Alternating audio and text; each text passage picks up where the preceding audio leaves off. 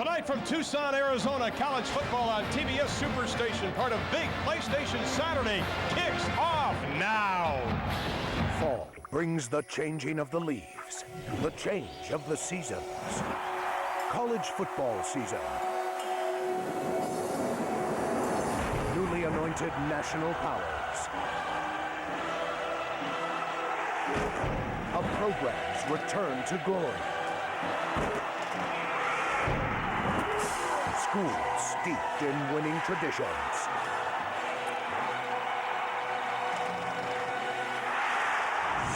It's year 2 of college football on the Superstation, and we showcase the pride of the Pac-10 and the brawn of the Big 12.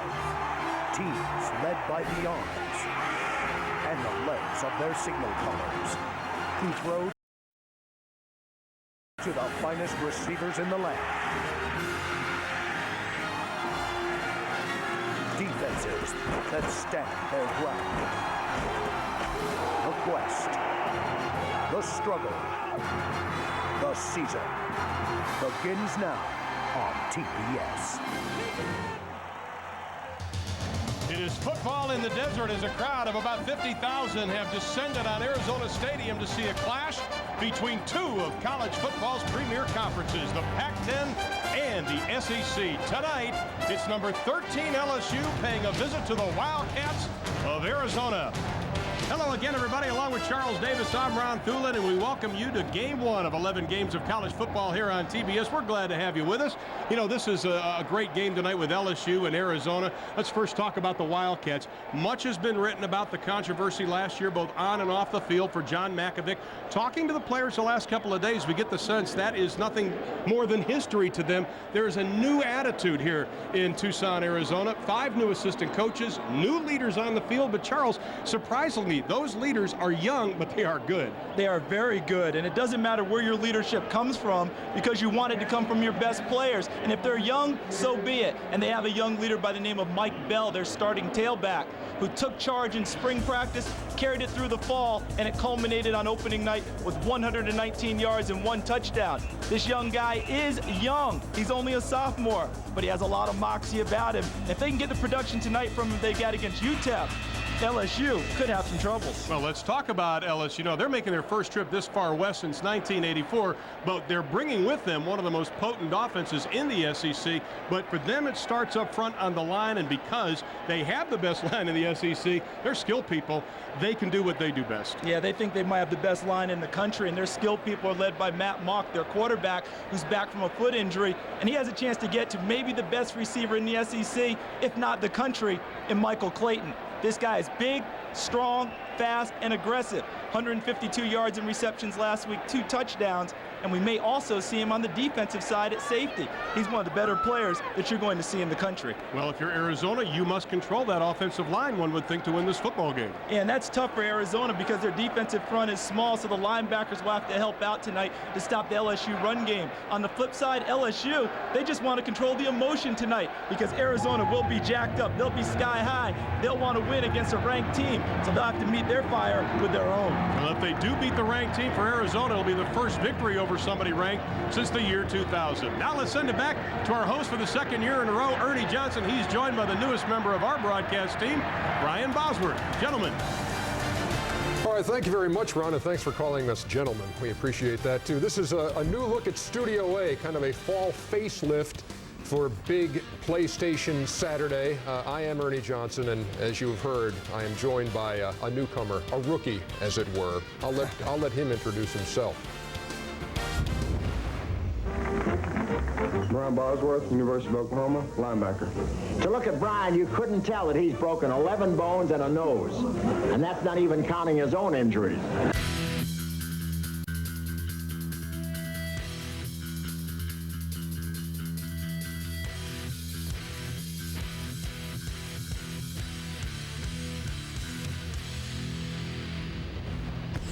Indeed, one of the best to ever play the game on Saturday afternoons. Brian Bosworth is here, and let's set something straight right off the bat.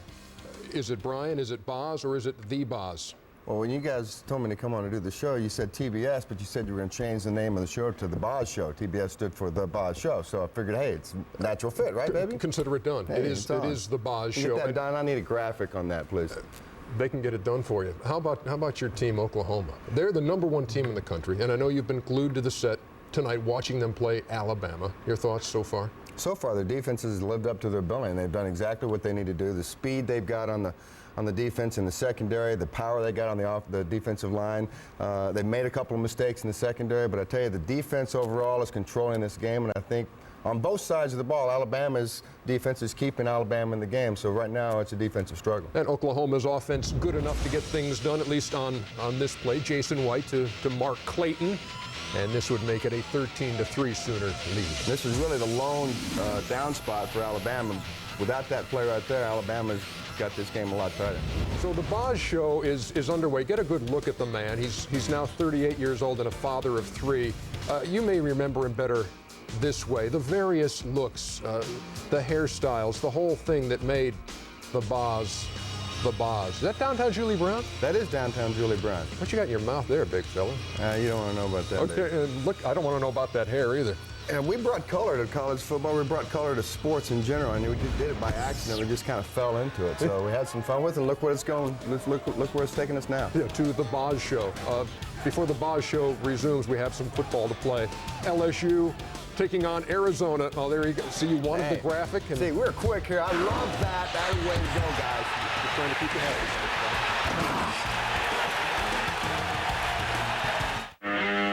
This is just the beginning. I've seen it before. I won't stop until you're dead, too. Every man has his breaking point. We were family. You betrayed us. But when a man has nothing to lose, he'll put everything on the line. This is not your lucky day. Jean-Claude Van Damme, Maximum Risk. Sunday, 8 Eastern. Only on TBS Superstation.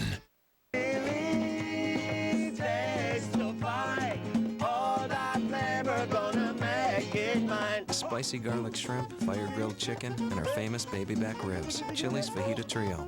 Want more flavor? Yeah. One idea becomes a vision. The vision becomes a company. At LSU, we're helping new companies bring their technologies into the marketplace. From the latest software solutions for first responders to the molding of high-precision micro tools. The Louisiana Business and Technology Center at LSU, one of the top 10 technology business incubators in the nation.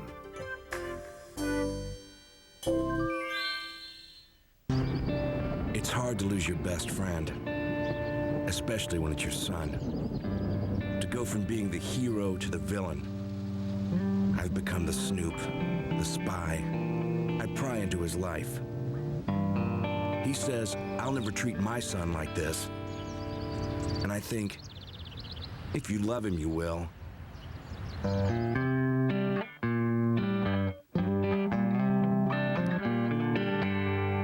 When I first saw it, I thought, whoa, it was so slim. It's huge. Must be 3.5 inches. Just couldn't believe the size of it. Just think what I could do with a high-def TV like that. Just think what I could do with the extra space. See more with less TV. Experience more with Philips high-def flat TV. Looks good, huh? Perfect. Got to admit, it's getting better. A little better.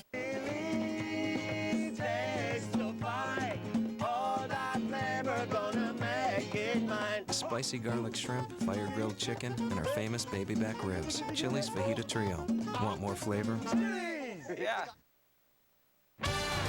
College football on TBS brought to you by the Home Depot. Go from wondering how to knowing how. At the Home Depot, you can do it and we can help.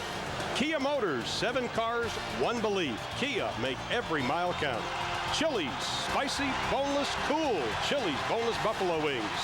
And UPS, commerce synchronized. UPS, what can Brown do for you? Welcome back inside the stadium, the third member of our broadcast team again this year, Craig Sager. Craig. Thanks, Rod. John Mackovic has regained control of the Arizona football program. The core of players who led the revolt and failed attempt to have him fired last November has graduated and moved on. He has not lightened his demands on the practice field or the classroom, but he has softened his tongue. And in an effort to correct one of the painful moments in his career, he has become a nicer person and more understanding coach. I've been knocked down before, and I've told our team, if you think you're going to have a joyride through life, you won't. And it doesn't matter how high on the mountain you think you are, you can fall. But the nice thing is, I think that our team has said, we're going to get up and rise again. And I said that personally, and we're doing it, and we will do it, and we're going to be a great story for 2003. Well, John Mackovic, Charles, has a great attitude about what happened. He said, listen, I asked for guys' forgiveness. It's over. And we talked to all the players since Wednesday, and they said the same thing. Hey, it's part of history. John Mackovic in his third year here at Arizona. On the other side, it is Lou Saban. He is an excellent football coach, or Nick Saban, I should say, 51 years old out of Fairmount, West Virginia. A couple of stints in the National Football League, and he is a good one. Arizona won the toss, deferred. They kicked off with the wind. It's out of the end zone. Nicholas Folk gets every bit of it. And LSU will take over 1st and 10 from their own 20-yard line. Let's take a look at the LSU offense, one of the most talented in the country, led by quarterback Matt Mock, a junior out of Jasper, Indiana, back from that foot injury, and he provides solid leadership, Charles. And the most important stat is the second one in his 8th career start, but a 6-1 record as a starter. Last year, 5-1 before he got hurt in the Florida game. LSU was 3-4 thereafter. I'll tell you, that was ironic because Florida was his best game of the year. Joseph Adai, the running back, straight ahead over the right side, able to pick up 4 on the play, going behind that big offensive line. Let's take a look at our U.S. Army of One starting lineups for the LSU offense.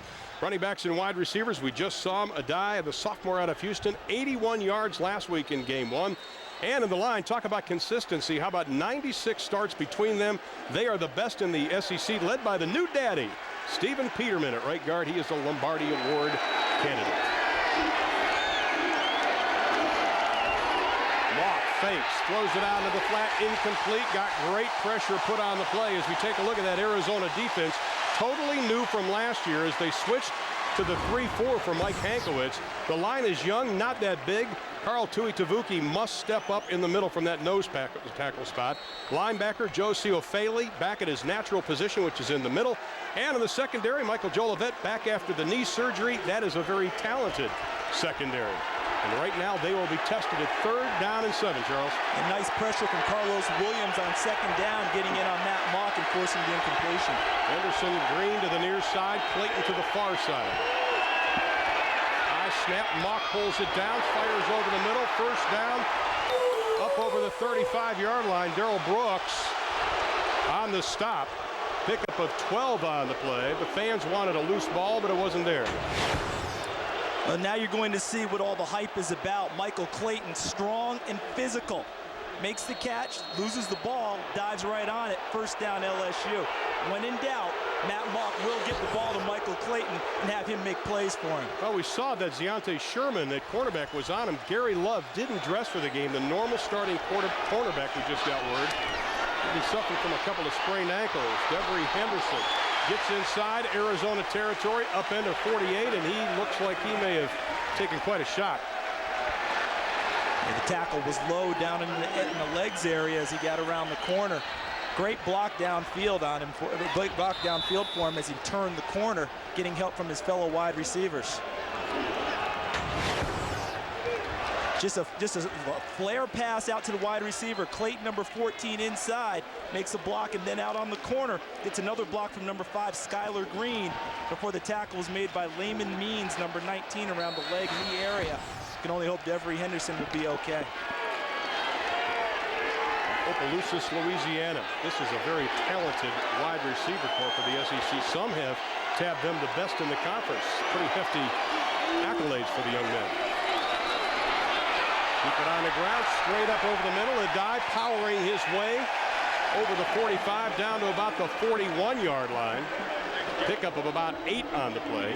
You know, there's so much question on Adai, the fact that he's 6'2", 205. They were questioning whether he did have the durability. Well, they'll find that out as the season goes on when he gets the requisite number of carries, so we can tell whether he has durability. But if he continues to get holes such as he just found, chopped like that in the front wall, he won't have to worry about durability. He'll just be smelling end zone. This is vintage SEC offense. Run, run, run, then little pass. They keep it on the ground again. This time it's Tyrone Carey, the junior from New Orleans, originally signed with Tennessee. Pick up 3 on the play. And was a wide receiver also. Fans, this telecast is available with Spanish translation via the SAP button on your remote control. Well, impressive first drive here for LSU, already in Arizona territory. Around to Clayton. Crosses the 40, scrambles over the 35, down to the 33-yard line. Michael Jolivet's the one who took his legs from underneath him. You know, Clayton may be seeing some defense tonight, but the way this heat is right now here, and I know Baton Rouge is humid and everything, but it is hot tonight.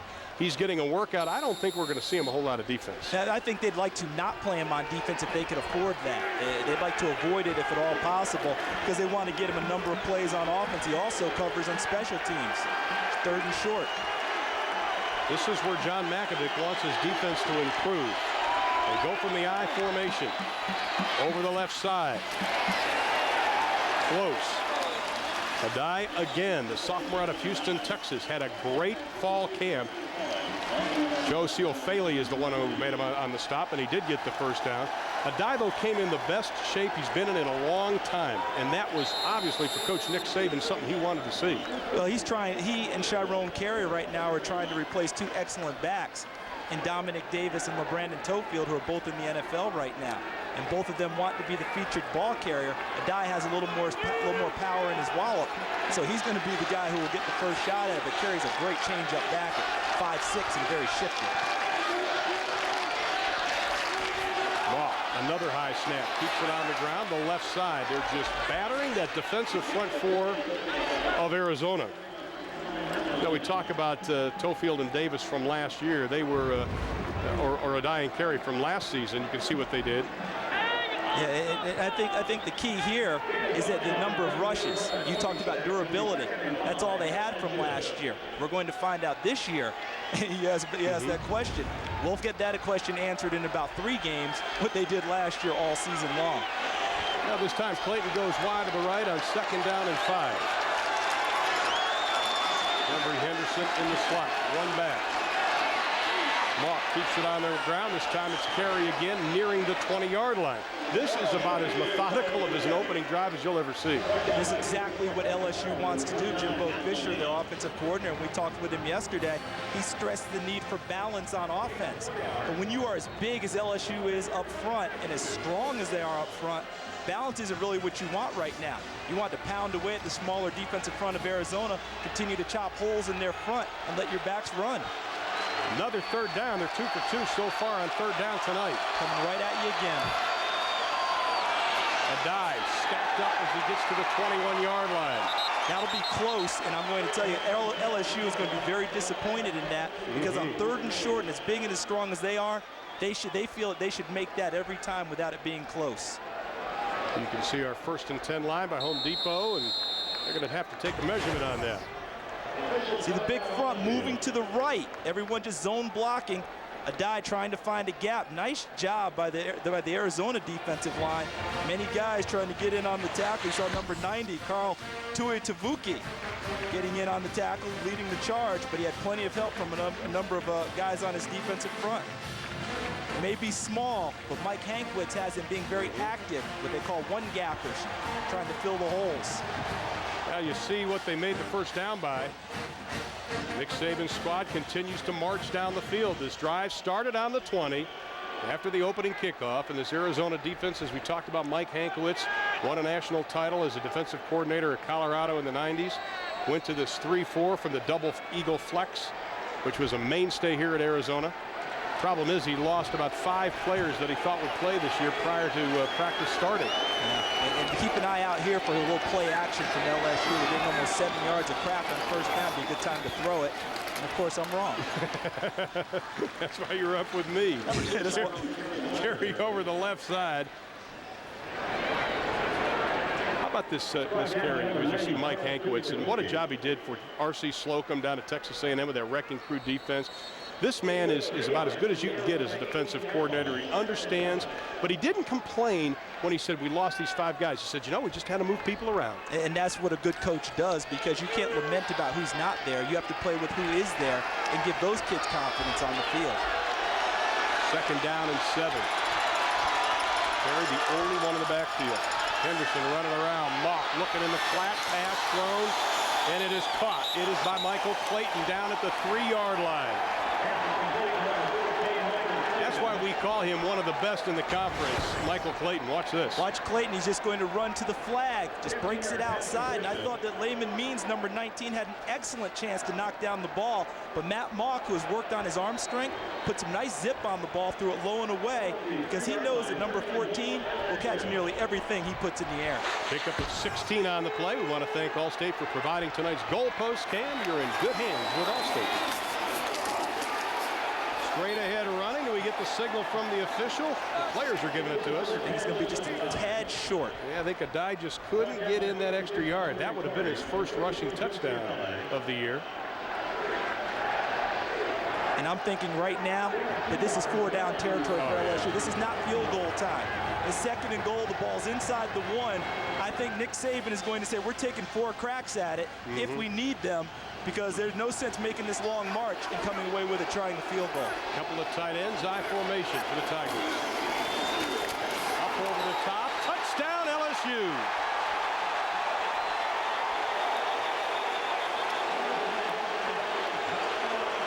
Joe Ciofele tried to make the initial hit, but that surge by that offensive line was enough for the score. Remember, the only thing that needs to cross the plane of the goal line is the ball. As soon as it crosses the plane, it's a touchdown. And there's a close call and a nice hit by Ciofele and the rest of his Arizona Wildcat teammates. But the initial score goes on the board for LSU.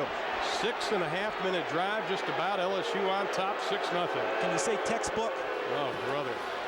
Kicking into a very stiff wind. The extra point is good.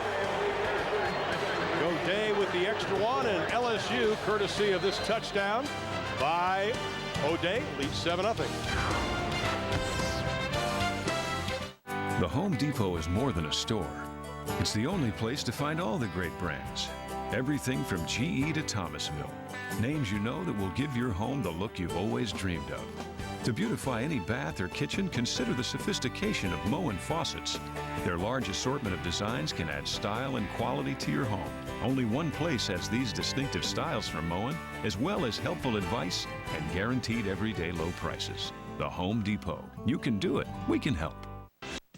Say goodbye to checking account fees with Central Progressive Bank's totally free checking. There's no minimum balance, no monthly service charge, and no per-check charge. There are no hidden fees with CPB's totally free checking. And when you recommend a friend to open a new CPB totally free checking account, we'll enter your name in our $5,000 sweepstakes. Plus, if you open a new CPB checking account in 2003, you're automatically entered to win an additional $5,000. Stop by any CPB location today and get the details and tell a friend.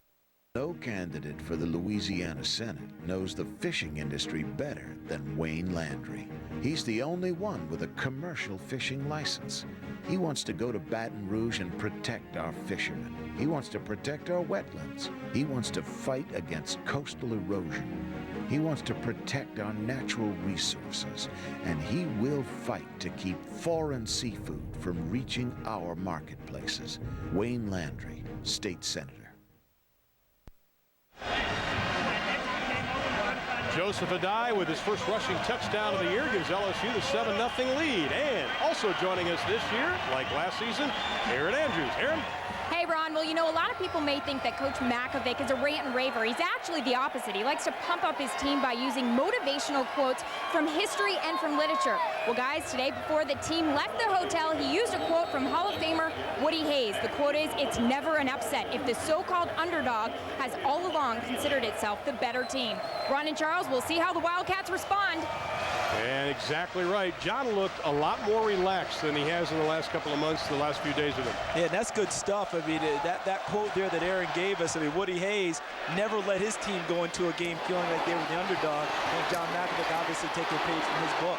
Step toe on the receiving end, gets over the 20, up to the 22-yard line. If we take a look at the Arizona offense, last in running in the NCAA last year, they focused on that. They're going to 2 quarterbacks tonight, Ryan O'Hara and Nick Costa. Costa gets the start. But, Charles, these 2 players have totally different styles. Yeah, what we're going to see out of Nick Costa is that he's a guy who will utilize his legs to get himself out of trouble a lot more than Ryan O'Hara will. Nick Costa won the 100-meter dash in high school in Portland, Oregon, in the state of Oregon. So this guy can use his arm and his legs, and we saw that last week in UTEP on film. He's 5'11" out of Aloha, Oregon, as mentioned, but he is a thick young man. They try to keep it on the ground, but Mike Bell, the talented sophomore, stopped by Marcus Spears. Take a look at the rest of that Arizona offense, the running backs and wide receivers. Lots of play action tonight. Look for tight end Steve Fleming to be very much a part of this offense. One of the best in the Pac-10. The line, they came in rededicated this year to the run game. They're led by 6'8" right tackle Brandon Phillips. And dare we say he looked svelte to us at 330 pounds. He's that put together. That's a big old guy who looks great. His first pass is tipped, knocked down. Spears got a piece of it. The LSU defense. Now this is where Nick Saban has a couple of question marks. The line, it's their strength. Marquise Hill, he's rushing better than ever. He is a dandy. In the linebacker spot, coaches want Lionel Turner to be more vocal and to be more consistent. And in the secondary, Corey Webster, 7 interceptions last year. That led the conference. But Nick Saban didn't seem 100% sold last night when we talked to him about his defense. Yeah, he wants him to be meaner and nastier, but they just have to play together a little bit more to develop that attitude. 3rd down and 12 for Costa. The southpaw scrambling, throwing this one up for grabs, out of bounds, incomplete. Last week, Costa led them on their first 2 drives that were 80 yards for touchdowns. This week they lost 2 yards on their opening drive. But good play by Costa despite getting clocked as he got rid of the ball by Chad Lavallee, the all-SEC defensive tackle. Why? Because he got rid of the ball downfield, didn't take a sack, didn't turn it over. This allows Arizona to punt the ball away and try and come out and have a better defensive series. Arizona will use a couple of punters. Danny Bogger, the sophomore out of Phoenix, he'll start the game.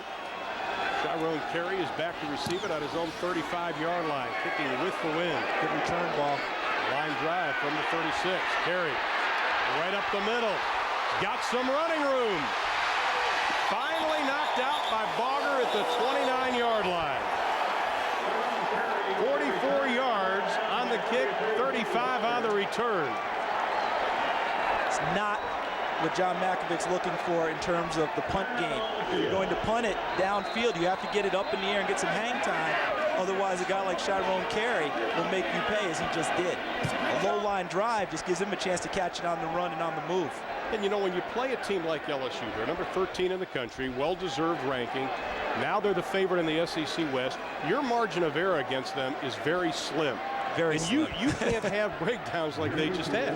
No, and here's another thing to consider. LSU's return game has been so good because of Dominic Davis the last few years. You know, if you ask the LSU coaches, they say we hardly ever called for a pump block because we want him to get his hands on the ball and return it because he was so dynamic. So they've had plenty of work at that over the last few years, and Tyrone Carey appears to be the same type of return man. You know, talking to Matt Mock and the players last night, they lost 3 of their last 5 games last year. Very disappointing ending, but they have played in 2 straight New Year's Day bowl games. First time since 65-66. But these guys last night, talking to them about how Auburn have fared so far this year, they've got their sights set on going back to the SEC championship. And they didn't want to hear anything about Auburn or anyone else. All they said was Arizona, because if we lose to them, that helps derail us from our goals. Great field position from Arizona's 29-yard line. Mock seeing some pressure. Scrambling, still on his feet. Gets back to the line of scrimmage and even picks up a couple of yards before being tripped up by Patrick Howard, the junior out of Lamarck, Texas. Great pressure by Paul Phillip, number 94 from Arizona. He flushed Matt Mock from the pocket. And just think, wait till Matt Mock's foot actually becomes 100%. He's a guy who had 2 screws in his foot from the injury last year, had him taken out in the spring, and he told us yesterday it cracks when he walks. And he has a little bit of pain, but he said that'll last about a year. But he was still able to be nifty enough in the pocket to gain 2 yards. Well, his line was, I'm not going to sneak up on anybody because you're going to hear me creaking. Pickup of 1, 2nd and 9. Throwing it out into the flat to Henderson. Gets close to the 20-yard line, down to the 21-yard line. Louis Nunez on the stop.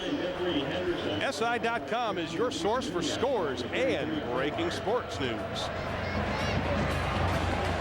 And one of the things, Mock came back biting at the bit. And everybody you talked to said that the fact that he wasn't allowed to do a whole lot during the spring was a good thing because he learned how to stay in the pocket instead of scrambling. The coach's biggest concern is of Matt Mock pressing too much. Yeah, they just said, just relax, Matt, because he's such a conscientious player. They don't want him to put too much pressure on himself. 3rd and short, LSU can run it or pass it, and then the shotgun out of the shotgun formation. Henderson in motion, looked perfect on 3rd down so far. Mock, they're trying to wrap him up, and they finally do back at the 30-yard line. Copeland Bryan, the sophomore out of San Jose, California, gets a little help from Patrick Howard, and Bryan gets his first sack of the year. Take a look at Copeland Bryan, the former walk-on, from the top of your screen. Coming right at you. No one picks him up. Mike Hankwitz called a blitz on the play and overloaded LSU's offensive line. Copeland Bryan did a great job getting to Matt Mock and forcing a field goal attempt by LSU.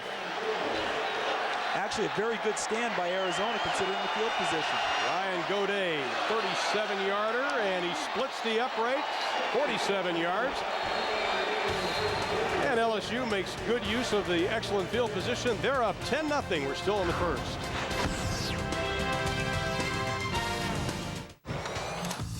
Hello, Jerry. Hello, Newman. Every weekday, get your fix of the 2 best shows on television. Don't you think the cowboy hat's a little much?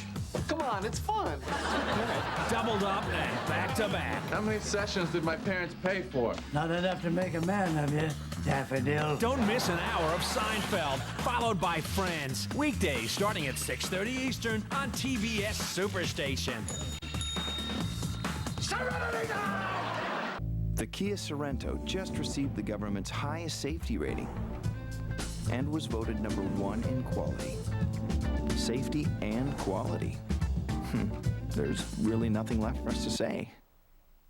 Except, it is the only SUV with a standard V6 engine, front and side curtain airbags, and a 10-year warranty, all for thousands less than Highlander.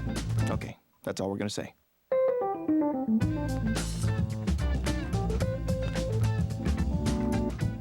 Life got simple the day I plugged into the big brown machine. West Coast overnight, done. China, 48 hours, done. Brown picks it all up together and delivers it all on time. And with their global tracking system, I get the proof. It isn't that I'm not a trusting person. Yes, it is. International Overnight Ground. Synchronized. UPS. What can Brown do for you? John Makovic knew this would be a difficult game, and he's finding out in the early going as he's already down 10-0. But let's go back to that quote that Aaron Andrews had a few minutes ago. You have some thoughts about that, Charles. Yeah, when Woody Hayes said, you know, if you don't think of yourself as an underdog, it's not really an upset. And that's the part of the new attitude that's here at Arizona this year. Whereas last year, after that great return by Chiron Carey, I think LSU would have marched right in and scored on last year's Arizona team. Instead, this year, they bowed their necks, got after it, and held them to a field goal, which I think was big for Arizona's defense. Now it's up to Arizona's offense to get something started. But you still have to wonder why LSU just didn't, with that big offensive line, just try to bang it in on the running game. Yeah, 3rd and short, I was surprised they went to the air on that one. Jackson kicks it 5 yards deep. Cedric Steptoe will just put the knee down. Our next telecast will be next Saturday, 10 o'clock Eastern time on TBS. The Oregon Ducks take on the Arizona Wildcats. We will be right here. Oregon a winner today. Conference game early going. Yeah, very early for these two teams. But are you bringing your sunglasses for Oregon's uniform? We're going to have to. We'll see if they break out the lightning yellow that we keep hearing all about. And then what Mike Bellotti says all the kids love, so we'll see. I haven't heard if Mike likes it yet, though. We'll ask him next week.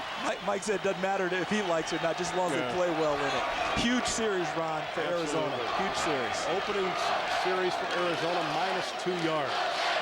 Lance Relford on the near side. Costa, 5-step drop. Fires into the flat. Passes incomplete. Excellent coverage again for LSU by Jack Hunt, the safety. It was a great play by Jack Hunt because he's playing strong safety and he never gave ground on the route. He read it early, read the short route with another route hooking close to him and was able to break on the football and was right there when the ball got to the intended receiver, Gilbert Harris, the fullback. 2nd down and 10. 5 plays now for the Arizona offense, -2 total yards. Mike Bell looking for any kind of running room, and he's going to lose a couple. Jack Hunt again on the stop. Let's send it to Ernie and Boz. All right, thank you very much, Ron. You know, the second-ranked Buckeyes of Ohio State had a little fight on their hands today with San Diego State, but the defense came to the rescue, Boss. Yes, they did. San Diego actually played Ohio State very tough. This was actually the Ohio State's lone offensive highlight of the game, 100-yard interception return. With that, San Diego State wins this game. That's Will Allen going the distance in Ohio State. 16 straight wins and another tight one, 16-13. Ooh. Yeah, and Chris Gamble was the guy who made the play, number 7, who actually plays offense and defense for Ohio State. So how And we have a timeout called by LSU as Arizona's facing a 3rd down and 10. Nick Saban and company up 10-0.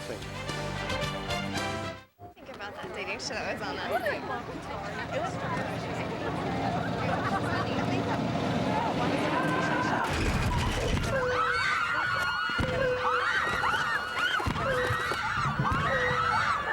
Hits come from all sides, man. Gotta see the whole field, the whole time. Peripheral vision. That's the key. Rated E for everyone.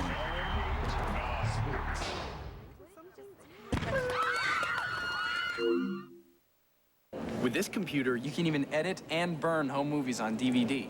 That'll be great for the stuff we'll shoot on vacation. Mm-hmm. Oh, where are you going? Rafting. That's it, Larry. Good job, buddy. Keep going, sweetie. Where's Bo? Did I mention you can edit stuff out? That'd be good. Thousands of possibilities. Get yours. Best Buy.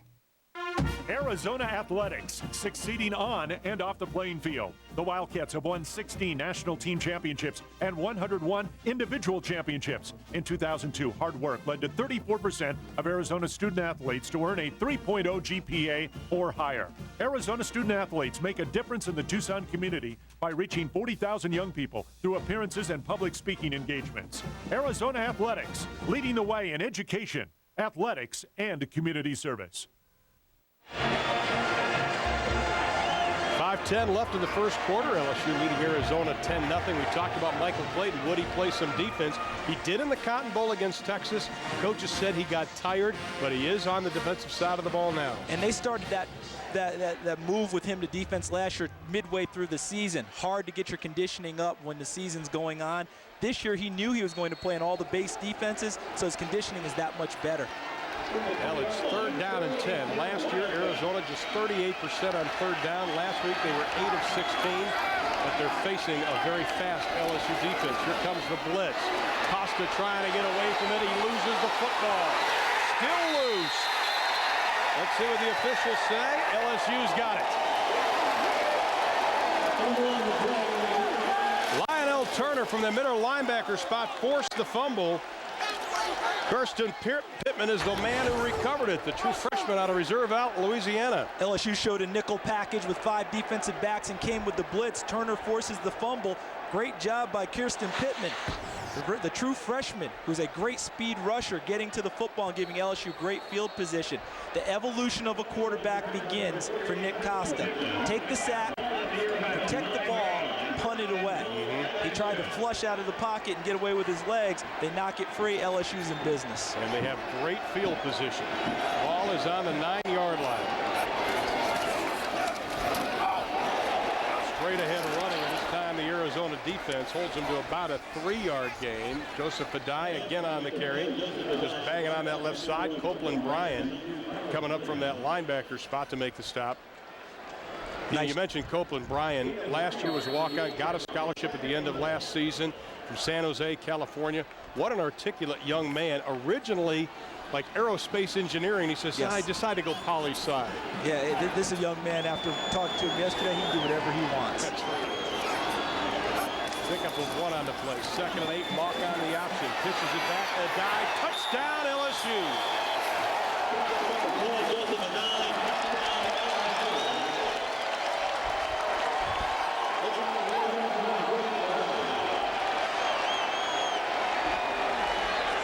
Joe Adai's 2nd rushing touchdown. You can see John Makovic telling Mr. Costa, listen, you got to hold on to the ball. That is your fault.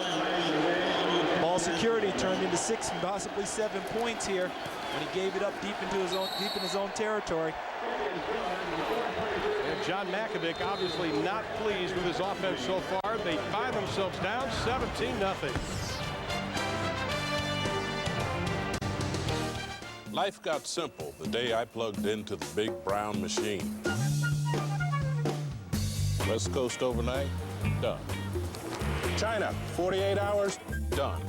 Brown picks it all up together and delivers it all on time. And with their global tracking system, I get the proof. It isn't that I'm not a trusting person. Yes, it is. International Overnight Ground. Synchronized. UPS. What can Brown do for you? The Kia Sorento just received the government's highest safety rating and was voted #1 in quality. Safety and quality. There's really nothing left for us to say. Except, it is the only SUV with a standard V6 engine, front and side curtain airbags, and a 10-year warranty, all for thousands less than Highlander. Okay, that's all we're going to say.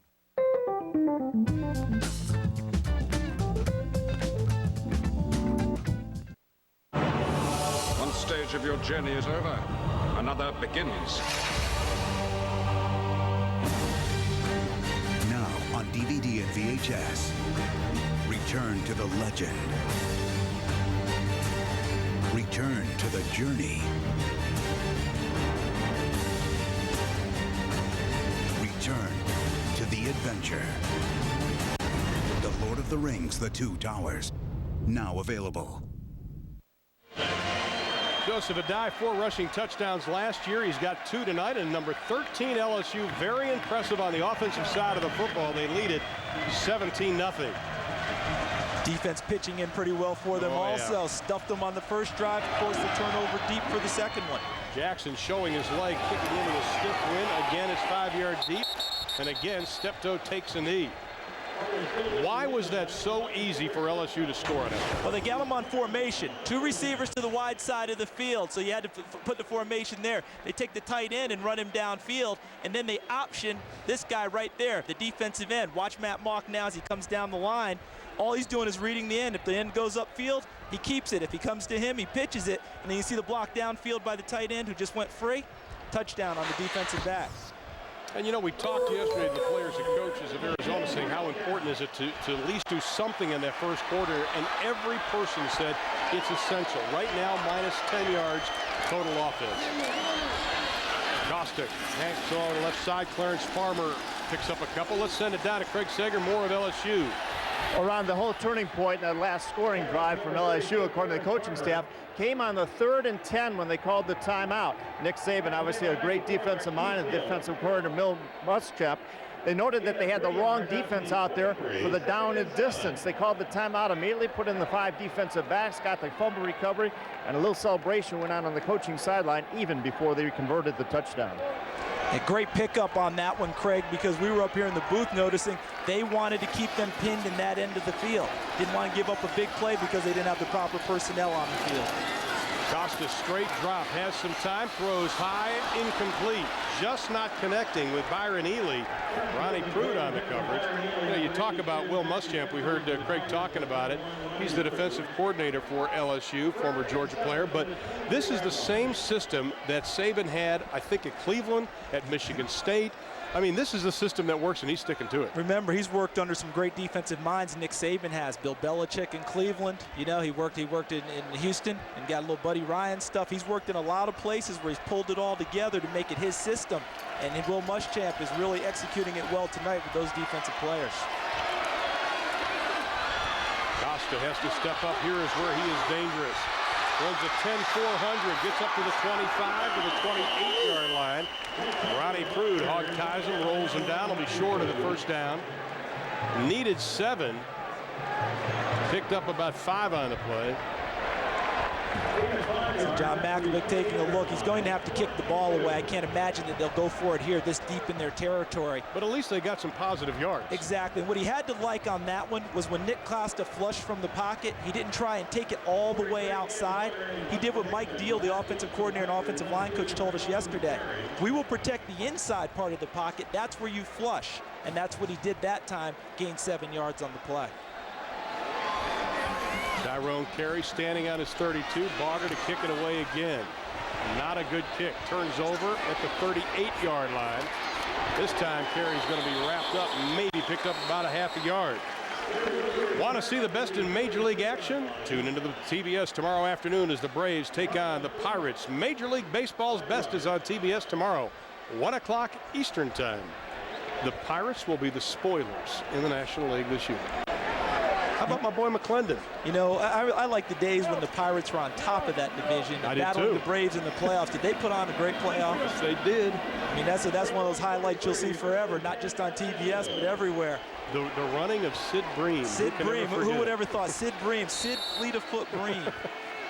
LSU another good field position for them from their own 43-yard line. This time Adai tries the right side. Again, they are just assaulting that front 4 of Arizona.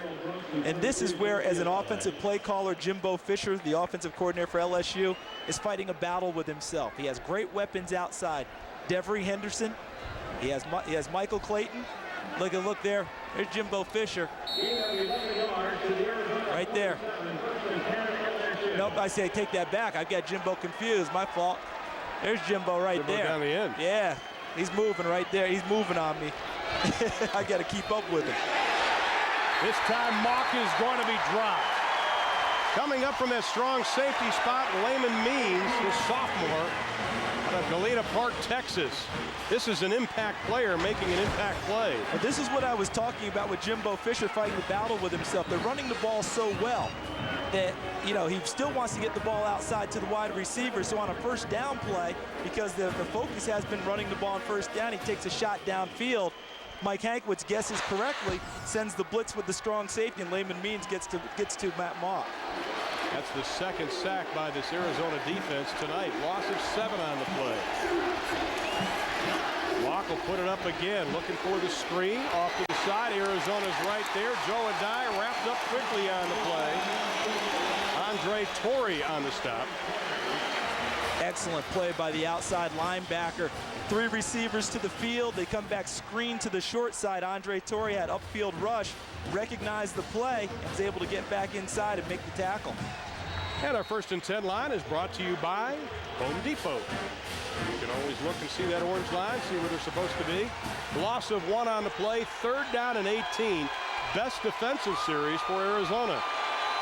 3 wide receivers to the left for the Tigers.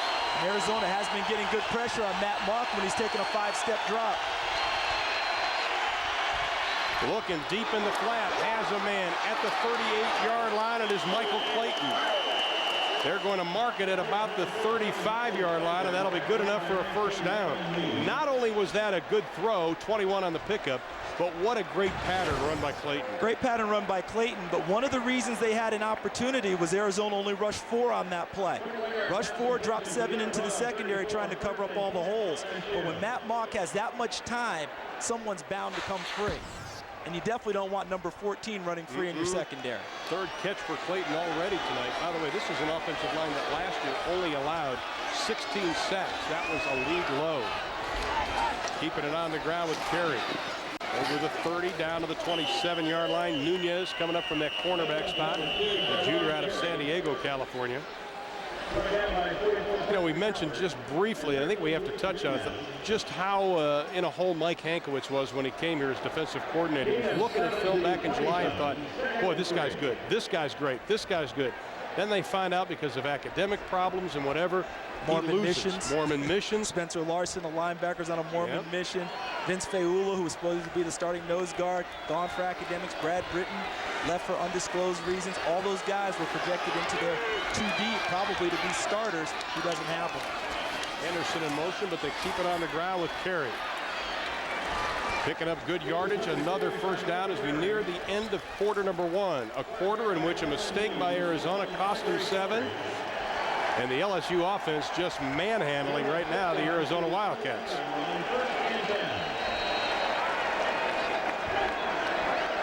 And we're just going to wait for it to go down, and that's it. End of the quarter, Nick Saban's troops up 17-0 as we head to quarter number 2.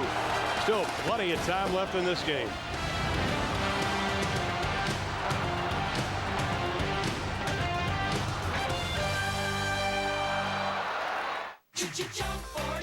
With new Odor Eaters Plus. Odor Eaters Plus is the only insole with podiatric arch support plus protection on demand against odor and wetness. Jump for joy, new Odor Eaters Plus. When I first saw it, I thought, whoa, it was so slim. It's huge. Must be 3.5 inches. I just couldn't believe the size of it. Just think what I could do with a high-def TV like that. Just think what I could do with the extra space.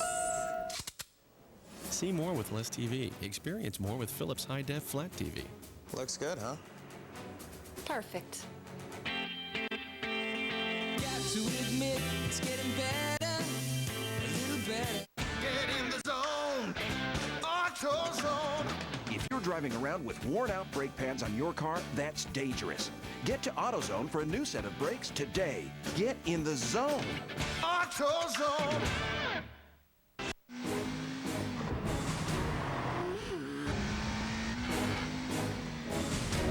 The BMW 7 Series is equipped with active roll stabilization, which minimizes body roll when cornering. Because the only thing you want to think about when you're driving, that was some road. Let's do it again. Is driving. The BMW 7 Series. Test drive one at your BMW Center today.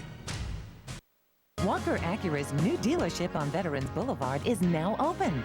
Walker Acura has the all-new Acura MDX luxury sports utility vehicle now in stock with several to choose from at Walker Acura on Veterans Boulevard between Power and Williams.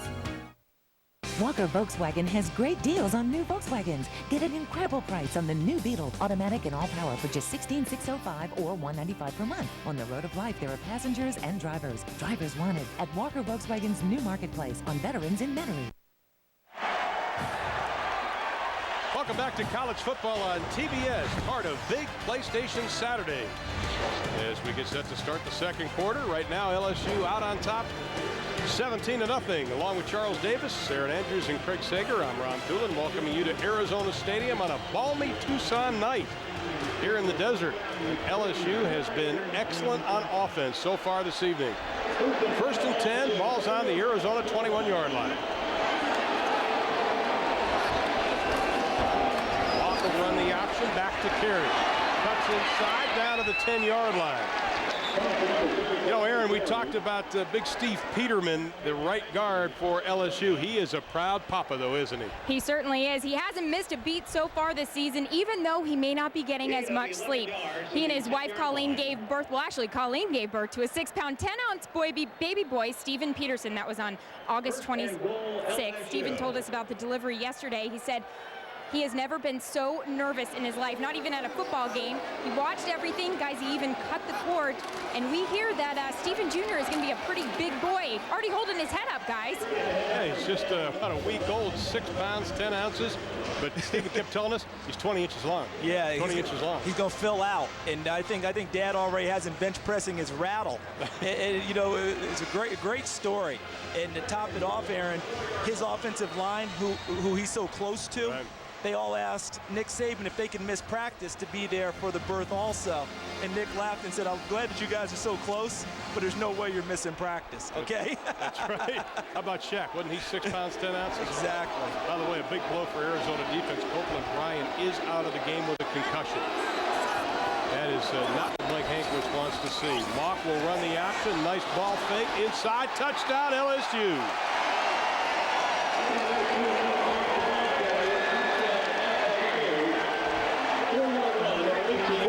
Touchdown run for quarterback Matt Mock.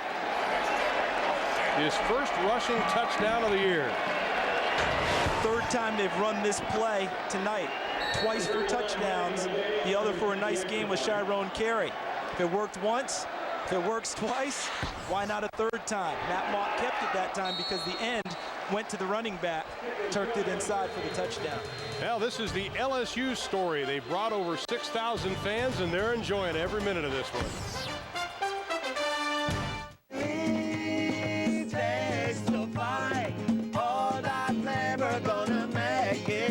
Spicy garlic shrimp, fire grilled chicken, and our famous baby back ribs. Chili's Fajita Trio. Want more flavor? Yeah. The Home Depot is more than a store. It's a classroom where the know-how is free and the homework is fun. It's how to build something, or paint something, or plant something. A place that can take you from wondering how to knowing how. And the guaranteed low price every day to make every dollar work. The Home Depot. You can do it. We can help. Vin Diesel is now on DVD in one of the most adrenaline-driven, never-before-seen DVDs you won't want to miss. Vin Diesel is a man apart. Bring home the action today. Sensitive teeth? Why aren't you using Sensodyne? I want whitening. Sensodyne stops the pain, but it doesn't stop there. I want tartar control. Whatever you want from a toothpaste, there's a Sensodyne for you. Stop the pain of sensitive teeth and more. Sensodyne. Just what I want.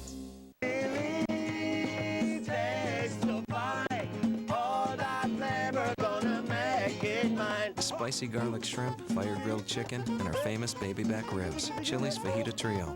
Want more flavor? Yeah. With nearly 7,000 LSU fans here in Arizona, Louisiana 1,300 miles away, there are more people from Louisiana in this game that live in 321 cities in Louisiana. That tells you how rabid the fans are. Matt Mock, excellent drive.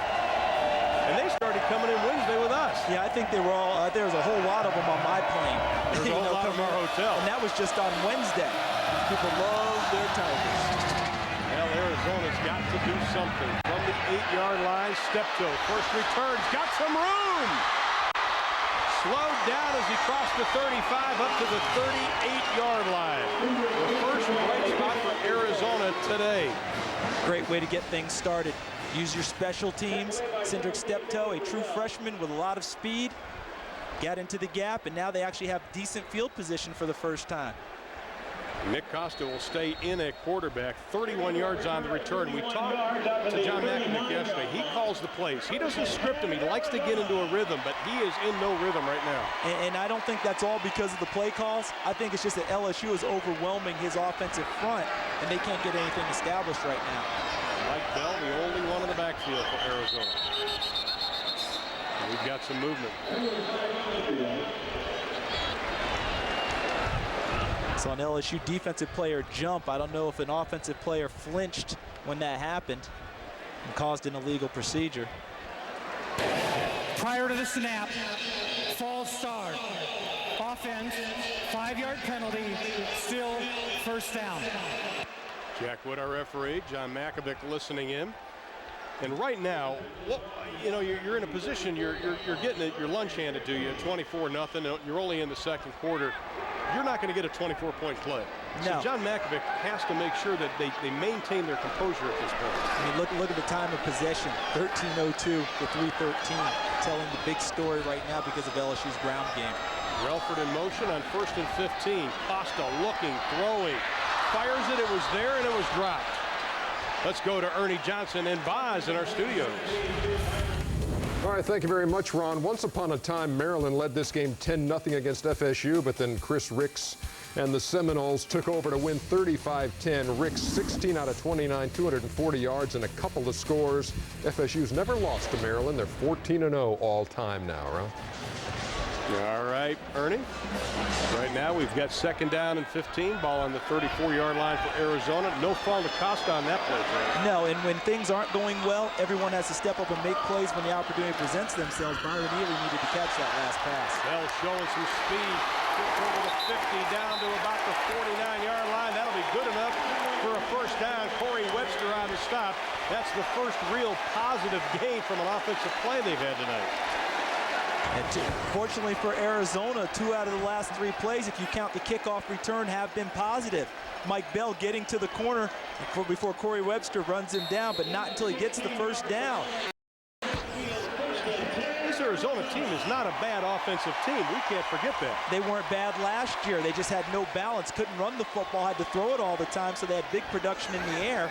But because they couldn't run it, teams could load up and get after the quarterback. They sacked Arizona quarterbacks 52 times last year. Costa on a 3-step drop, throws it on the flat pass intended for Byron Ely, incomplete. Corey Webster on the coverage. You know what I'm noticing now, partner? Is that John Makovic is calling he and Mike Deal, the offensive coordinator, and there's Mike Deal. They've gone to max protection to try and give Nick Costa an opportunity to have time to throw the football. What I mean by max protection, keeping the tight end in to make sure he stays in and blocks. Both backs staying in also, and then he's only running 2 receiver patterns. Steve Fleming, number 87, has made some nice blocks staying in and helping out to give Costa an opportunity. Costa's going to call the timeout. Has yet to complete a pass tonight. We saw Mike Deal. He's got a little NFL experience, and now he'd like some NFL kind of players out there to help him out. They trailed 24-0.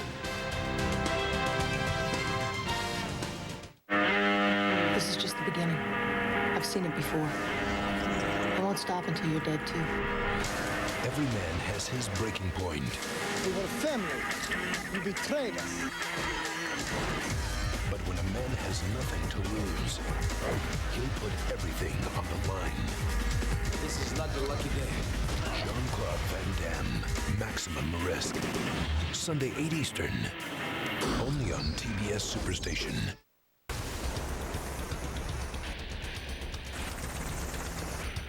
An American soldier serves more than his army.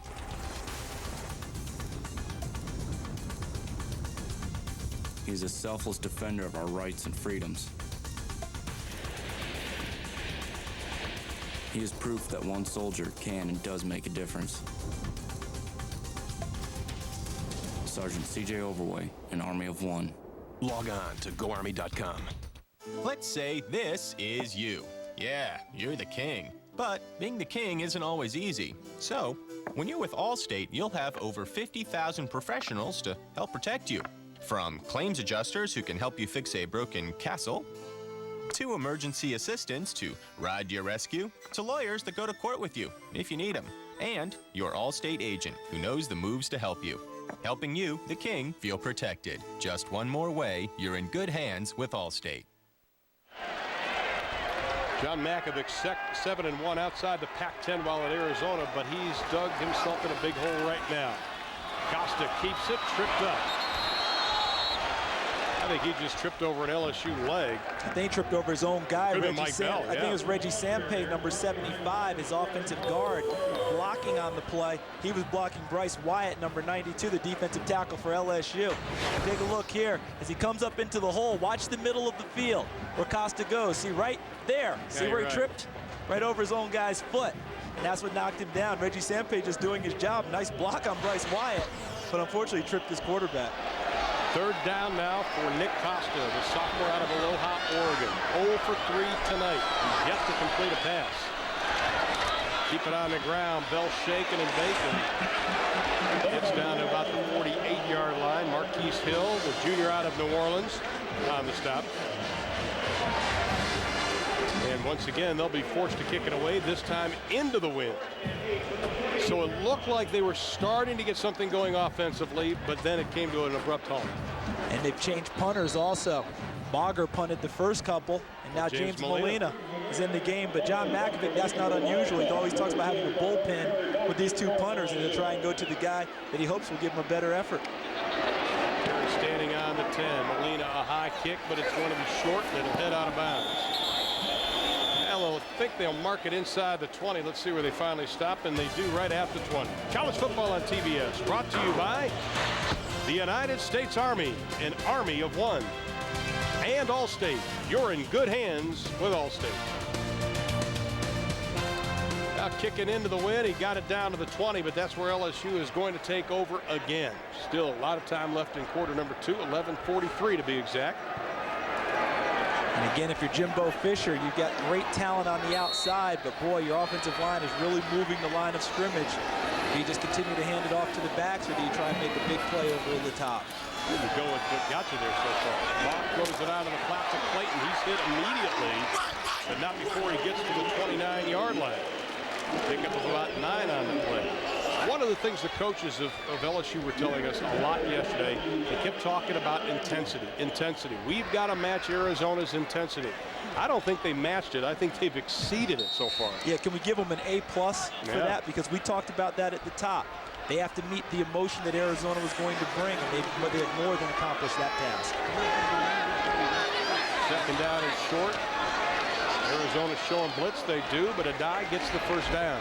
The 30 up to about the 32-yard line. Pick up a 4 on the play. Like what Jimbo Fisher did on these two plays, you know, instead of getting greedy and trying to get it really deep downfield, because the temptation's always there when you have speed on the corners. You know, on the perimeter with Devery Henderson and Michael Clayton. Nice out route to Clayton. Give Matt Mock a chance to complete a pass on just a simple 3-step drop, and then come back and pick up the first down on second and short. You know, we talked about the rhythm John Makovic isn't in. I think Jimbo Fisher is in that rhythm. Mock, straight drop, has a man into the flat at the 35-yard line. Pass is complete. Justin Vincent, the redshirt freshman, crosses the 40 up to about the 45-yard line. Vincent out of Lake Charles, Louisiana, parade All-American. Yeah, sorry, go ahead, Paul. I was going to say, great story. Here's a young man that back in spring, they thought he might be a defensive back.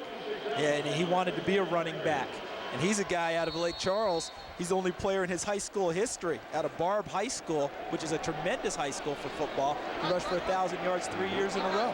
That's pretty incredible considering the talent that's come out of that high school.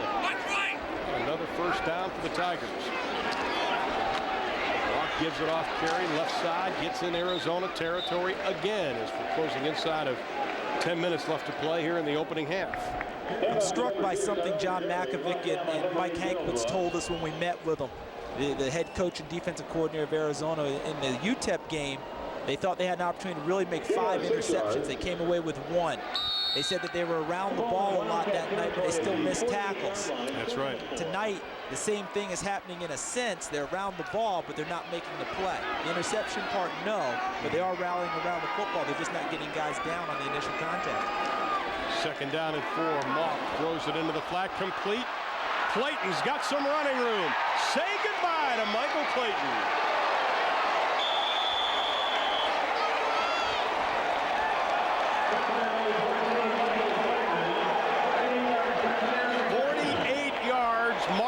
Clayton for the touchdown.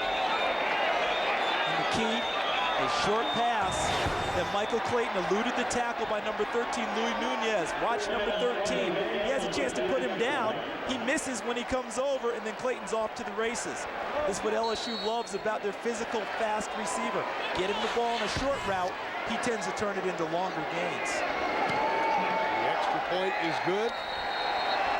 Last week, Clayton 152 yards receiving. 105 of those yards came after the first contact from the defender.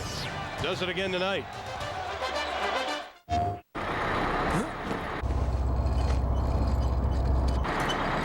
Got it? No! That's disgusting.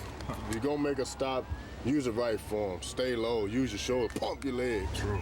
Derek Brooks with us. Rated E for everyone.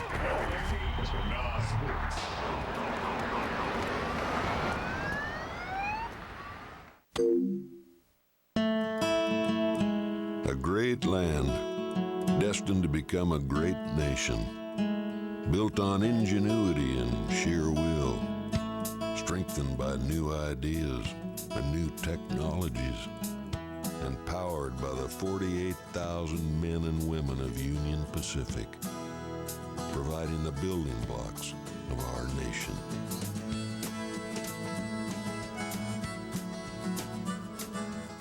Baby, I got everything. I got a little desk so there's no homework in front of the TV, a computer, and I'm all over the school supplies. Look, I got pencils, notebooks, binders, calculator, even stretchy book covers. We are so set for school. Want to get your kids off to a great start in school? The only place you need to go is Office Depot. Low prices every day. Because the earlier you start, the better prepared your kids will be.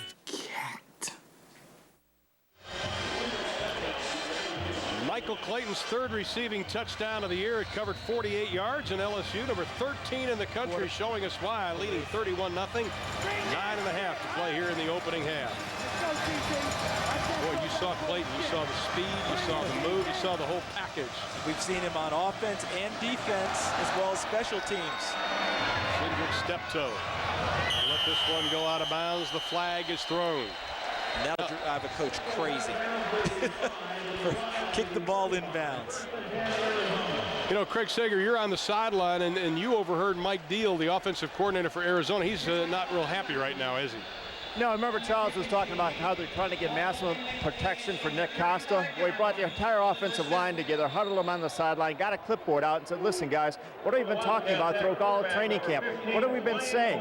You guys are sitting out there. As soon as contact is being made, you're throwing your arms up in the air. We need to be aggressive. We have to be the ones that are moving the line forward. Now get out there, change your technique, and go after them. And he tries to adapt his teaching message, as Craig was saying, to each individual. This time he just said, gosh, we got to get it together. New quarterback Ryan O'Hara is into the ball game as a penalty flag is thrown. Mike Bell over the left side. O'Hara, the golden child of the recruiting class a couple of years ago, a 6'6" redshirt freshman out of Pasadena, California. Classic drop-back passer. One of LSU was lined up too far into the neutral zone. By the way, their nose guard was cocked on the center. Well, let's see if Arizona can improve their first down yardage. They're averaging -2 yards on first down. Offside, defense, 5-yard penalty, replay, first down. Now the penalty was against the defense, and there's Ryan O'Hara. He is a big one, 6'6". Now the line has to get used to a different cadence, a different voice, and also a different style of quarterback. It shouldn't be too difficult because these guys have split snaps throughout training camp, and they knew this guy was going to come in and play. I think that John Makovic wanted Nick Costa to come out of the game after some positive plays. That's why he stayed in for 3 series. O'Hara's first pass is complete to the Big Ten. Big tight end Steve Fleming, and he bowls his way past the 45 down to the 40-yard line. Pickup of 19 on the play. Looking for a spark. Sometimes you have to find a big guy. Number 87, Steve Fleming, definitely fits that category. 6'6", 260. We saw him on tape against UTEP catch a ball for about a 2-yard gain and was tackled and shook himself free from the tackle and got downfield for about a 20-yard gain. He's very determined in his running after the catch. At one time, they were thinking of putting that young man at quarterback. Yeah, when he first got here. O'Hara back again, sees some pressure hit as he releases the ball, and he is level. Chad Lavallee coming in from that defensive tackle spot, and he lowered the boom on the redshirt freshman. That'll get the cobwebs out of your head. Either that or add to them, depending on where you are at the moment. Chad Lavallee, a preseason All-SEC selection. When you talk to the coaches about his play, they say he's got the potential to be as good an interior lineman as has played at LSU. He's, you know, when his motor's operating on high, had 8.5 sacks last year, nearly got one there. He's got great hand strength along with his overall strength, and that allows him to get open a lot. This time they pitch it back to Bell, looking for some running room. Jitterbugs his way down to about the 35-yard line. Ronnie Prude, the junior out of Shreveport, Louisiana, coming up to take the bridge out from underneath him. Good job pulling by number 66, Keely Lefotu, the offensive guard, blocking on Eric Alexander, number 27. The outside linebacker for LSU, who's a pumped-up, strong safety. There's Lefotu. When we asked Mike Deal about this guy, he said he's probably our nastiest offensive lineman, and he said he will play on Sundays in the NFL. He thinks he's that good. Played as a true freshman here in Arizona. Third down, we'll call it about 4 for the Wildcats. Wilbur Harris in the backfield. O'Hara with the pressure overthrows his intended receiver, Ricky Williams, the junior out of Los Angeles, California. Nick Saban and Will Muschamp, the defensive coordinator for LSU, can give you so many different looks on defense. That time rushing 4, able to cover man-to-man in the secondary. The crowd wants them to go, and they're down 31-0. I don't see any reason why they'd want to give up the ball now. So Jay Boulware walked over, the special teams coach, to Mack, and just said, hey, let's get after it. Hey, you're down 31-0. This is the best field position you've had all night long. Try and make a big play here. Now, last year they were 4 of 9 on 4th down. This is their first attempt this year. I think LSU will come with pressure on this series, on this play.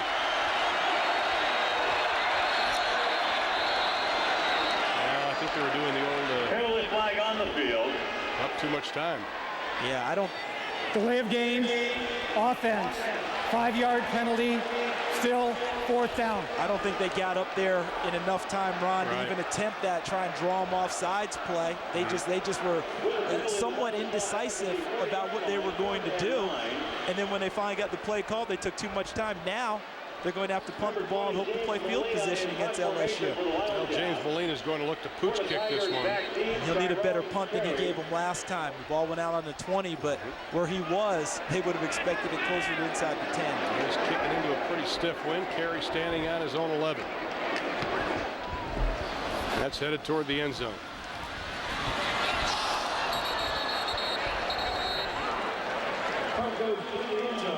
Well, it's time for the Fan Rant, brought to you by Kia Motors, which reminds you to make every mile count. I got 92,000 friends back home, but at least 5,000 of them travel with me 1,300 miles to Arizona! U of A football, baby! Upset, baby! Upset! LSU who? LSU who? You know it! LSU who? LSU! TBS! TBS! It's the Superstation! It's the Superstation! I vote for the dog. No offense. LSU taking over 1st and 10 from their own 20-yard line. Joseph Adai on the carry. We'll be doing that rant every week, taking our little rant box with us. And so when we come to town, you'll see our 2 new beautiful TV trucks. Homer Aycock driving them into town, and you'll see where the rant box is. I believe LSU has changed quarterbacks. Marcus Randall, number 12, their backup, who played a lot of the season last year after Matt Mock was hurt, has come into the game to get some experience with LSU up 31 points. Now here's a guy that obviously has control of the offense. A little erratic last year, but he's got a great deal of ability. Throws it into the flat. Clayton again with another catch. He's also very intelligent. If you get it to number 14, that allows you to be a good quarterback in a hurry. Yeah, I was going to say, that makes you smart. It makes you very intelligent coming into the game and finding the best target you can find. But Randall was the guy last year who had to step in for Mock. Had some good ball games, but also the game last year against Auburn where he threw 4 interceptions. And they lost 31-7. That was probably the low point for them. They finished 3 and 4 under him, but he started to play better as the season went on and had a really good, strong spring practice. But there's only one game that's etched in everybody's memory when it comes to Marcus. The Kentucky game. Throws it out into the flat. Pass is complete. David Jones, the sophomore, on the reception. Pass is complete to 82. David Jones, tackle by number 6. And he will not call him Davy Jones and ask if he can sing. No, I don't do that. Not this big guy. Plus, he's the nephew of the wide receivers coach, Stan Hickson, for LSU. So he's got a better chance for playing time, doesn't he? Pickup of 21 on the play. Yeah, the Bluegrass Miracle you were referring to with Marcus Randall to Devery Henderson. They pulled out a win at Kentucky that looked like they had no chance whatsoever. That was the blitz by Arizona. Guy in the backfield. Randall throws it away, and he was hit immediately on the play. Layman Means on the blitz. So send it down to Aaron. Well, Ron, Michael Clayton certainly in the spotlight this year at LSU, and he's got the tattoo on his stomach to remind him of it. That's right, his stomach. And the tattoo reads, "All eyes on me." Now, this is something that he did when he was a junior in high school, and he said his parents weren't that happy about it, but he told me the reason why he did it was because of a message his dad used to tell him. His dad said, you know, everybody's going to be watching you, so make sure you give 110%. Michael, I understand that, but can't you just write it on your hand or something? That's a little painful, guys. I like the gym shorts underneath the suit myself. He's got a higher threshold of pain than we do, Aaron. Absolutely. Nothing doing on the run by Carey. Of course, we don't have abs like that either. That's true. We had Molina on the stop, a senior out of Scottsdale, Arizona. Well, right now with 5:53 to play, I think if you're Arizona, you just want to get in with nothing else on the scoreboard. If you're LSU, just try to hold them back now. Get something positive. Well, when we talked with Jimbo Fisher, he said Marcus Randall's best place of improvement has been his game management. The ability to manage the clock, manage the huddle, manage the team. They're going to give him the opportunity to run the full offense before the end of the half to show how much he's improved his skills. It's a great idea by Coach Saban. Wide open, and they're going to add 7 more on the board. Devery Henderson from Marcus Randall. It's only fitting, isn't it? Yeah, they're the two that hooked it up in the Bluegrass Miracle. This one covered 55 yards. Now, just last week, as we take a look from the All-State goalpost cam, Devery Henderson just running down the field, just in the middle of the field. No one really in the area to cover it. It's an easy throw for Marcus Randall and an easy touchdown for LSU. The extra point is good. Let's take you back to November 9th, 2002. Marcus Randall became the hero of a game that's etched in everybody's mind. He's connected with Devery Henderson on the 75-yard Hail Mary touchdown pass. Randall stops, throws it as far as he can. Count! Touchdown! I do not believe it! The Tigers pulled off another miracle. It was Devery Henderson who caught it on the last play of the game. But you know, the key to that really was the play before where Michael Clayton made the catch and immediately called a timeout. And saved time because they had practiced that. The voice of Jim Hawthorne, the play-by-play voice for the LSU Tigers, almost sounding Jack Buck-esque. The late, great Jack Buck. Remember Kirk Gibson's home run against the A's where he said, "I do not believe what I just saw." Very close to that on the call by Jim Hawthorne. And obviously the LSU people very excited. Everything going their way. 38-0. 5:20 left to play. We're still in the first half. Kicking it with the wind. Steptoe will take a knee again. And just the excitement around Tucson for this Arizona team coming into this game was high. They felt they were ready. We've been in practice the last couple of days and spent a lot of time with Coach Makovic and his players, and we had the sense that these guys felt that they could at least keep up with LSU. And I think a lot of people have bought into it around the community. You pick up the local paper and they talked about, we think this is a different team, and you know, LSU came in a heavy favorite and people said it won't be that much because this Arizona team will fight and scrap. But too many things happened to them early, especially the big offensive line of LSU, just mashing them downfield. First down and 10 from their own 20. O'Hara is going to be dropped back at the 13-yard line. This telecast is a copyrighted presentation of the University of Arizona, a member of the Pacific 10 Conference, the Conference of Champions. It may not be reproduced or retransmitted in any form, and the accounts and descriptions of this game may not be disseminated without the express written consent of the University of Arizona or the Pac-10 Conference. Speaking of disseminated, that's what LSU has done to Arizona's defense right now. Well, with the score 38-0, allows LSU to just pin their ears back and go. They're not as concerned about a running play because they figure they'll just run to it, and that they did. Well, Marcus Spears leading the charge, the big 6'4" junior out of Baton Rouge, who's a great athlete. And considering it's only his second year playing on the defensive line, he's an impressive specimen. And the play he just made, when I saw him initially get to the ball carrier, I thought it was a linebacker. Yeah. By the way he got out there, because he's a down defensive end that essentially just played laterally down the line and then came up and forced the play against Mike Bell. And Marcus Spears was one of the big-time recruits for basketball coming out of high school also, chose to play football, and we can see why Nick Saban's so happy to have him. Now 3rd down and 15, inside of 4 minutes left in the first half. O'Hara from the shotgun. Pockets collapsing. Flushing the wrong way, Ron. He better hustle. He's got some space now. He could have run it, throws it instead, should have been intercepted. Bobbled by Cameron Vaughn and was right in the breadbasket. The sophomore out of Terrytown, Louisiana. Boy, I tell you, Cameron's going to look at that tomorrow and go, ooh. Because he had golden goalposts ahead of him. Certainly, and Mike Deal, the offensive line coach and offensive coordinator, is going to talk to Ryan O'Hara because he should have flushed right there. See? And when he came back to the opposite side, he bought himself some time, but the LSU guys were all over him. If he just flushed initially up through the middle of the pocket where they try and keep things clean, taking what he could have gotten out of the play, and then punted it away, I think Coach Makovic would have been much happier. Now Molina finally got his foot into one, back to the 28-yard line. Perry looking for some running room. Good open field tackle, gets up to the 40. His bodies fly everywhere. This week's installment of the Home Depot Building a Team features LSU freshmen who played last week versus Louisiana Monroe. How about 11 of them? Not bad, huh? Not bad at all. And then when you take a look at some of these guys who played, I mean, it was unbelievable about how much time they got out there. I mean, Jesse Daniels had 42 plays as a true freshman the first game. Well, you know, Nick Saban has a great philosophy. If you're ready to play, let's play them. Why wait? Especially nowadays when kids are coming out earlier, you better get what you can out of them before they go to the NFL and leave you some eligibility on the table. Here comes the blitz.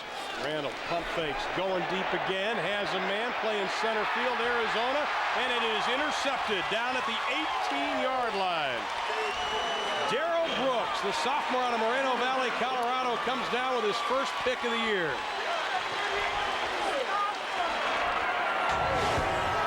Good coverage. Take a look again. All-State, the goalpost cam giving us a great view. The ball's thrown too much inside, too far inside.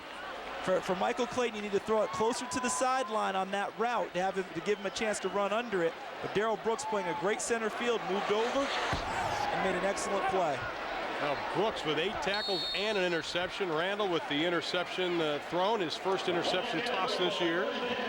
And Arizona at least gets a bright spot on defense now, and they have 3:23 to work with. And O'Hara remains at quarterback. And when you have a 38-0 lead, you can afford to be a little bit greedy and take your shot downfield and hope that Clayton can make a big play. Keep it on the ground. There's Farmer to the right side. Weren't sure if Farmer was going to play because of a sore shoulder. Stick around for our Chili's halftime with Ernie Johnson and Brian Bosworth. We'll catch you up on all of today's action, including the Oklahoma-Alabama game and, of course, the upsets. And there were a couple of pretty good games. What is going on with Auburn? Yeah, that's a question Tommy Tuberville and the faithful of the Auburn Tigers would love to have an answer for. They thought they'd bounce back to this week at Georgia Tech, and it didn't happen. Shane Gailey's squad doing a nice job. LSU with 8 on the line. Arizona keeps it on the ground. Farmer running room to the outside, breaks the tackle to the 50, still on his feet down to the 48-yard line. That's the form that Farmer showed a couple of years ago when he led the Pac-10 in rushing. Only thing you can say is special because LSU had a run blitz on, and what he did was take 3 LSU Tigers in the hole, make a move, and make them all miss and get downfield for big yardage. Farmer playing on that rebuilt knee. John Makovic telling us that Mike Bell has really pushed him to a 29-yard gain on that play. Well, Mike Bell runs for 119 yards in opening night. That gets your attention if you are his backup and the guy everyone thought would be the starter. Comes LSU on the blitz again. O'Hara pump fakes, has a man down the line and overthrows him. Intended for Lance Relford, he was there.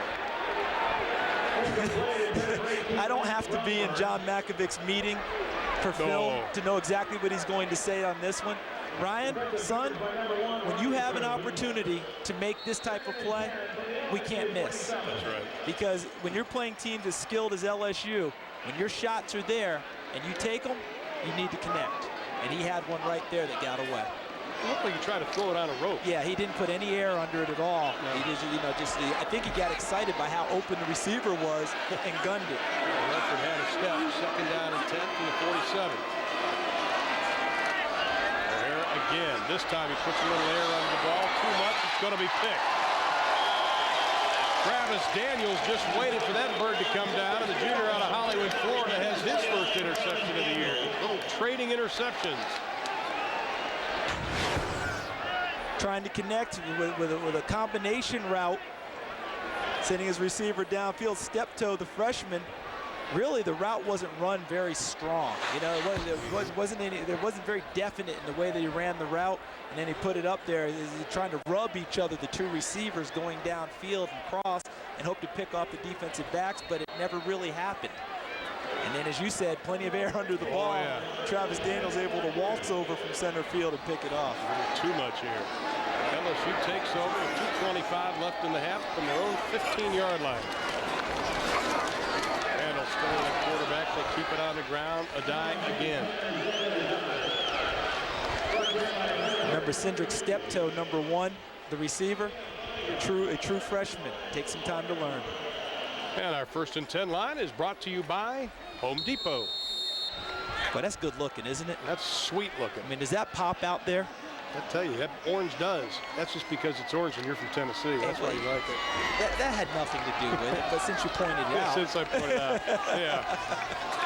311 yards for LSU, only 68 total yards in the first half for Arizona. That is the story.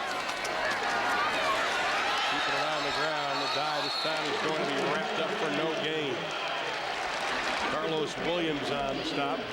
Williams, the junior out of Denver, Colorado, who's added a little bit of bulk, a little bit of strength. He's made a couple of nice plays this evening. Have you ever been in a game like this where you're getting your head handed to you, and what did the coach say at halftime? Well, I remember we were losing to Alabama 42-14 at the half, and my coach Johnny Majors came in and started with a standard speech, and I'll continue after this play. Okay. I didn't know Johnny had a standard speech. Randall hit as he makes the pitch, running loose. Adai stepping over some blocks, skips his way over to the 32-yard line. Tony Wingate on the stop. Charles? But this time it was the lead option we saw with the fullback leading and making the big block. See, watch coming right at you here. Watch the fullback coming to block on the corner. That's Kevin Stelz, who bench presses 540 pounds. He's like a road grader coming at you wearing a 4-4 on his jersey. But finishing it off, Coach Major started in with, well, guys, we got to do this. And finally, he just snapped and said, do you realize they could score 70 points tonight? And I remember thinking, well, Coach, they got 42. They could probably score 84. Yeah, let's just double this, Coach. That was a bit of a problem. We got hammered that day. It's really tough to come back and play. But the key to it all is the word pride. That's right. How much pride do you have? And coaches will evaluate this film to find out who played when things were tough, who continued to hustle, who continued to try and execute. Those guys who hang their heads, they'll be out of the lineup next week when we're back here against Oregon. Well, Kerry got close to the first down. John Makovic, I'm sure, is not thinking of any cute quote right now.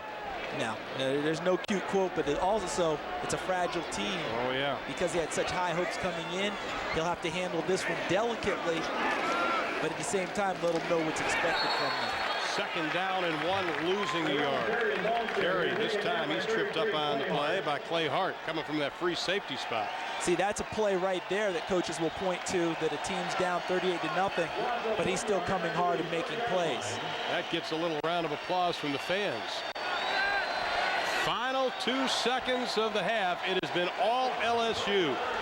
38-0, over 300 yards total offense, holding Arizona and John Makovic's offense to under 70. Here's Craig Sager with Nick Saban. Well, Coach, pretty close to a perfect half. You're scoring your first 6 possessions. Your defense is throwing a shutout. Imagine John Makovic has a lot to say at halftime, but what are you going to tell your team? Well, you know, I'm really pleased with the way we came out and played. This is the first time we really came out and started a scrimmage or a game this year where we had some pizzazz right off the bat, especially offensively. You know, we think we can have a good offensive football team, and I think they showed it today. What I'm interested in is we want to play for 60 minutes. I don't care what the score is. Thanks a lot. Great first half. Thank you, Ryan.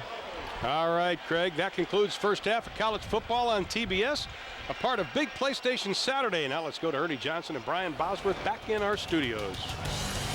All right, thank you, Ron. It is TBS. It is the Boz Show. It is also known in several areas as the Chili's halftime report. And to keep the folks at Chili's happy, that's what we'll call it for the duration of this time. How you doing, Boz? I got a stomachache. That's a horrible game. Arizona's terrible. It's a terrible. bit of a struggle, 38-0. What? I think the only way Arizona is going to be able to get back in the game is if maybe they send the manager over to the LSU sideline and put some colon blow in the Gatorade or something. My good God. Let's hope that is not the case. And on that note, what do you say we look at some highlights of games that are a little more appealing? Yeah, let's get that done. Let's talk about Oklahoma and Alabama. This is appealing for you, a former Sooner, because they went up top, did they not? Jason White to Mark Clayton. They did what they said they were going to do, and they got in behind the secondary, got a touchdown. Alabama's Brody Coyle, Triandos Luke. Suddenly a 13-10 game, but the Sooners would prevail. Here's White again going up top. You know, the interesting thing about this play is it precedes a fake punt, and we'll talk about that in a little bit, but that's Oklahoma. They take advantage, and Coach Stoops comes back, and they break his back. 20-13 for the top-ranked Sooners. Now the number 2 team in the land, Ohio State, struggling today against San Diego State as Wesley Williams scores from 11 yards out. But it was the defense for Ohio State that did the trick. This is Will Allen. That's right. You know, San Diego actually outplayed Ohio State in every facet of the game except for one, and I know San Diego State would like to have it back, and that's turnovers. They gave the game away by giving too many turnovers away. 16 wins in a row for Ohio State, a lot of them tight ones just like that. 16-13, they win it. Now let's talk about the play that we referred to in the Oklahoma game. Here it is, a 13-10 game. You're back at your own 31-yard line. The tide is kind of turning in this game in favor of Alabama, and Bob Stoops calls for a fake punt. Yeah, and it's coming right out of Alabama's touchdown, and Bob Stoops, this is why I like Bob Stoops. He's so unpredictable. Instead of giving the game away, he's playing conservative. He does this little fake punt here, and that's what makes Bob Stoops such a great coach. Blake Ferguson hitting Michael Thompson for the first down there, and I guess Stoops figuring, you know what, if this doesn't work, I have enough confidence in my defense that they're going to rise up and hold Alabama. As it turns out, that's a huge play in a 20-10 win. No question about it. They lived up to their #1 billing. The defense did what they had to do, and they came in. They got a big win in Alabama, and that's tough to go into somebody else's backyard and play with their toys. So Oklahoma will remain #1. And when we come back, we're going to head to South Florida because they had a big one tonight, Miami and Florida. And if you thought this thing was over when the Gators had a big lead, you were wrong. A wild night at the Orange Bowl. Highlights coming up. Welcome to the Chili's Halftime Report. The halftime show like no other. One stage of your journey is over. Another begins. Now on DVD and VHS. Return to the legend. Return to the journey. Return to the adventure. The Lord of the Rings, The Two Towers, now available. The Kia Sorento just received the government's highest safety rating and was voted #1 in quality. Safety and quality. There's really nothing left for us to say. Except, it is the only SUV with a standard V6 engine, front and side curtain airbags, and a 10-year warranty, all for thousands less than Highlander. Okay, that's all we're going to say.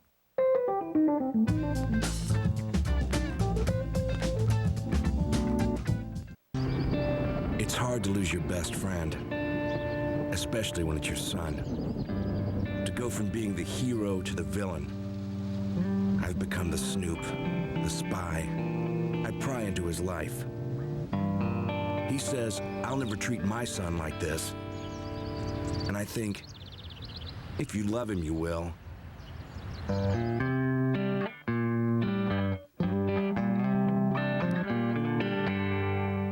Let's say this is your car. Nice hardtop. If you drive safely, meaning you do stuff like obey the speed limit, always check your blind spot, and avoid accidents, hey, watch it, lead foot, then Allstate could reward you with something you'll eat right up. Some green.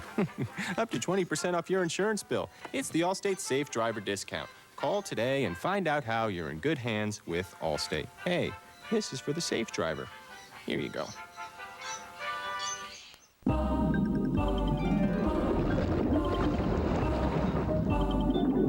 Even a little rain can feel like a deep sea dive when you're looking for your rental car. At Hertz, we know exactly how you feel. Hertz #1 Club Gold has your car waiting for you. You skip the counter and go directly to your car under a weather-protected area. No lines, no swimming. At Hertz, we know exactly how you feel, so we have exactly what you need.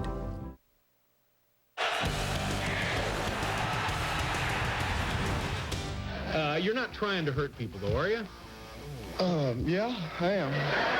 Enjoyable thing that I enjoy out of hitting somebody is just like knocking the snot bubbles out of somebody. You just knock them and they're just all over their face. I mean, I've often done that. I've knocked a quarterback down and I've seen him moaning and say, "You all right?" "No, good."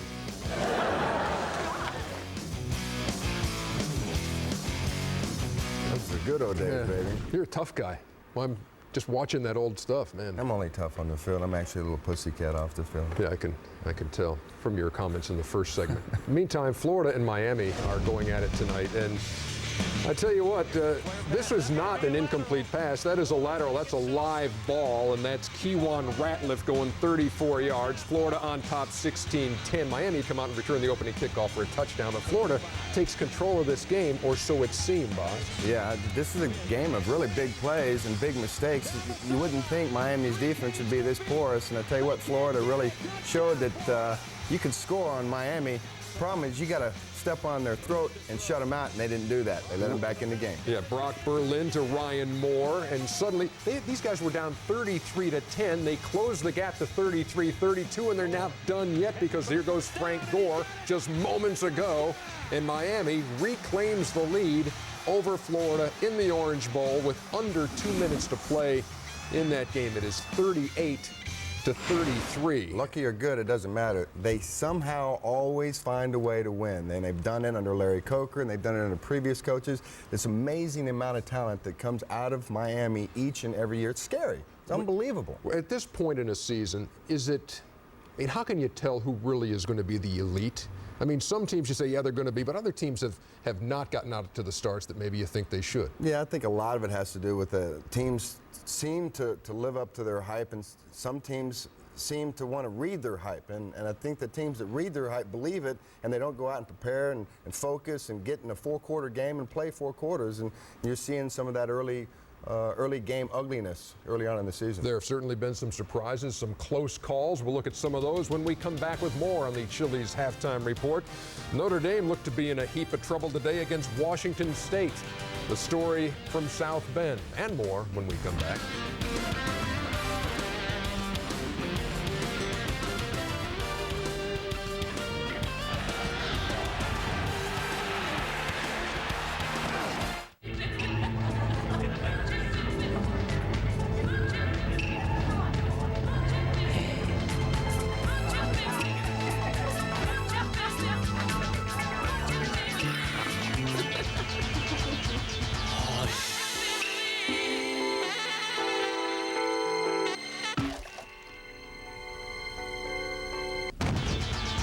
Philips digital widescreen televisions. Life should be so real. And every TV should be this amazing. It's big yet slim, a centerpiece yet unobtrusive. But the true beauty of it is the Philips Active Control System, able to adjust for sharpness, clarity, and color automatically 60 times per second for an incredibly vivid picture. Now through September 2004, get 0% financing and a mail-in rebate for a free portable DVD LCD player at Sears. Got to admit, it's getting better, a little better all the time.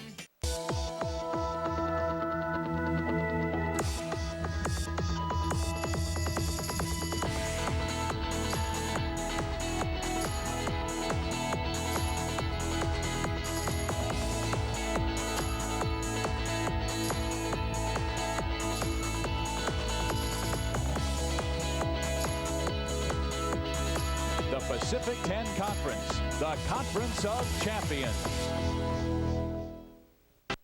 It's a red tag riot. The riot is on at Banner Ford. Every 03 must go and will be tagged with Banner's lowest prices ever. Savings of $2,000, $4,000, even $8,000. Every 03 car, truck, SUV, and van will be marked with radical reductions. Plus, today you won't need 1 red cent with all vehicles available with no money down. See red and save big this week at Banner Ford, where customers send their friends. North Causeway Boulevard and Highway 22, Mandeville.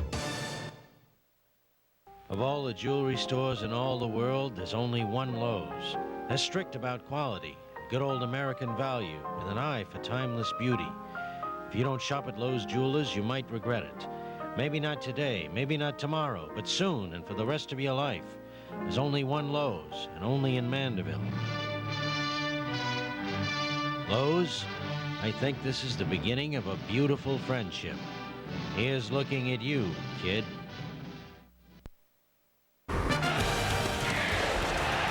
Welcome back to the Chili's halftime report. Boy, a long day for Penn State against Boston College. Tom Martin with a pick here, set up a touchdown. I love it when fat guys score. I think it may be time for Joe Pa to hit the road, baby. I don't know if that crossed his mind today, but certainly a 27-14 loss stung. How about this? Wake Forest beating NC State, the number 14 team in the country. Wake Forest came to play. 2-0. Virginia and South Carolina. Dondrell Pinkins, Troy Williamson, he's gone, 99. Big plays after big plays today. Virginia short-handed, and South Carolina looking much better in week 2 than week 1. Notre Dame goes to overtime and gets this field goal from Nicholas Setta. God blew that into the goal. You see that? Just inside the left upright. Georgia Tech beats Auburn. The Tigers are 0-2. See, here's a team that's believing the hype they're reading instead of living the hype.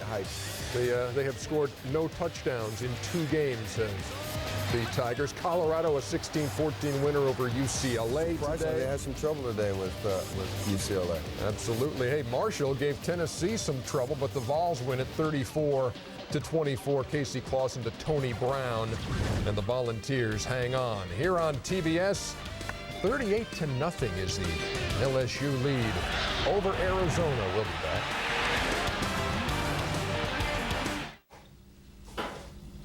Chili's baby back ribs. To go. I think it's going to be about a yard short. Bring it up 4th and 1. Get in, get out, get on with your life. The Home Depot is more than a store. It's the only place to find all the great brands. Everything from GE to Thomasville. Names you know that will give your home the look you've always dreamed of. To beautify any bath or kitchen, consider the sophistication of Moen faucets. Their large assortment of designs can add style and quality to your home. Only one place has these distinctive styles from Moen, as well as helpful advice and guaranteed everyday low prices. The Home Depot. You can do it. We can help. Some people say that their car is a form of self-expression. In that case, there's no better way than AutoZone to get the parts, accessories, and help you need to express yourself. So get in the zone. AutoZone. With new Odor Eaters Plus. Odor Eaters Plus is the only insole with podiatric arch support plus protection on demand against odor and wetness. Jump for joy, new Odor Eaters Plus. Chili's baby back ribs. To go. I think it's going to be about a yard short. Bring it up 4th and 1. Get in, get out, get on with your life.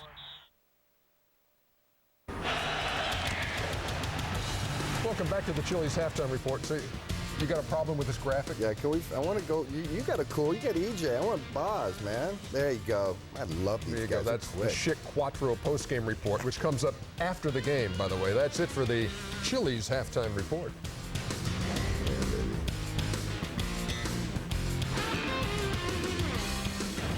Thanks for watching the Chili's Halftime Report, the halftime show like no other. 5 wide, all deep, $7.99. Genius, dude. Chili suckers, what's up? Yes! What'd you do? Touchdown, Dolphins. That was way too easy. I can't believe they didn't go with the 902 quick out. Duh. Jinx. Rated E for everyone. No!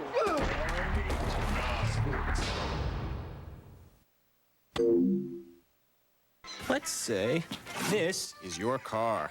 Nice hardtop. If you drive safely, meaning you do stuff like obey the speed limit, always check your blind spot, and avoid accidents, hey, watch it, Leadfoot, then Allstate could reward you with something you'll eat right up.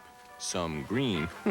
Up to 20% off your insurance bill. It's the Allstate Safe Driver Discount. Call today and find out how you're in good hands with Allstate. Hey, this is for the safe driver.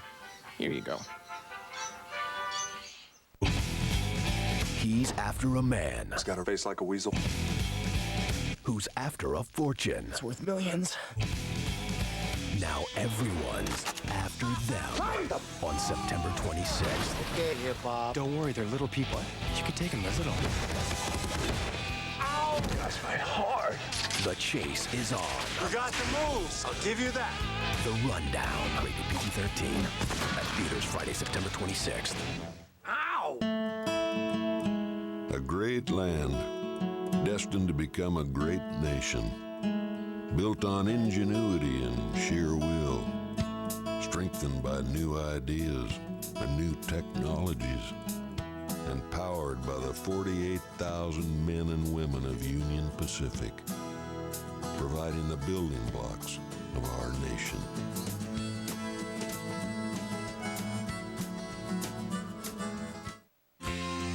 They're engineers, doctors, students. They live at home and train near home. They're a cornerstone of the U.S. Army.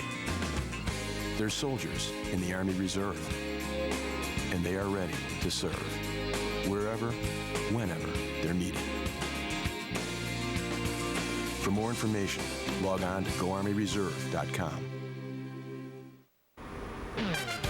LSU leading 38-0 over Arizona with the third quarter coming up. It's a final in Miami, 38-33. Miami with 28 straight points knocks off Florida. Right now, let us check in with Michelle Merkin. Thanks, Ernie. I'm just watching these guys lose their minds over a great new college football game for PlayStation 2. It's NCAA Game Breaker 2004 by 989 Sports. Experience all the great traditions of college football, including classic formations like the Full House and Wishbone, 50 new mascots and cheerleaders, all in front of stadiums packed with fans, students, and alumni. The most amazing part is that now you can go online and play head-to-head against your biggest rival. You want to see how intense it gets? Hey, guys. Which way's the hot tub? Zip! Do you see what I mean? Settle it online with NCAA Game Breaker 2004 by 989 Sports.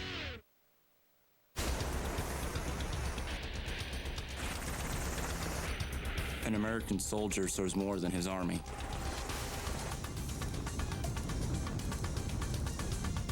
He's a selfless defender of our rights and freedoms.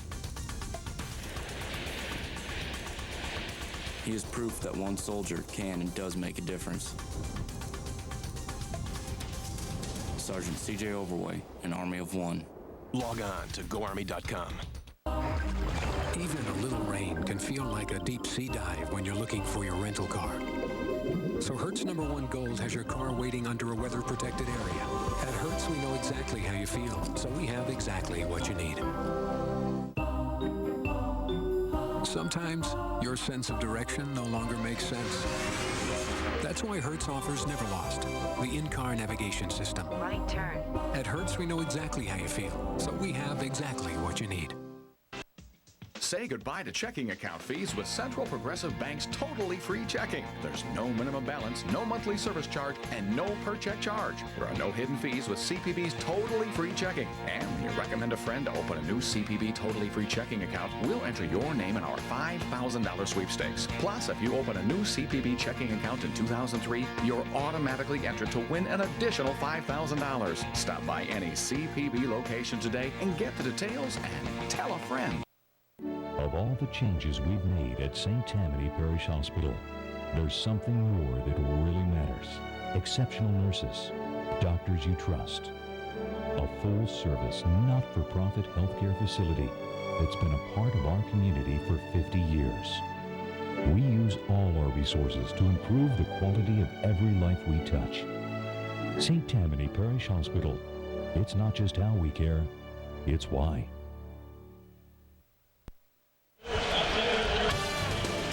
Welcome back to college football on TBS, part of Big PlayStation Saturday. On TBS, part of Big PlayStation Saturday, as we get set to start the third quarter. The score, LSU throwing a shutout. They lead at 38-0, and LSU is 25-0 when they score 25 or more points. With Nick Saban as their head coach, along with Charles Davis, I'm Ron Thulin. History does not bode well, obviously, for Arizona.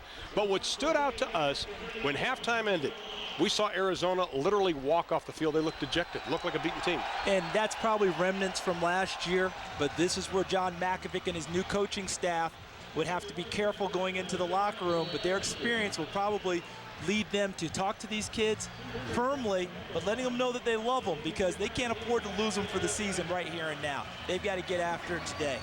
Now we're ready for the second half kickoff. LSU will be kicking it off to Arizona. Another driving kick, and this time Arizona step-toe going to take it out, loses the football. Arizona gets it. Let's see where they spot it. It'll probably be at the 1-yard line. My goodness. Nick Saban said he wanted his team to play a full 60-minute game. As he told Craig going to the half, this is a great start on the second half. Big-time hit by number 38 for LSU, Gino Gambaluka, a special teams whiz that we heard about in our meeting with LSU coaches. Anything started big note for LSU.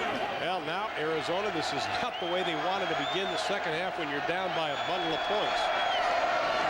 Keeping it on the ground, trying the left side, not much doing. Maybe picked up a yard or two on the play. Let's take a look at our Best Buy Authority report. These are numbers that John Mackovic would rather not look at halftime. Well, when I look at these numbers, the thing that I'm drawn to, third down conversions, Arizona 0 for 6. And also what we saw in the halftime stats, Arizona only 1 for 12 throwing the football. And when you're down 38-0, the ball is going to be in the air a lot. They need to make a few connections along the way. Only one pass completion. Now they're facing second down and 8. Balls on the 3-yard line. Costa back in at quarterback. Penalty flag is thrown. Bell using that little shake move with the shoulders. Gets close to our Home Depot 1st and 10 line. But there is a penalty flag back at the 1-yard line.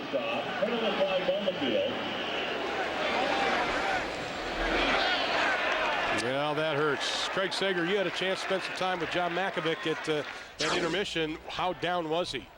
Well, he wasn't down, Ron. He saw what you guys saw at the end of the half, and he had a very tough job going to the locker room trying to rally his defeated troops. What he told them at halftime is, listen, guys, we are very young. Come out and play with pride. We're building for an entire year. Don't let one crummy half ruin an entire year. No, we did not play well. Let's go out in the second half, try to play well, play with pride, and let's go out and do the things you know you can do. He tried to be positive with them because he knew they were very down. Right? And you talked about pride, Charles, but also John Mackovic yesterday talked about just playing to your own potential. Don't try to do something superhuman, because this is a fragile group, as you mentioned. And he said, you play to your own capabilities. That should be good enough. And if it's not, we'll just keep working to improve. And that's what he's got to find. And another penalty is going to be on the right tackle, I believe, Brandon Phillips. That's trying a to senior. quick set. That's a senior, and you know that you just don't want to have that happen to one of your best blockers and one of your leaders. And what's happening now is they're trying so hard, they're just making more errors. They're pressing. Prior to the snap, false start, offense, half the distance, remains second down. Well, half the distance was what, 3 inches? They couldn't even roll the ball over end to end because it would have been too much to put in the end zone. So they just move it a little bit. And here's LSU now trying to get excited on defense. Nick Saban's speech at halftime. We want to see a full 60 minutes. So the defense still showing a lot of spirit to start the second half. And they're right in front of some of the LSU faithful in the corner of the end zone. Costa from the shotgun. Has some pressure deep out.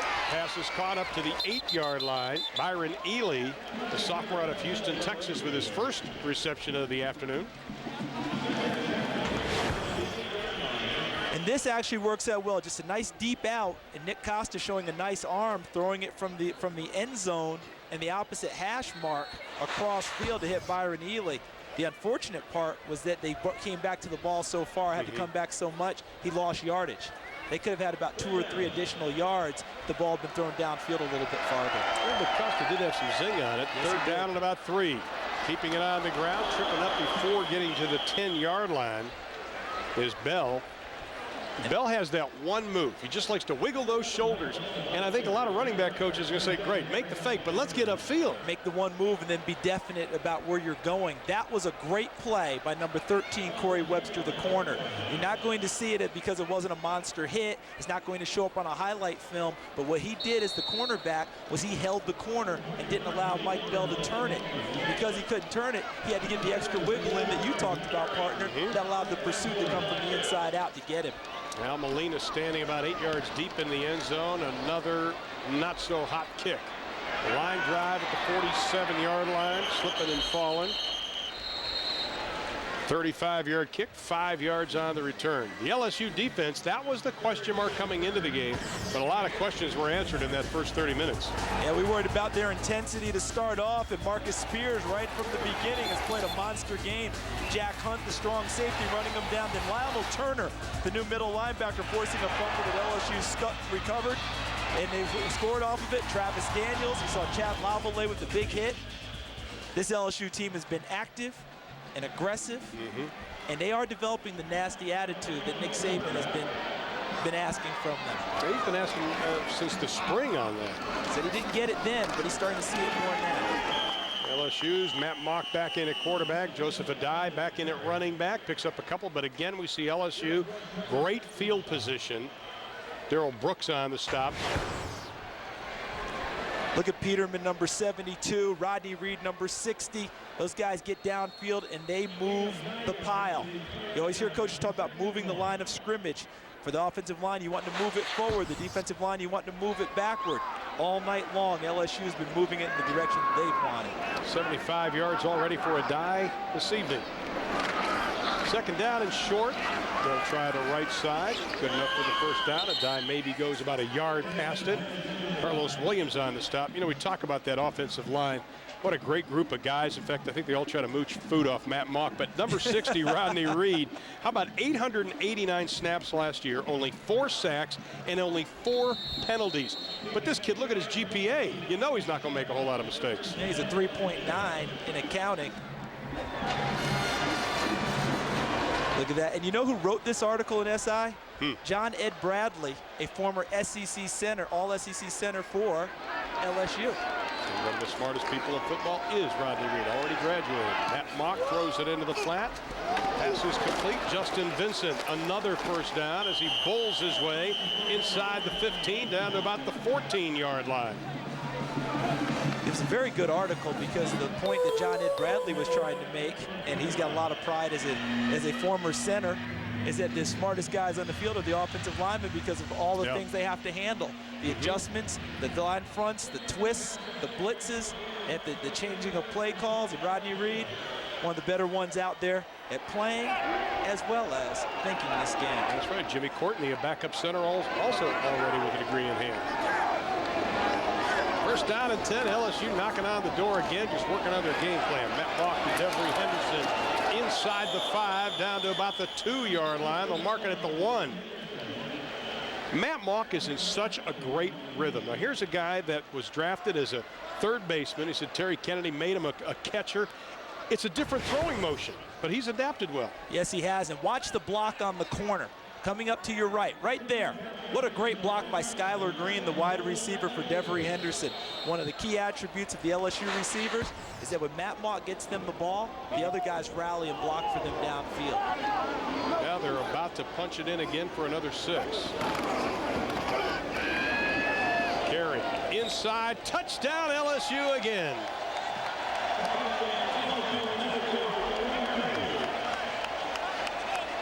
Another impressive drive by the LSU offense. Less than 5 minutes here in the third quarter, and they add 6 more on the board. As we go back to what Nick Saban told Craig Sager going off at the half. I just want to see us play a 60-minute game. I don't care what the score is. He's not trying to run it up. He's not trying to rub it in on John Malkovich. It's only the second game of the season. He wants to see a full effort from his team, and he's getting it tonight. Chris Jackson with the extra point. The Tigers are going to move up in the rankings. They lead at 45-0. The Home Depot is more than a store. It's the only place to find all the great brands. Everything from GE to Thomasville. Names you know that will give your home the look you've always dreamed of. To beautify any bath or kitchen, consider the sophistication of Moen faucets. Their large assortment of designs can add style and quality to your home. Only one place has these distinctive styles from Moen, as well as helpful advice and guaranteed everyday low prices. The Home Depot. You can do it. We can help. Have you checked out BestBuy.com? There's even more stuff here. Now, this is for what again? Nature photography? Oh, cool.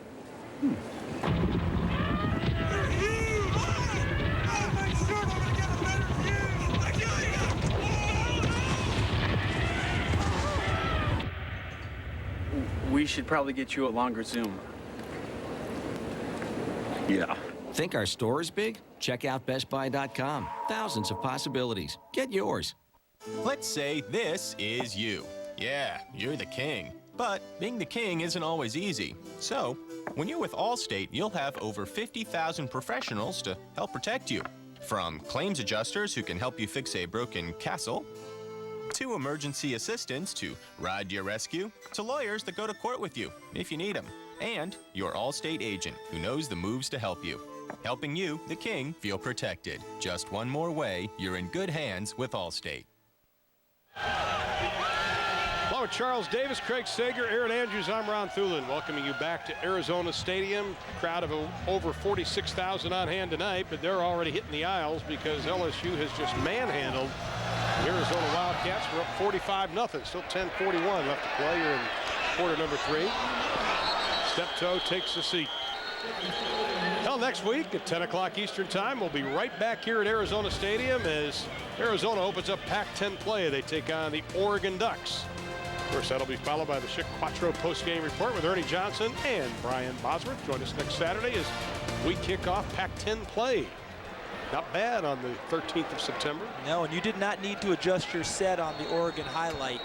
Those were their lightning yellow uniforms. And you know, I'm kind of anxious to see if they'll wear them next week. I hope they do. you got a few lines working for them? I'm working on it. You know, Mike Leach told me at Texas Tech that they've got the best looking uniforms in college football now. Mike Bellatti's going to fight with him right now. He said all the recruits love him when they see him on the tube. There's Farmer in the backfield now. Costa play action, throws it out of the flat. This is Sean Jones, the fullback. Crosses the 25 up to about the 27-yard line. Jones, the sophomore out of Houston, Texas. Houston North Shore, an excellent high school for high school football. Here's a young man, though, they had great hope for, but they weren't real pleased with the shape he came in this past summer. And that's part of maturity. You have to grow up and learn that when you go away for the summer, you've got a job to do when you come back in the fall. And as guys come in that are better players, they continue to recruit. You come in out of shape, you might not hit the field in the fall. Quick snap, Costa keeps it on the ground. LSU is right there. 5 yellow and white jerseys in the whole 9 yards, and they're just going to wrap them up. Not much running room. The way LSU's playing on defense tonight, and Dave Peterson getting involved on that one. We saw Melvin Oliver getting involved. There's Mike Deal, the offensive coordinator and offensive line coach, not very happy with what he's seeing in terms of run blocking. But for the LSU fans, what they're seeing on defense tonight, maybe evoking some memories of that 0 for 7 on third down for Arizona. The Chinese Bandits of Paul Dietzel, the national championship team, their defensive unit. Now they're facing 3rd and 5. LSU brings 7. Costa on the run, throws it on the flat. Let's see, it could be intentional ground. It could also be face mask. His head kind of looked like he got turned around pretty good. Yeah, the referee standing right on the play did not drop the flag. It came from the linesman down at the bottom of the field. Line judge Mike Westlow. He was barely outside the tackle. Well, it is face mask. So Westlow had the better look from inside. The referee might have been screened. Watch as Costa comes out. Look here at number 94, Marquise Hill. See right there. Let's take a look. He's got him. He's got a little bit of mask and a little bit of shoulder, too. Well, that's one of the better offensive plays for Arizona tonight. Unfortunately, it was on a penalty. Yeah, tough way for Nick Costa to get his team downfield. You don't want to lose your head while everything around you is going crazy. I'll tell you, Costa is one tough cookie, though. Here's a young man. He's 5'11", 211. He squats 580. Power cleans 365. And won the 100-meter dash in high school for the state of Oregon. So they say it went to 4.440. Bell chased down by Dave Peterson coming from that right side, that strong side linebacker spot. The senior out of Bristol, Florida. Loss of 2 on the play. But you're seeing the speed. I mean, here is Mike Bell. He's a legit 4.3, 4.4 guy. Peterson had no problem running him down. And Peterson 6'3", 247 is listed in the program. Size and speed. It's a tough combination to beat. And the speed of the game tonight is so much different than what Arizona faced against UTEP. No disrespect to UTEP, but no way UTEP can match up at all with the same speed that LSU brings with them. On 2nd and 12, Costa has some time, throws it out on the flat, forced that one incomplete. Intended for Ricky Williams. One of the things Mike Deal likes to do at Arizona, wants to play down and distance. Last week they were 0-2, making half the yards they needed for the first down. In other words, they're facing 2nd and 12 on that play. Instead of trying to get 6 or maybe 8, they try to get the whole thing. Not good management, I would think. No, because when you're talking down and distance on first down, you want to get 4 yards or more. Make it 2nd and 6 or less. 2nd down, obviously the same thing. That way you're methodical and marching downfield. Plus, the defense can't just tee off on it, as you just mentioned. 2nd and 12, you got to figure it's going to be a pass. Here comes the big rush. 3rd and 12, LSU brings the blitz. Costa throws this one up for grabs. And he wasn't in sync with his wide receiver, Mike Jefferson. Had a sight adjustment on the blitz read. Mike Jefferson ran a deep out, and Nick Costa thought he was going to run the go route right up the sideline, run the fade. You just mentioned it, partner, not on the same page. Nope. Not even in the same book on that one. Yeah, Mike Jefferson, a redshirt freshman, as Molina will go back to punt again. He's going to be one tired puppy. Tyrone Carey standing back on his own 18-yard line. Every facet of the game has been good for LSU tonight. This time Molina, this is one of his better kicks. Carey back at the 15-yard line. Lost a wheel. Well, he blew a shoe. And with 8:12 to play in the 3rd quarter, LSU holding on to that 45-0 lead. The defense wants the shutout.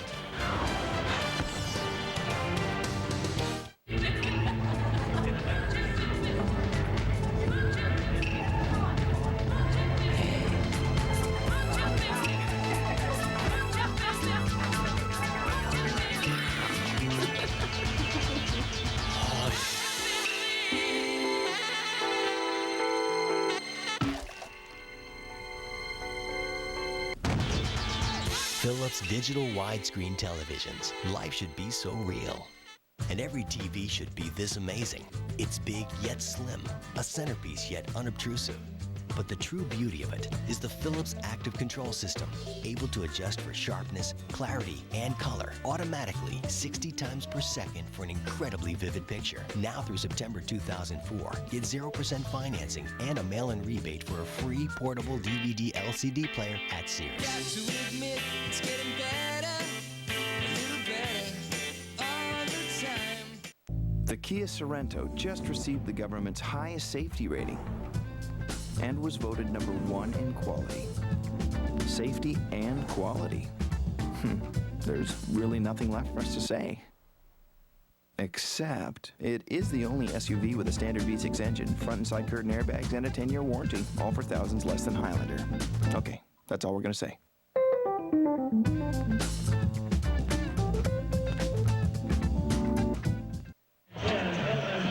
Our 1st and 10 line is brought to you by Home Depot. That's something that LSU has crossed a number of times this evening. They have the football, 1st and 10 from their own 19-yard line. They're keeping it on the ground as Marcus Randall back in the lineup at quarterback for LSU. Let's go down to Aaron Andrews. Aaron? All right, Ron. Well, this year the LSU Tigers are dedicating their season to their equipment manager of 24 years, Mr. Jeff Boss. Right now, Jeff is fighting a battle with cancer. He missed his first game in 24 years last weekend. He was unable to get here to Tucson this weekend. But Jeff wanted to let you know everybody here is thinking about you. We even got his T-shirt with a quote that he says in the locker room quite often. It says, "No finish line." And again, everyone here thinking about him. We're all rooting for him. This guy means a lot to this team, guys. Absolutely. Is the pass. They're going to call it complete up to the 31-yard line. Jeff, our prayers are with you, my friend. Yep. Keith Zinger on the reception, the true freshman out of Leesville, Louisiana. His first collegiate catch off the arm of Marcus Randall. And when you say equipment manager, you're talking Division I college football. Oh, my. They are a lot more than what the title implies. Yeah. Those equipment managers, when you have to move a team to a ball game, talk about people working overtime. Jeff, all the best to you. 1,300 miles away in LSU's case. Skylar Green now to the outside along with Benny Brazil. They're going to keep it on the ground. Arizona's defense there to stop Justin Vincent. Here's Ernie Johnson in Atlanta. EJ. All right, Ron, Southern California. That's Omar Nazel with a gift. 35-18 winners over BYU. Matt Leinart, 3 touchdown passes for the Trojans, who are 2-0, following up their shutout of Auburn with a 35-18 win over Brigham Young. Back to you. All right, how about Norm Chow? Used to be at BYU some 27 years. He takes his old team to the woodshed, huh? Yeah, Norm's got a lot to work with. Matt Leinart, you know, everybody was worried about him becoming the starting quarterback this year. Great play by Howard. Randall is hit, still gets the pass away, almost completed. Brazil had it in his hands and lost it, but boy, did Marcus Randall take a wallop upside the head. Patrick Howard coming in. And still delivered a pretty decent ball. Marcus Randall strong in the pocket. I was going to talk about Matt Leinart from USC being 6'6" and being able to make some plays when he was so inexperienced going into the Auburn game. Look at the hit from Molina on the backside, too. And Randall still almost completed the pass. He's a very strong young man in the pocket. 3rd down and 10 situation for LSU. They're 7 of 8 on 3rd down tonight. On the other side of football, Arizona 0 for 8. Randall, plenty of time. This time, though, he's hit. All of a sudden, the pocket collapsed with big 92, Carlos Williams. We've got a penalty flag on the field. Williams, the big junior out of Denver, Colorado. Combination of size, speed, and strength, and we saw it all on that play. And the flag came after the sack was completed. Wonder if someone got tangled up behind the play. A couple of the linemen got tangled up and got their hands in the wrong spot. Is this indicative of Arizona's night? May have gotten the hands up into the face mask area. Because I saw Rodney Reed, number 60, gesturing that way to the official. Yeah, we'll listen in and see what the call is. Personal foul, defense, blow to the head. Penalty will be enforced, 15 yards from the previous spot, automatic, 1st down. So look to the right side of your screen, the upper right of the screen. Carlos Williams, number 92, collapses the pocket. And you see helmet to helmet as they went at it. And then the end of the play there, you see Niswanger getting into it. I guess they're calling the helmet to helmet blow from Carlos Williams. I don't think that he went in there intentionally and did that. I think it's just one of those things that kind of came together. It looked like Marcus Randall kind of dipped his head a little bit too. Trying to enforce rules for safety. And that's a tough call against Arizona. Well, LSU getting some of the young players in there. We get our first look at Ali Broussard, a very talented young man, the freshman out of Lafayette, Louisiana. Big and fast. They call him a load. They love this young man. Did they brighten up talking about him when we met with Jimbo Fisher? And Jimbo said, when he runs the ball, he doesn't seem to get hurt, but other people do. No, he's run over his lineman's feet, the back of him. He's so big and he's so quick. Ran over Coach Saban one day. Yeah, that's not smart when you're a freshman. Broussard this time tries to keep his feet, crosses the 50, stumbles his way down to the 47-yard line. Carlos Williams coming underneath, and now we got a little pushing and shoving and some penalty flags thrown. So this one you worry about the game getting a little chippy because you have one team that's very frustrated in Arizona. Deontay Sherman was in on it. Another personal foul. That's 30 yards and penalties.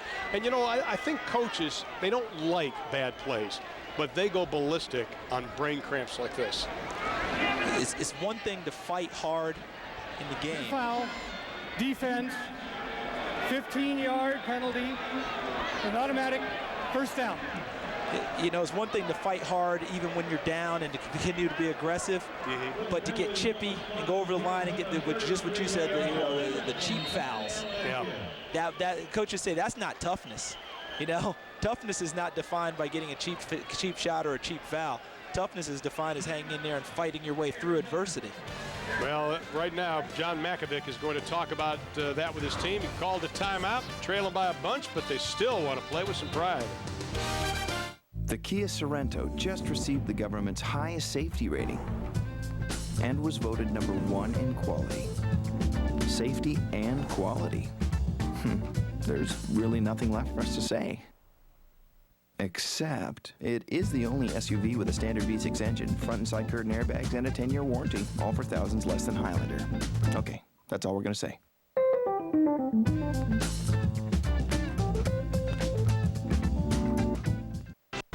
Get the advantage. No matter what team you're cheering for, you can't have a tailgate party if you don't have a tailgate. Come cheer for the all-new F-150 now, because you'll get great value this week. Get up to $8,000 in discounts on many F-150s. Come on and tailgate with us and register for many free gifts. Put our F-150 in your game plan, and you'll say, "Shucks, who can do better than that?" Advantage Sports. Take this exit and get the advantage. The tradition of a fine tailored suit. Careful attention to every detail. Future alterations gratis as needed. An expert tailor, the best materials, a perfect fit. A suit from Perlis. Metairie Bank's loan department is extending its great used car rate. Take advantage with Metairie Bank's special used car loan rates as low as 4.99% APR. Hurry, this special used car loan rate ends soon at Metairie Bank. Welcome back as Barrington Edwards, another young freshman out of Bowie, Maryland, on the carry. Try on the right side as Nick Saban goes to the second team offensive line. You got Blanchard in there, Courtenay, Hurley, Johnson, McLaughlin. This is a great opportunity to prepare them for the rest of the season, the SEC season, because they've got some big games coming up. Of course, they've got the Auburn game circled, which may not mean a whole lot, coming up on October the 25th. But when you have Georgia, Florida, and Auburn at home, you want to make sure you've got backups for your backups. The schedule sets up very nicely for them, and you're right, you need to get people some experience in case they have to play due to injury. Randall throws it on the flat, pass is complete. Dwayne Bowe, the freshman out of Miami, Florida, another talented receiver at 6'3", 202. So how about that? You have Bowe at 6'3", you have Clayton at 6'4", you have Brazil at 6'1", and Henderson at 6 foot. You've got some guys that's got some height and speed that can catch the football. They're able to present themselves very nicely as targets for the quarterback. All big, strong, physical guys. Nick Saban preaches tough football, and these guys live it.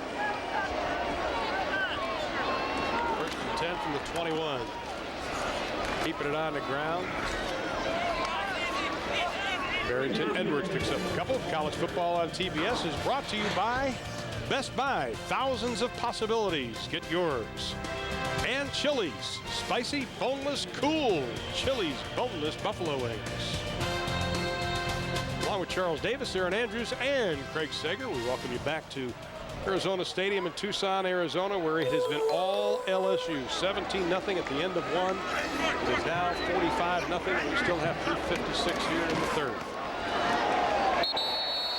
Pretty solid defensive play coming up from that strong safety spot. Layman Means, the sophomore out of Galena Park, Texas.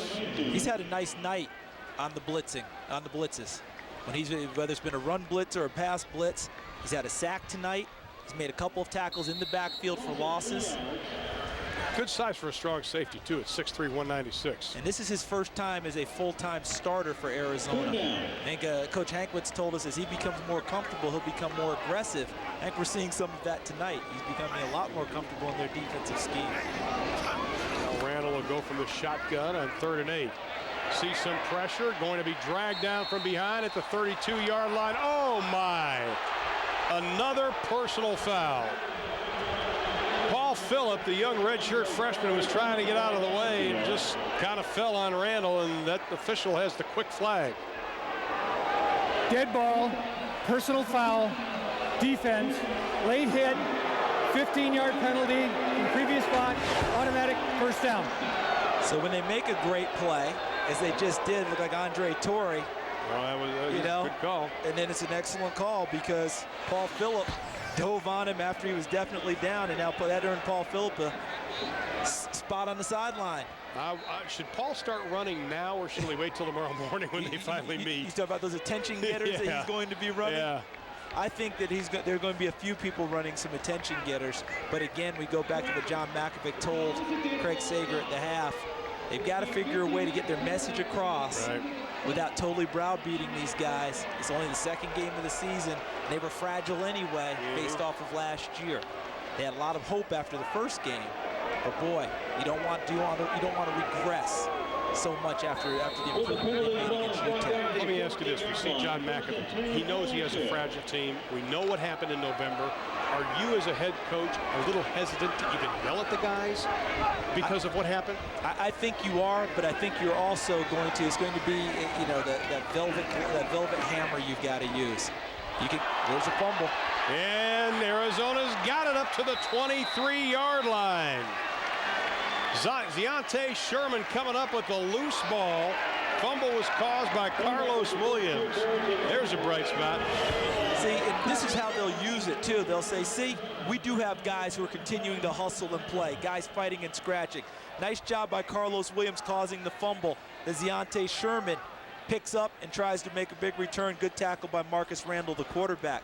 So he knows that he's got some positive plays to show the guys, but he also has some negative ones to show also and say, guys, if we can eliminate those, this is what we're trying to get to. This, not that. I mean, think about it. They had 3 personal fouls on that little drive. All turning into first downs. All turning into first downs, and they still, you see the turnover situation, which is sort of a moot point, but LSU didn't capitalize on it. Arizona came up. Costa going back. This is where he's dangerous. This man can scoot, but he's dragged down from behind, picked up maybe a yard out of the play. Matt Molina coming up from that, or I should say Kirsten Pittman coming up from that spot. Dare I say, a tad hesitant once he broke into the secondary. Nick Costa. I expected him to dart at that point and just go. Just go right now, because Nick Costa's strong. He's fast. We've outlined his attributes already. And then he seemed to chop his feet a little, try and get to the sideline. Take the gap and go. 2nd and 8. Again, the LSU defense just swarming all over the place. Not much going on. Dave Peterson with the penetration. Fans, for exclusive news and recruiting coverage of your favorite teams, log on now to Rivals.com. I didn't know how big that was till I talked to some people, and I've got one good friend in San Antonio that checks it for Oklahoma every day, I think. I'll tell you what, the radio shows, during recruiting season, they can go 4 hours talking about this kid ran that and that kid benched that and all that. Hey, that's great. I just want to see it when they get here.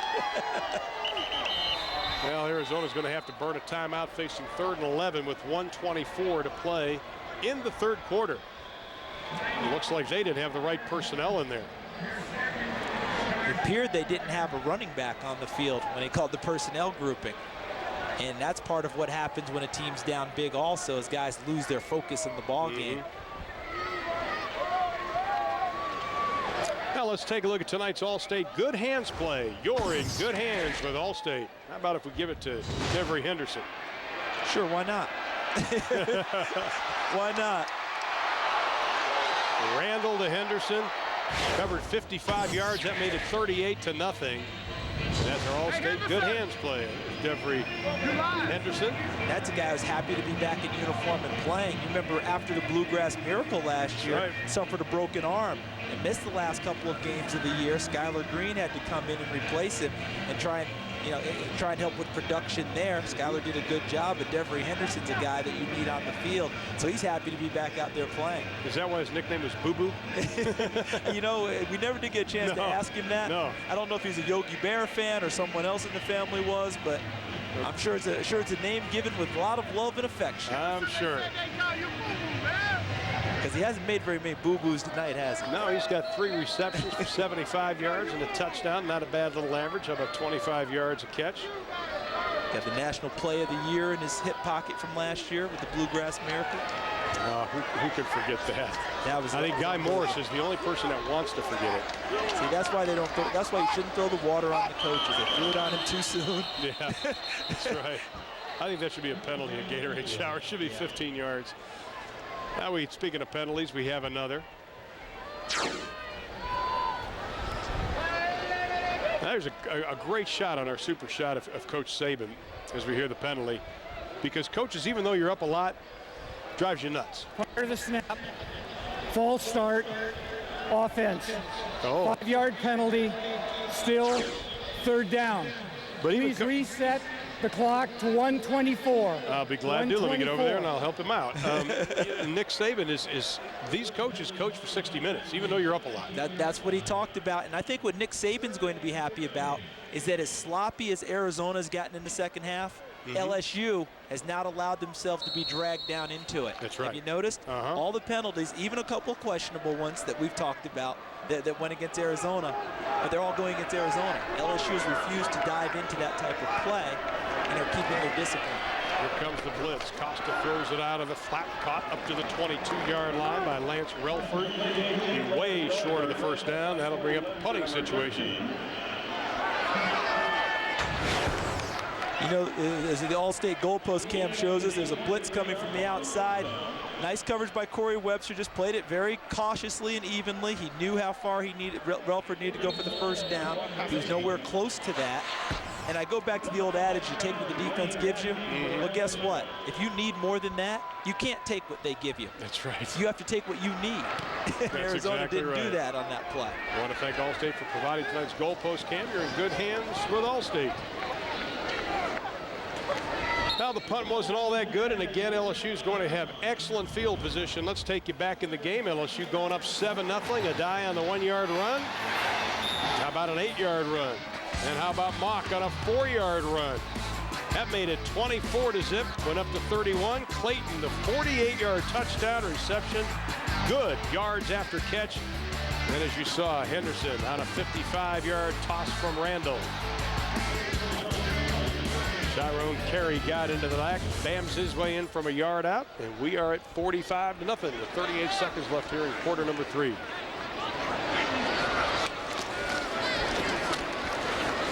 Hesitation on the run. Barrington Edwards trying to get a couple. His first collegiate carries tonight, the big 6-foot, 213-pound freshman. True freshman, I might add. We've got an injured player for Arizona, and boy, you're John Makovic, you don't want to see that. No, Ziante Sherman, the junior college transfer defensive back, playing tonight because Gary Love, as you mentioned near the beginning of the game, didn't dress tonight with a bad ankle. And it looks like they both play the same position. They play the same position. Ziante Sherman's grabbing his. Not good. Tough night all the way around for Coach John Makovic and the Arizona Wildcats. And you know, look at it again. See what happened. Ziante Sherman, number 10 in blue, helping on the tackle. And as he goes down, it appears that his teammate stepped on his ankle as he was diving on the pile. And, you know, those cleats, they're not soft. No. This is grass out here. It's grass, but the cleats that are on the bottom of the shoe, when they hit body, they hurt. And I think that appears to be what happened to Ziante Sherman as he gets up and gingerly walks off. That's a good sign. You want to see that. That is a good one. Can I go back to the last series for LSU quickly? Sure. Ali Broussard, true freshman running back, was the guy who fumbled the ball. You notice he's not in this series. Good point. But they've been rotating between he and Barrington Edwards. But I'll guarantee you, Ali Broussard is getting an earful about ball security. And son, that's right. You're going to play on this field. I don't care if you're a true freshman. If I'm putting you out there, you take care of the football. Because that's something you learn at a very young age. Randall throwing a deep out, pass is caught. Past the 45 down to the 43-yard line. Skylar Green, the sophomore, at 5'9", 190 pounds, kind of a water bug. Green's first reception of the evening. There you see Ali Broussard. He is a load, and I'm sure he'll get the ball again, but he will remember what the coach has said about keeping it. Well, that's the end of 3 quarters. There's only 15 minutes left for LSU to go 2-0 for the 7th time in the last 8 years. They lead by a bundle.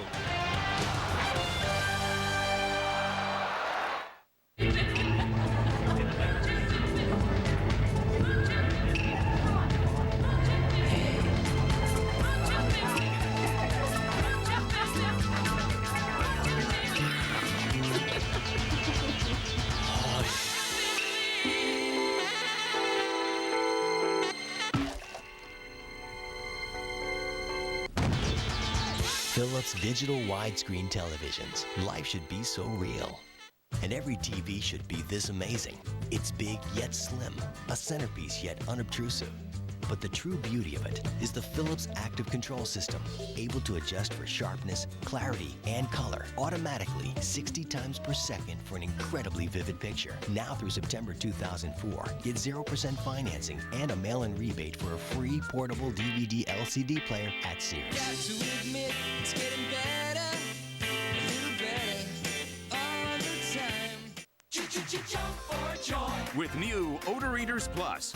Odor Eaters Plus is the only insole with podiatric arch support plus protection on demand against odor and wetness. Jump for joy. New Odor Eaters Plus.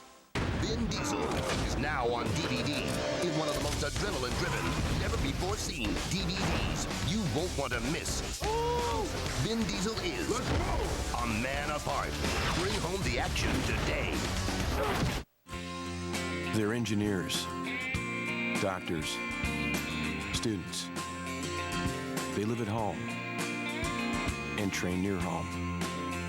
They're a cornerstone of the U.S. Army. They're soldiers in the Army Reserve, and they are ready to serve wherever, whenever they're needed. For more information, log on to GoArmyReserve.com.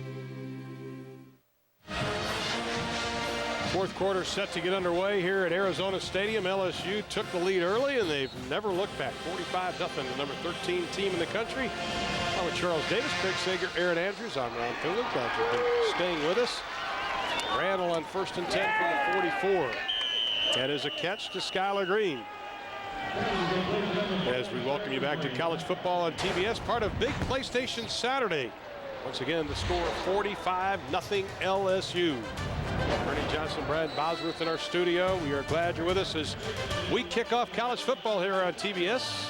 Well, first of 11 games. Next week we'll be right back here as Pac-10 Conference gets underway with Arizona taking on Oregon. Now we have Justin Vincent and Barrington Edwards in the I formation for LSU. With the youngsters. Man through the hole, over the 30, down to the 28-yard line. It's Justin Vincent. As we mentioned, over 6,000 LSU fans are here. Aaron Andrews is with some of them. Aaron? Some of them. They haven't even moved yet, Ron. I got to introduce you first to these girls. They've spent almost $800 to come here. Guys, was it worth the trip and the money? Oh, yes. We're going to all the away games, and next time we're going to bring all of our friends with us. All right, before we let you go, we got to introduce you to the cow and to the Elvis. Now, guys, you couldn't start tailgating until 5 hours before kickoff. That cramps LSU style, doesn't it? That's right. We're used to starting at 9 o'clock in the morning. So we party more than this for a girls' volleyball game. Well, no matter what time they started tailgating, guys, I think they're pretty happy with the score and with the game. Guys, back up to you. All right, Barrington Edwards gave him something to cheer about, a 22-yard gain. I hope my daughter at Texas Tech didn't get any ideas about going to away games. I'm a little worried because you remember Elvis had that plane, the Lisa Marie, that he'd call his pilot in the middle of the night and just take off and go somewhere.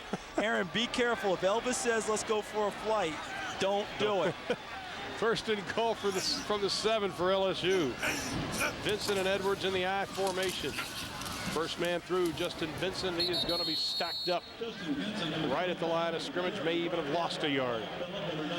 You have to love it, though, because the people at the hotel, the LSU fans, they're some of the greatest. They were, very kind to us today and joking, but they were ready to see their Tigers play some football. Without a doubt, and you know what's interesting?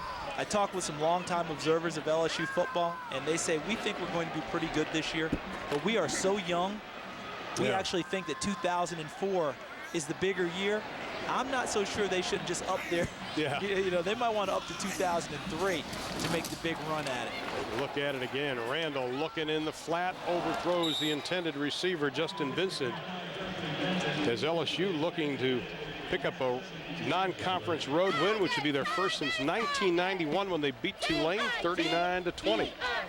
You know, I get a kick out of that in that stat for this reason. This is a team that doesn't go on the road and play non-conference games very often on the road. You know, last year they went to Virginia Tech as a non-conference game. That was one of the few that they've played on the road since 1991. So it's not very often that they go out and do it because they can make more money at home and more. You know, they can invite other teams in that they can take care of to Tiger Stadium. Randall going back, sees a big hole, he's got some running room, looking for pay dirt, stretches, doesn't get it. Gets down to the one. Darrell Brooks laid the wood to him.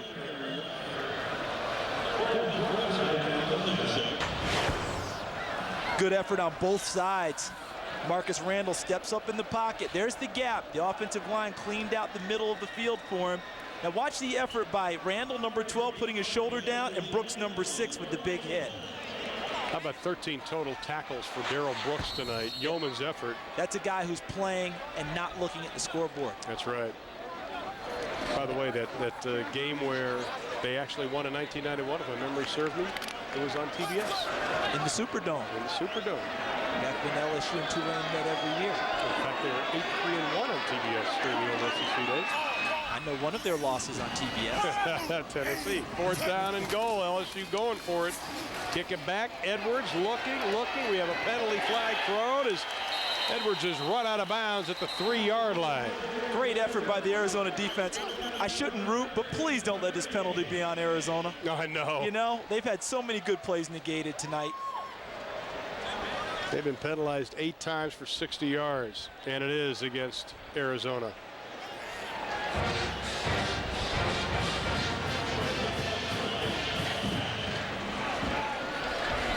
Well, John Makovickius, yeah, why not? Thank you. May I have another? 12 men on the defense. Penalty will be enforced half the distance to the goal. Replay, 4th down. That's why they stopped them. It always helps when you have one more than the other team. Now, that would have been a double problem, right? Yeah. It would have been very embarrassing if they'd gotten in and you had 12 guys on the field. Now we'll try this 4th down and 1 again. Again, it's Edwards and Vincent in the I formation. Over the top, no signal. There it is, another touchdown LSU. Justin Vincent.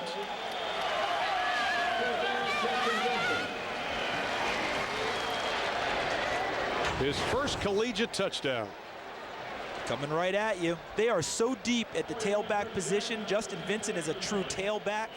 They've used him at fullback this entire series and given him the ball on a number of quick hitters going inside. Oh, what got it was that second effort. Yeah, and that's what they need from him. But you think about all the tailbacks that we've seen tonight. Adai, number 10, Sharon Carey, number 2, Aaron Edwards, number 32, Broussard, 22, and Vincent, 25. The only way to get them more playing time is to put them both on the field at the same time. Chris Jackson's extra point is good. He remains perfect. And with 12:49 left to play in the ball game, LSU adds another 7 onto the scoreboard. Tell me what's been bothering you. Obviously, I have a lot of tics. What would you do if you had to change careers? What, if I wasn't an antiques broker? If you weren't a criminal. Critics are calling Matchstick Men an intelligent and captivating film. Remarkable and award-worthy in every way. Academy Award winner Nicolas Cage in a Ridley Scott film. Matchstick Men. Would you say you set an example in your trade? You bet I do. Rated PG-13. Starts Friday, September 12th. Rainbow Pontiac Buick GMC in Covington wants you to come on down and take advantage of our into the summer savings on the cars and trucks you want. We're closing out our 2003s to make room for the 04s, and you'll save thousands. You'll love our no-hassle salespeople and service way beyond the sale. That's why you see so many rainbow license plates. Get to North Highway 190 in Covington and see what no other dealer in South Louisiana can offer. How many rainbow license plates have you seen today? Heat up this football season with a new Cal Spa from the Spa Shop. It's time to get those tailgating parties going, and nothing beats the Cal Spa TV Lounger with surround sound. Top it off with our improved line of stainless steel barbecues, and you've got a winning combination. We've reduced prices on all in-stock models. Just minutes from the Causeway in Mandeville, the Spa Shop has the best selection of spas, barbecues, pool tables, saunas, steam rooms, gazebos, and more. Win or lose, let the Spa Shop make this the best football season ever. 12:49 to play in the ball game. The number 13 team in the country, LSU, showing us why they are 13. They lead at 52-0. Let's go down to Craig Sager with more on the offensive line of Arizona. Craig? Well, Ron, the game may be lost, but the coaches are still working together. Mike Deal and John Makovic getting together, looking at what they want to accomplish here in the fourth quarter. The first-string offensive line for Arizona will remain in the game. Now, remember last week, they all played over 50 snaps. Two of them played all 69. However, John Makovic said, listen, we have not got any rhythm whatsoever. Yes, we ran into a buzzsaw, but as long as we're going to put Nick Costa and Ryan O'Hare out there, he told Mike Deal he wants the first-string offensive line out there to protect them. So there's definitely a experiment going on here, trying to work on something that will help them the rest of the year. Well, with the amount of practice time, Craig, at 20 hours a week, this is just an elongated practice now for him. You know, you get some repetition. And it's a good idea if you're going to leave the two quarterbacks out there that you're counting on to have the best guys out there blocking for them, because LSU is just teeing off at this point because they have to throw the football. Well, Ryan O'Hara is going to come into the lineup, the big 6'6" redshirt freshman out of Pasadena, California, the high school All-American, who's also recruited heavily for basketball. And I was asking him about it, and he starts naming off some pretty hefty teams he could have signed with to play hoops. Yeah, he did say the University of Utah with the Running Utes. Yeah. He said he had a really good friend who signed there, and he could have gone there and played. Okay. Mike Bell and Gilbert Harris, so they got the starting backfield in there. John Makovic is serious about trying to see if this unit can establish some rhythm before the night is over. O'Hara's pass is complete. Now, Ryan O'Hara said that after games like tonight, all he's got to do is look at his little brother Dustin's picture, a 14-year-old suffering from a serious kidney disease, and he said that is his inspiration to play. I have a letter he wrote to me during freshman year, when he wrote to me in camp, and he just expressed like how happy he was that I was playing Division I football, and whenever I get down or I have a tough time or I think, you know, life is too hard on me, I just think of my brother, and I think that he would do anything to trade places with me. Well, Dustin, we wish you the best, my friend. You're on a kidney transplant list, and we hope you get that as quickly as possible, but your big brother just took one upside of his head. Cameron Vaughn is the one who laid the wood to him. Saw a penalty flag down on the play also.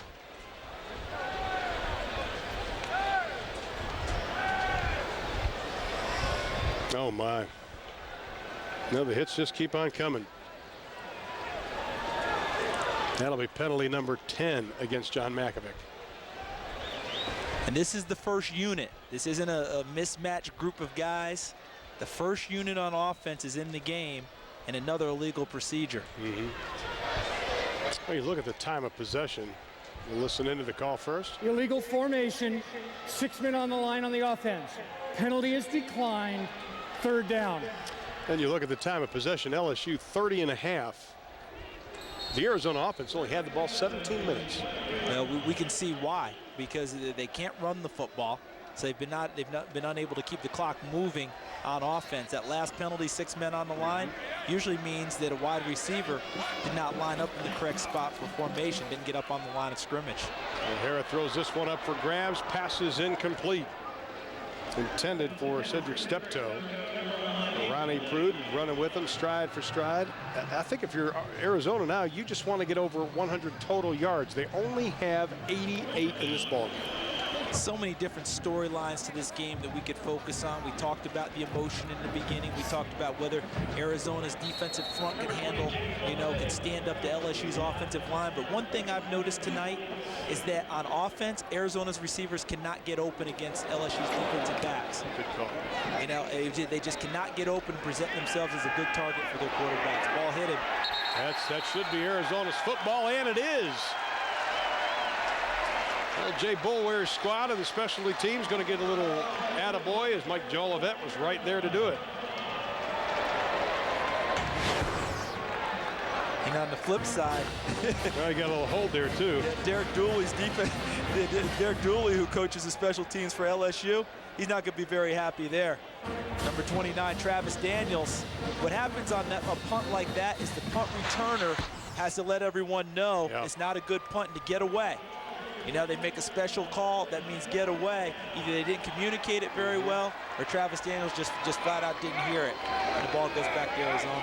Coaches always like something to harp on Monday. Now they got something. He's got something to work with now. He's got a legitimate one now. Well, Arizona's going to keep it on the ground. Gilbert Harris, the sophomore out of San Antonio, Texas, played for Churchill High School. In fact, one of his arch rivals was Matt Padron, who went to Clark High School in San Antonio, is the tight end now for Arizona Wildcats. And they had the Gucci Bowl Thursday night featuring Churchill and Clark, and Gilbert Harris has bragging rights. Churchill upset Clark. Little Texas trivia for you there. That's pretty good. Why do they call it the Gucci Bowl? It's a nice area. Let's put it that way. Both areas are nice. That's what I think. I have no idea. See, I would have been playing in the TJ Maxx Bowl or something like that, We'd be in the IC Light Bowl in Pittsburgh. O'Hara's going deep again. He's got some air out of the ball. Pass is incomplete. Ryan Eitzen, the intended receiver. Check out what's coming to TBS. Man has his breaking point, but when a man has nothing to lose, he'll put everything on the line. Jean-Claude Van Damme, Maximum Risk. Sunday, 8 Eastern. Only on TBS Superstation. Ryan O'Hara told us that he loves the long ball, but you got to be able to throw it. You got to be able to throw it, and that means time. And I know Arizona has spent plenty of time working on protections. John Makovic told us, and Mike Deal, they've spent 5 hours more than normal in their preseason practice. Tipped away at the last second. Ronnie Prude, an excellent defensive play. Ricky Williams, the intended receiver, and that was the best pass that Ryan O'Hara has thrown tonight. You're exactly right. He couldn't have thrown it any better. But I go back to my point as we take a look from the all-state goalpost cam. They've just not been able to get away from the defensive backs, although that one should have been caught. Mike Jefferson, my bad. Mike Jefferson had it right there. I think Ronnie Prude's hand may have distracted him a little, but that's one that they're going to say, you got to catch it. Well, they're going to try a 50-yard field goal right now. Bobby Gill's got a pretty good strong leg. Let's see what they do. From 50 yards out, it's a fake. I don't think it's a planned one, though. Molina throwing it up in the air, and it is going to be brought down by Ronnie Prude. I don't think that was a planned call. No, I don't think so. Well, Prude comes up with the interception for LSU, and they'll take over with 10:50 to play in the ball game.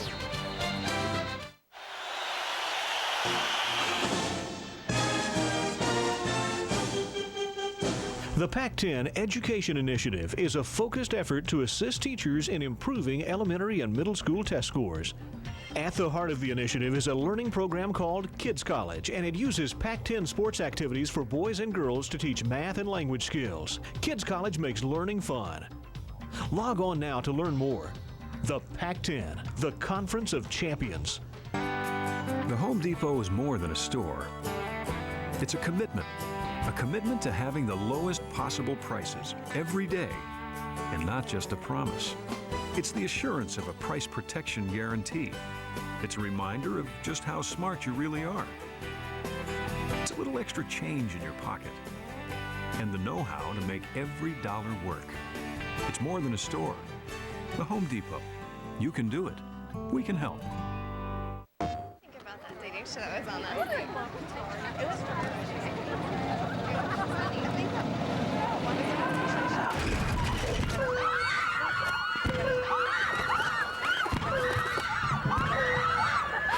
Blitz come from all sides, man. Got to see the whole field, the whole time. Peripheral vision. That's the key. Rated E for everyone.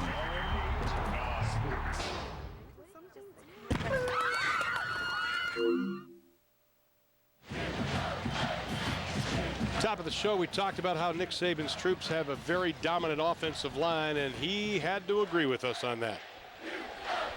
We're able to do more things, and they're able to help our team more because they have an ability to control the line of scrimmage to some degree. But the things we do in pass protection that actually enable us to enhance some of the skill guys that we have and their ability to make big plays is, you know, because of what these guys' experience and knowledge enables them to do in pass protection, and I think that's a real key for us. Even the second team has done it tonight. Marcus Randall back in at quarterback. Ali Broussard, not much running room, loses the football again. Arizona score, yes! Oh my!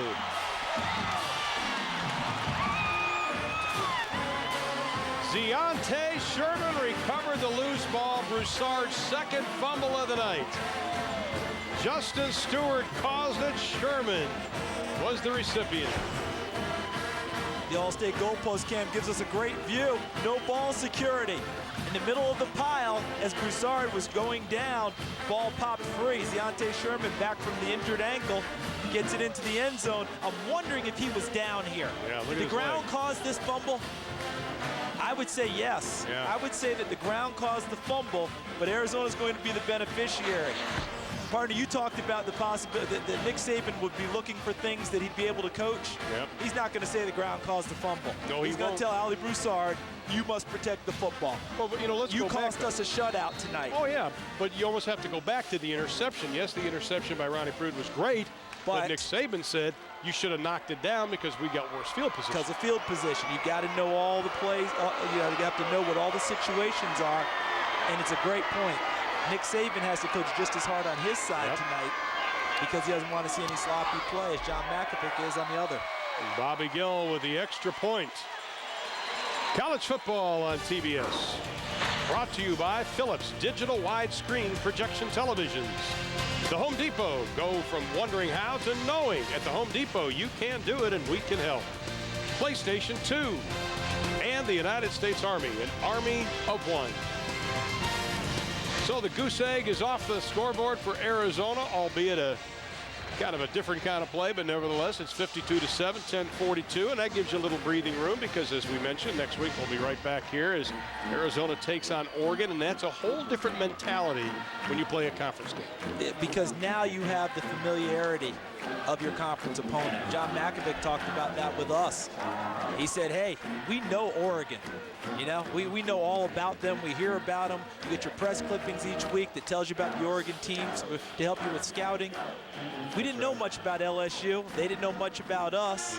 We just wanted to play well tonight. That hasn't happened, but they can get back in the conference. And you're not as intimidated by playing a conference team because of the familiarity. Of course, that'll be 10 o'clock Eastern time right here on TBS Superstation. And I think he's going to get a couple of game balls. One has to go to Darrell Brooks, the free safety, who's played a complete 60 minutes. Skylar Green from the one. He's going to be stacked up at the 15-yard line. And that's where LSU will take over. 1st and 10 from their own 15. 10:34 to play in the ball game.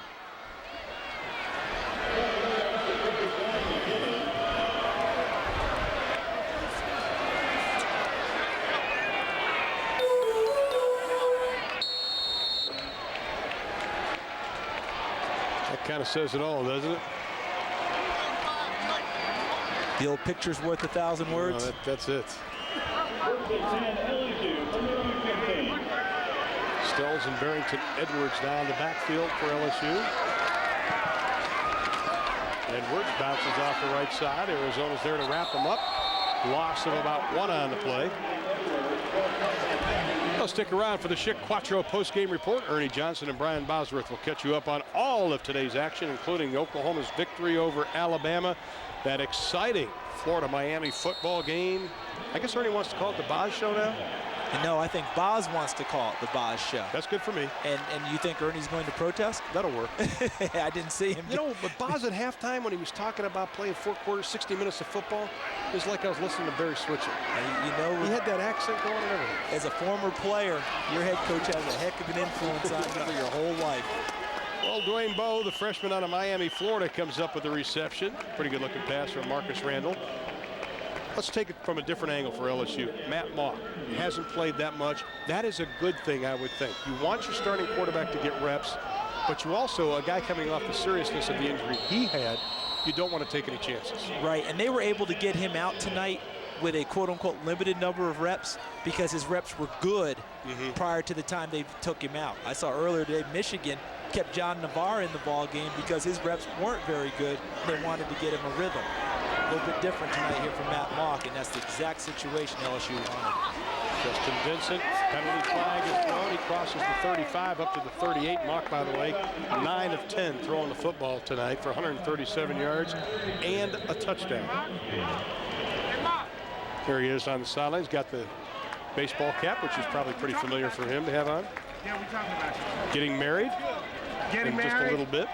I like how all the players are telling us they want to mooch food off, he and his fiancée. Yeah, I asked him if he was paying for all the food from his baseball contract. He said he didn't get the same bonus Chris Wenke did when he left baseball and came back to Florida State. That was good. And of course, Nick Saban recruited him. Holding, offense, 10-yard penalty from the previous spot, replay, first down. Recruited him at Michigan State, was thinking about putting him on the defensive side of the football, but talking to Matt yesterday, he is the guy every father wants their son, wants their daughter to marry. I mean, he is the son you want to have. He's a pre-med major. Parents live in one of the great names of Indiana, Santa Claus, Indiana. Does that mean that every day is like December 25th? I like when we asked where Jasper, Indiana was. It was about half hour from French Lick. Yeah. Yeah, who was the nutcase who asked him about where was Hickory? Yeah, oh, that was me. Oh, that was you. Yeah, and he knew. Keeping it on the ground, Justin Vincent over the left side. Louis Nunez comes up with a stop, not before he crosses the 25 up to about the 27-yard line as we're closing in on 8.5 left to be played in this ball game. You know, it's interesting when Nick Saban was talking about Matt Mock and the improvement he has made in being able to throw the football. Because there's a different way of throwing as a third baseman, which is how he was drafted. Then he became a catcher, another motion of throwing. Then he's back to quarterbacking, a separate motion of throwing. And that's why Nick Saban told us, yeah, I thought if we'd stayed at Michigan State, he would have been a safety for us. I wonder if Matt knew that. Because that was a surprise statement to hear that from Coach Saban. Randall throws it out into the flats at Dwayne Bowe. Hey, you talk about that throwing motion. I guess we should call Joe Simpson up for this, but here's the throwing motion. There's the. That looks a lot like the third baseman motion. That's not a catcher throw.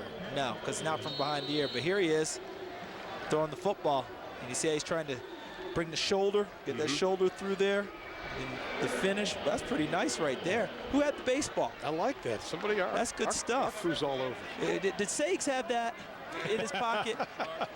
Yeah. You talk about a man who travels prepared. Yeah. I love Matt saying that it hit him when he was playing minor league baseball. He actually was in Michigan, said I didn't want to be a 27-year-old without a degree. Randall throws it up for grabs. Tip drill. Intercepted. No drop. Tony Wingate had it in his hands. The junior from right here in Tucson, Arizona, just couldn't get the meat hooks on it. But you've got to love the effort. You've got to love the effort. These are guys now playing without looking at the scoreboard. Ball goes up in the air. Poor throw by Randall. Bowe tries to get it. He and Nunez both tip the ball up into the air. And watch this effort by Wingate trying to get the ball. And also at the same time, he's catching it on the backside by Gary Shepard, who bumps into Wingate and actually prevents him from catching the football. Well, here's a first tonight. Donnie Jones, one of the best punters in the country, Wingate is still down, is going to kick one for LSU, and this is the first punt for the Tigers. And Wingate may have just come down on the point of that football. Yeah, probably landed on it, knocked the wind out of him. That's what we hope anyway. We hope that there's nothing more. But you say Donnie Jones is going to punt for LSU? He's going to punt. Donnie Jones, a senior out of Baton Rouge, Louisiana. I hope he's stretched out. Yeah, really. He could get hurt here. He hasn't done it all night. Well, it's a little bit better than the last non-conference game, or one of the non-conference games last year against Virginia Tech, when he had a couple blocks and LSU was beaten. This is a much better night. He'll take this anytime. 6'3", 217. Remember when Russell Erxleben was that size as a punter and a kicker? We're thinking, my goodness, seems like all of them are getting to be that way now. Now look at Arizona is lining 10 on the line of scrimmage. LSU spread their formation. Now they're going back into a regular punt formation. Good snap. Left-footed kicker drives this one. He was loose. Back to the 13-yard line. Oh, great tackle by Corey Webster. That's how you wrap somebody up. 7:51 to play in the ball game. Arizona has the football, but they trail.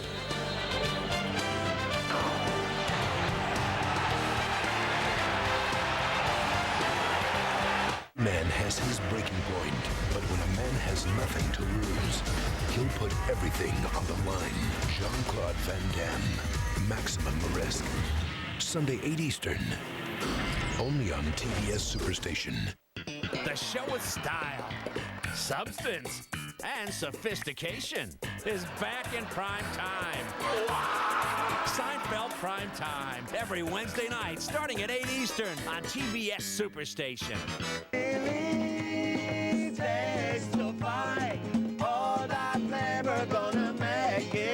Spicy garlic shrimp, fire grilled chicken, and our famous baby back ribs. Chili's Fajita Trio. Want more flavor? Yeah. On September 26th, give me the rundown. One movie takes adventure to the extreme. I hope you enjoy the fall.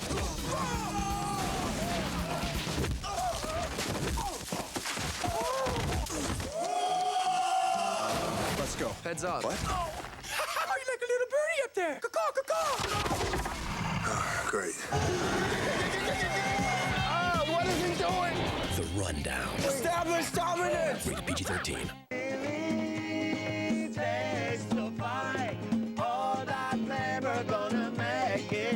Spicy garlic shrimp, fire grilled chicken, and our famous baby back ribs. Chili's Fajita Trio.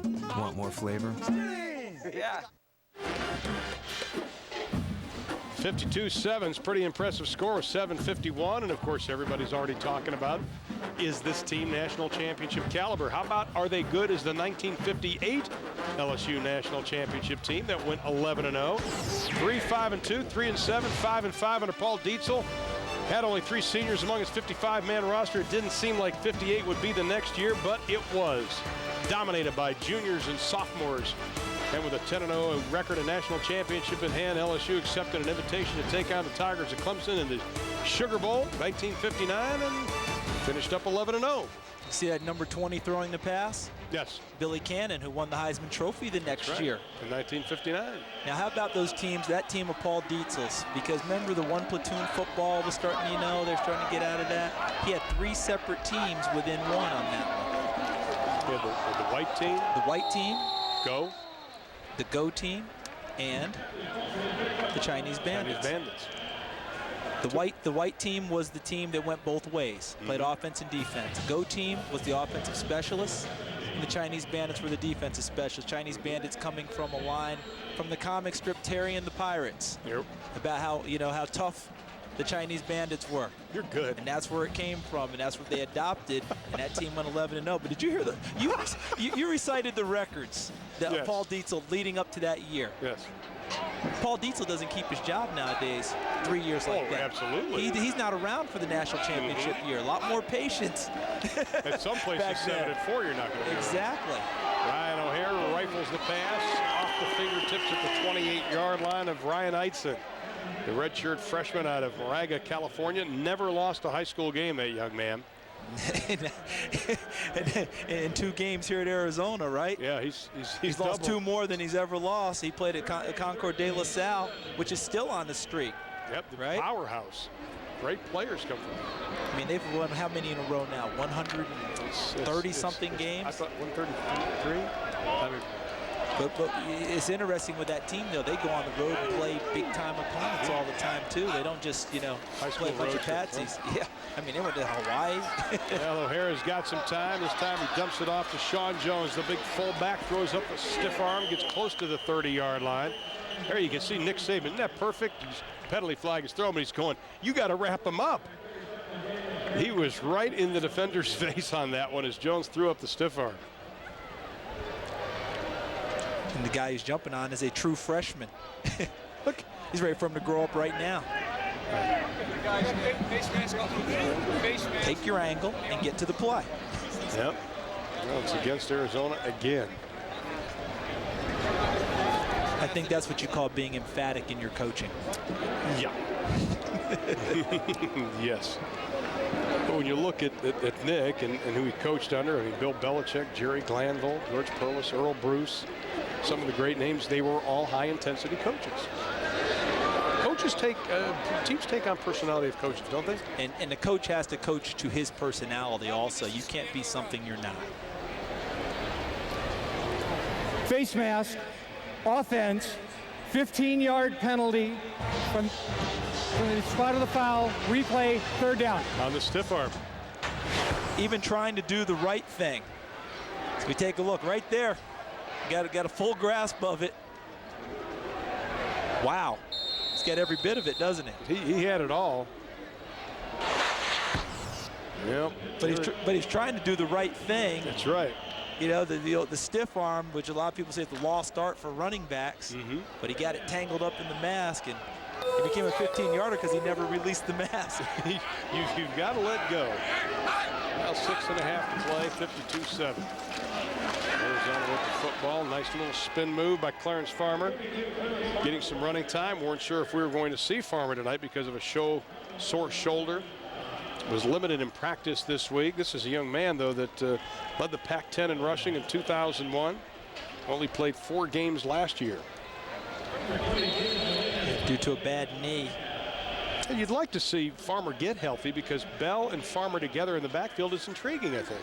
You can do a lot of things with it, similar to what LSU had last year with Dominic Davis and LeBrandon Tofield. Now Molina with the kick at the 38-yard line. Skylar Green, look out. One man to beat and take it home, Skylar.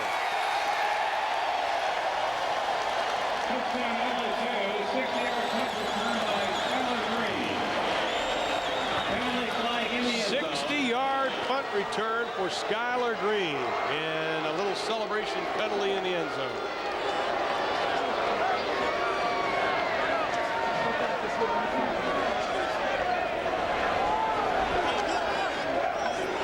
Which with the new rules now they can do after the kick, I believe. Wow, look at the space that he's got right here. Let's see what he gets.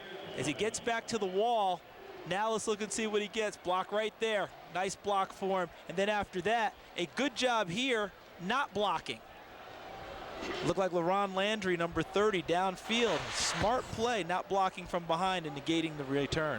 After the score, dead ball, unsportsmanlike conduct on the offense, high-fiving the fans. The penalty will be enforced on the kickoff. Well, the last time an opponent returned a punt for a touchdown against this Arizona team was 1991, Arizona State. Now they watch a little NFL. That's weak. At least he didn't, you know. He didn't jump up. He just kind of put his hand up. That's kind of weak there. Well, 59-7 is our score. 5 minutes and 40 seconds left to play in this football game. All I want is a room somewhere, a nice hello, not a questionnaire, and a great breakfast on the house. Local calls, no charge, thank you, and someone who calls me by name and says, "Hey, Mr. Jensen, you missed a button there." At Hampton Inn, you got it, Mr. Jensen. From folks who'll do everything to make you feel refreshed, completely loverly, utterly satisfied. We love having you here. Oh, wouldn't it be lovely? Baby, I got everything. I got a little desk so there's no homework in front of the TV, a computer, and I'm all over the school supplies. Look, I got pencils, notebooks, binders, calculator, even stretchy book covers. We are so set for school. Want to get your kids off to a great start in school? The only place you need to go is Office Depot. Low prices every day. Because the earlier you start, the better prepared your kids will be. 59-7 is our score. 5 minutes and 40 seconds left to play in this ball game. Let's send it back to Atlanta for a moment with Ernie Johnson and Brian Bosworth, who is probably on that 59 end of a score a lot of times. Bos? Yeah, I think Boz, you know how the LSU side feels here. I don't think you've been on that Arizona side very often, have you? I don't know. I just think Arizona's just a little off tonight. That's all. They're not that far away. We're going to see them again next week against Oregon. Good. Can we get some baby backs in for that, and we can at least put some food on the table? Yes, we will. We will do our best. But it's just one of those long nights, I reckon. If you're the guys who have the slogan of "bear down," as Arizona long has, but it's been all LSU's night. I think it's going to be a long year for the Pac-10, except for USC. I think the Pac-10 is going to be for a long, long, ugly, boring season. Despite all of that being said, the Schick Quattro post-game report will be coming your way. Thank God we got the Big 12. Oh, we're going to have a lot of highlights. Yeah, we'll have highlights of today. Big games, right? Oklahoma winning. Yeah. Florida. You get my little girl soccer game going? They didn't play too well today. I'm a little upset about that. It was kind of maybe an Arizona-type performance. They were living on last week's championship. They didn't do well today. I'm upset. If that doesn't keep you stuck to the set for the post-game report, I don't know what will. Ron? You, Ernie. Just your presence, my friend. I have a feeling Brian's going to be back with his daughter's soccer team, working with the sweepers and midfielders. There you go. To make sure that they improve their performance. Well, Cedric Steptoe had a pretty good kickoff return there. That's one of the very few bright spots for John Makovic. As this team trails by a bundle down by 52, closing in on 5.5 to play, but Arizona has their best field position. Boy, there's everybody dancing around. Yes. Somebody tell LSU that if they hurry this up, they'll beat that 5:30 a.m. arrival in Baton Rouge. Back in Baton Rouge on their charter jet.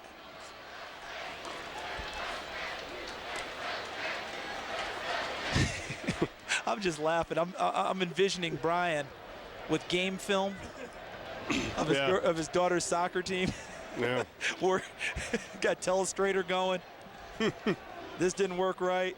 Probably getting some film of the Women's World Cup team from the U.S. Right. Yeah. This is what we want. This is how we got to have it. Everybody on the field for wind sprints. Well, by looking at that, you wouldn't know that he is up by a bunch. No, and you made a great point about a quarter ago about him being able to coach the whole way through and what he can get on them about what they need to work on. The ammunition is piling up for him as the game continues to go on about different things that he can say didn't go well. And these officials, speaking of moving it along. Yeah, really.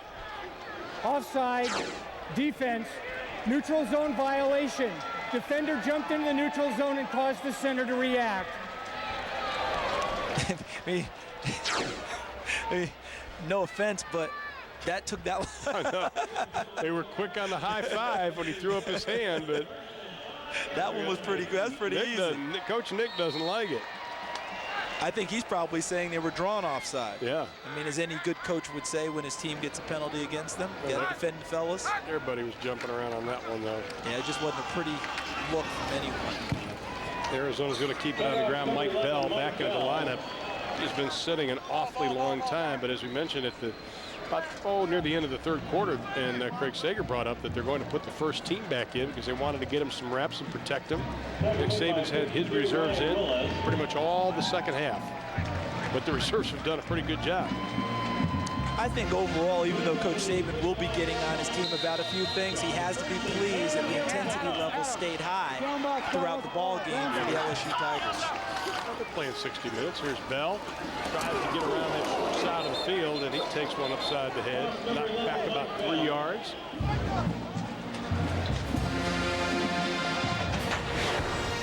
Big hit by, I think this is Willie Demps, number 45, going to come into the screen, inside out, almost perfect on the form, taking him right over to the sideline. Didn't overrun the play. Well, one of the reasons LSU up so much, the play of Matt Mock, 9 of 10 throw, and he's with Craig Sager. Well, baseball catcher turned football quarterback, has the baseball cap back on. I guess the game's pretty well in hand. Why were you able to get such a great rhythm so early and keep it? You know, I just compliment the offensive line. I think they did a great job tonight keeping guys off me, and our receivers were in great routes. And I think Coach Fisher, the offensive coordinator, called a great game. You guys talked about going on the road, taking out a Pac-10 opponent. You learned a lot early in this game, didn't you? Yeah, we did. I think Arizona's going to have a good team. I think we just came out and finally executed. And things we didn't do last week, we came out and we tried to work on. I think, you know, we did a good job as a team, but I think, you know, they're going to be a good team yet this year. Brian Bosworth has been blasting them in the studio. Why do you think they'll be a good team? Well, I just think, you know, it was an early game, and I think we jumped on them early, and maybe we kind of knocked the wind out of them a little bit. But I think they're, you know, they have some talent. I think they're going to do all right.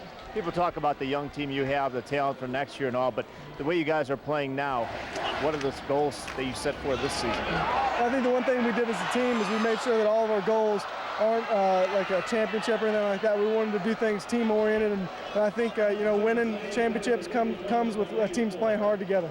It was a great game today, Western Illinois next, and then you got the conference play with Georgia. That's right. We're looking forward to next week's game, and definitely not looking ahead. All right, thanks a lot. Great game. Ryan? All right, Mac Mock, an excellent individual. You're going to hear a lot from that young man. Good comment, too, about not looking ahead. He's hoping Coach Saban hears that remark. Well, he's also the oldest guy on the team. He knows he has stuff. a little bit. He has a little bit different perspective, and you can never overlook a team nickname, the Leathernecks. There you go. Clarence Farmer, stiff arms, left side. Farmer getting some serious playing time, and he's showing some flashes now of what we saw a couple of years ago. A couple of plays ago, wasn't afraid to take on the defender. You know, actors always ask all the time when they get ready to do a scene, what's my motivation? Yeah. Well, I think Clarence Farmer's motivation has been number 11, Mike Bell, because he's played so well since the spring, and Clarence Farmer needs to step it up. And here is Clarence Farmer just a couple of years ago when he led the Pac-10 in rushing, and he had that little hesitation, then he had that burst of speed plus the strength to throw off defenders. Small wiggle, and then got into the gap and win. First down and 10 from the 11 for Arizona, trying to get an offensive touchdown. Farmer, stiff arm, looks for the end zone. Touchdown, Arizona. That is a big-time run, my friends. And he's going to get flagged for his excessive celebration when he spiked the ball in the end zone. A little frustration of the night coming out, but that was a big-time run. Oh, yes. Clarence Farmer, welcome back. That's exactly right. Dead ball, unsportsmanlike conduct on the offense. Touchdown is good. Watch the move that he makes on the stop here and then jumps to his left. Look at that. He gained ground on the jump. And then how about the stiff arm? Did I say it was a lost art? I don't think so. That wasn't a stiff arm. He goes right over Nick Child, number 26. I mean, that stiff arm flattened him. That was big time. That was sweet. The Farmer getting congratulations from his teammates. Now, I'm not going to get carried away here, but he wears 32. Remember when Big Jim Brown used to use that stiff arm? He'd flatten people and with it. He'd flatten people with it. Now, okay, you know, you get my point here. I'm not going to where Clarence Farmer's Jim Brown, but who is? That's right. But that was the type of move that he made. Wow. Yeah, well, this is a 35-yard extra point because of the penalty. No longer automatic, is it? No, it isn't. But at this point, it's just a good practice. That's going to be wide to the right, and that's the problem Bobby Gill has had last week and during practice this week, pushing everything to the right to the point where they worked on his alignment this week. And that does not please John Malkovich because they did spend time with Bobby this week. He still pushed it right.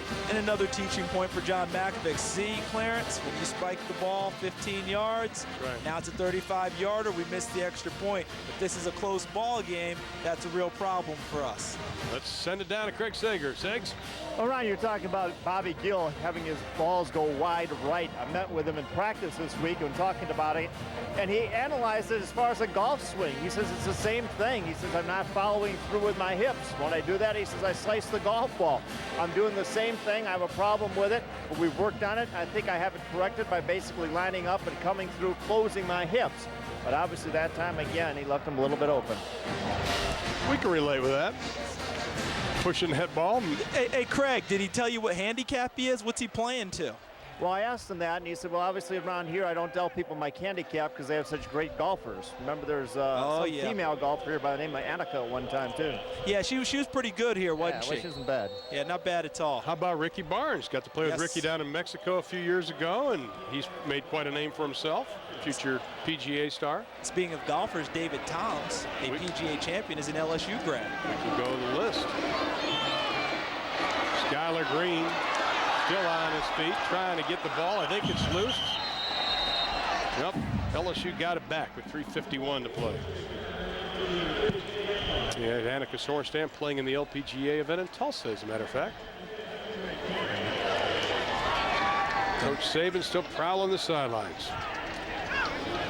Ball came out again. He's not going to be real happy with that.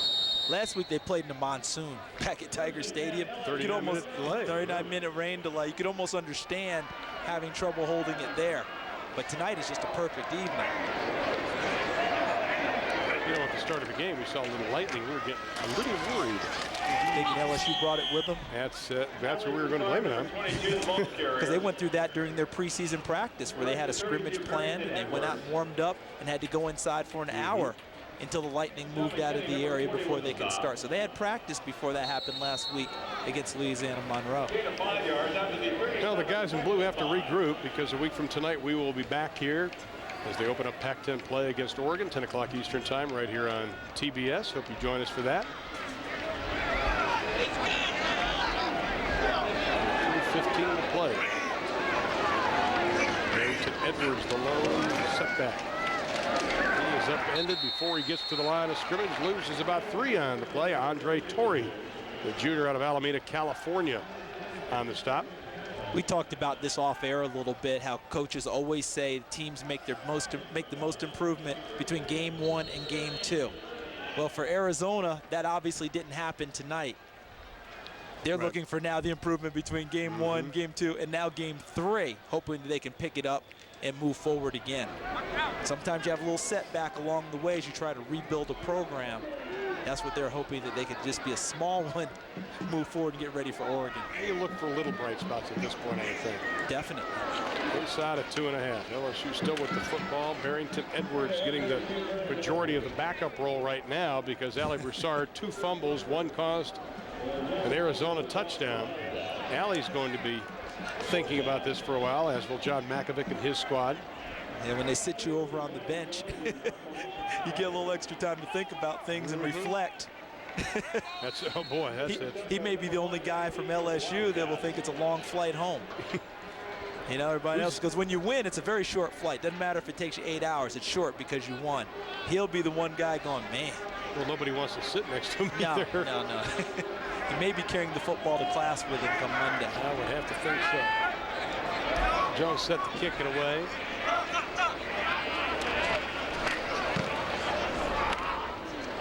And he gets a hold of another one. From the 21, it is fair caught, and we have a penalty flag thrown. 46 yards on the kick, another good kick by one of the best in the SEC and a man who's up for the Ray Guy Award on the watch list. How many penalties have we had tonight? They've just mounted as we've gone along. 16 penalties, 11 for Arizona, 5 for LSU. This one goes on LSU. Seems like a lot more, doesn't it? Yeah, legal shift. Probably when they brought their wide guys in for punt protection. Illegal shift, offense. 5-yard penalty from the previous spot, replay, 4th down. See, they don't, you know, you just don't see shifts like the old Rockney box formation, remember? That's right. And the old films, you know. Yep. 1, 2, 3, hike. And they were so synchronized when they did it. Yep. Just don't shift like that anymore. We need more of that. That and more nicknames. Yeah, good nicknames. Better nicknames. Good nicknames. Well, it's another boomer. Nice spiraling kick. Fumble. Recovered back at the 23-yard line. 41 yards on that kick with 1:19 to play. LSU fans are still here. Arizona fans are not. You know, as I watched LSU come off the field, you know who I saw? I saw a number of starting players who were still on the punt team. They didn't substitute for those guys in the punt team. Joseph Adai came off the field. Marcus Spears came off the field. Eric Alexander, the starting linebacker. Now, they didn't substitute in that area because you never want to have breakdowns in your special teams that can cost you down the road.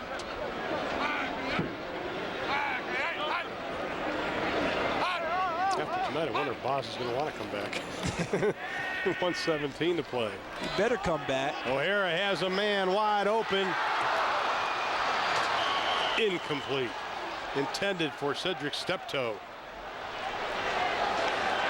You know, I tell you, O'Hara has shown flashes, though, hasn't he? Yes, he has. He's put the ball in good spots. We saw earlier where another ball was in the end zone that had a chance to be caught by Mike Jefferson, and he didn't catch it. Cedric Steptoe was thinking about running before he caught it. A true freshman. He's the same young man who just bobbled the punt return. And he comes back and drops what appears to be a possibility for a big play, if not a touchdown. Out of Bryan, Texas. Mike Hankwitz's recruiting area when he was with A&M was down around there. And it'd be nice now to get him the ball again, give him another opportunity. Instead, they're going to keep it on the ground with Bell. There's that little shake move. This time he makes his way over to the 34-yard line. That'll be close to the first down. Inside of 60 seconds.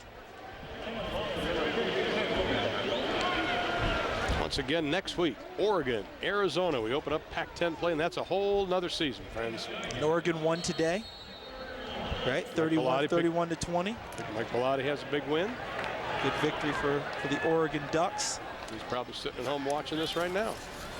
Look forward to seeing you, Mike. Bell over the left side.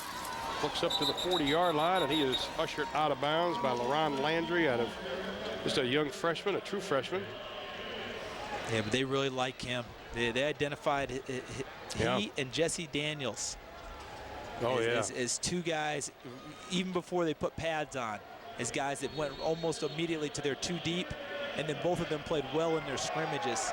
And that's why they hit the field game one against Louisiana Monroe. Jesse Daniels, 42 plays. They like to hit. These two guys like to hit. You know, Ron Landry had 10 tackles in his first scrimmage.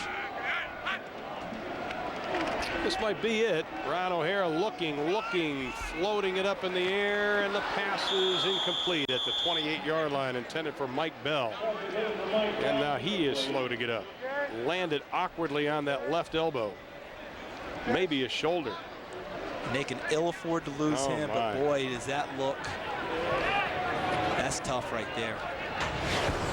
Because he's watch as he goes up and comes down. Watch the left side. Watch the left arm.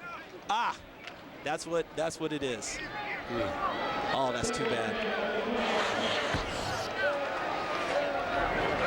Well, Chris Henry didn't dress tonight, a true freshman tailback, because of ankle problems. They're going to run a little screen. Penalty flag is thrown up to the 48-yard line. Gilbert Harris. Or I should say Sean Jones.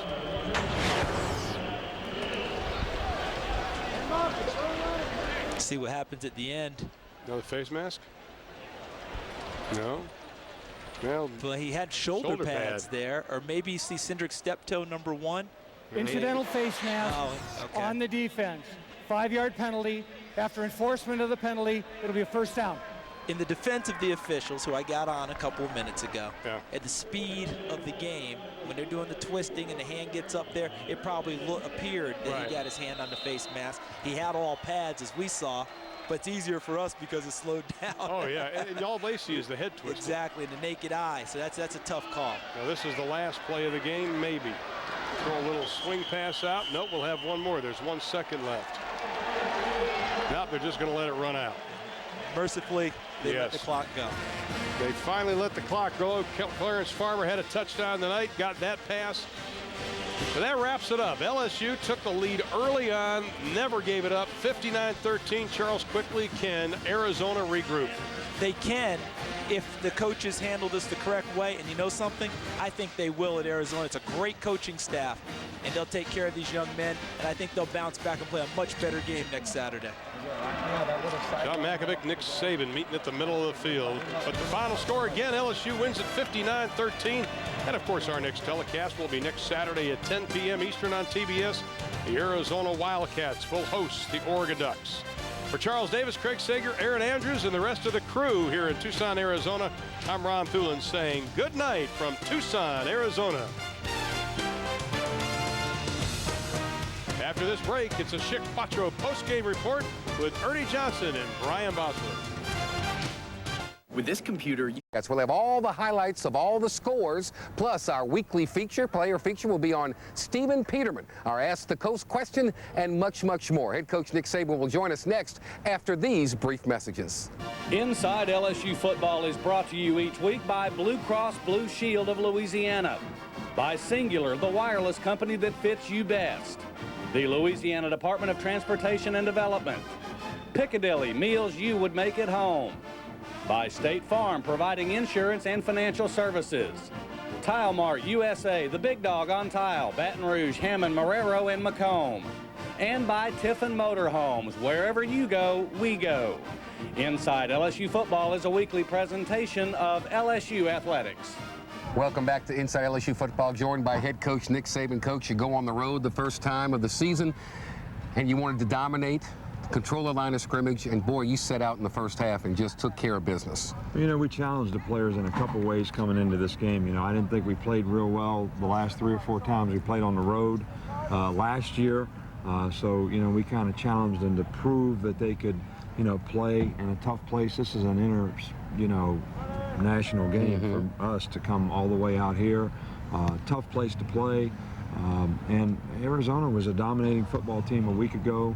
But we also challenged our players to, you know, play with an unyielding toughness and dominance in the game for 60 minutes. And I was really pleased with the way we came out in the first half, and, you know, scored the first 6 times we had the ball, took the first drive, created a turnover on defense, got great field position, scored again, and I think just, you know, really set the tempo of the game. Well, the Tigers set the tempo early, and they scored, as Coach said, on their first 6 possessions. Here's the voice of the Tigers, Jim Hawthorne, with the first half action.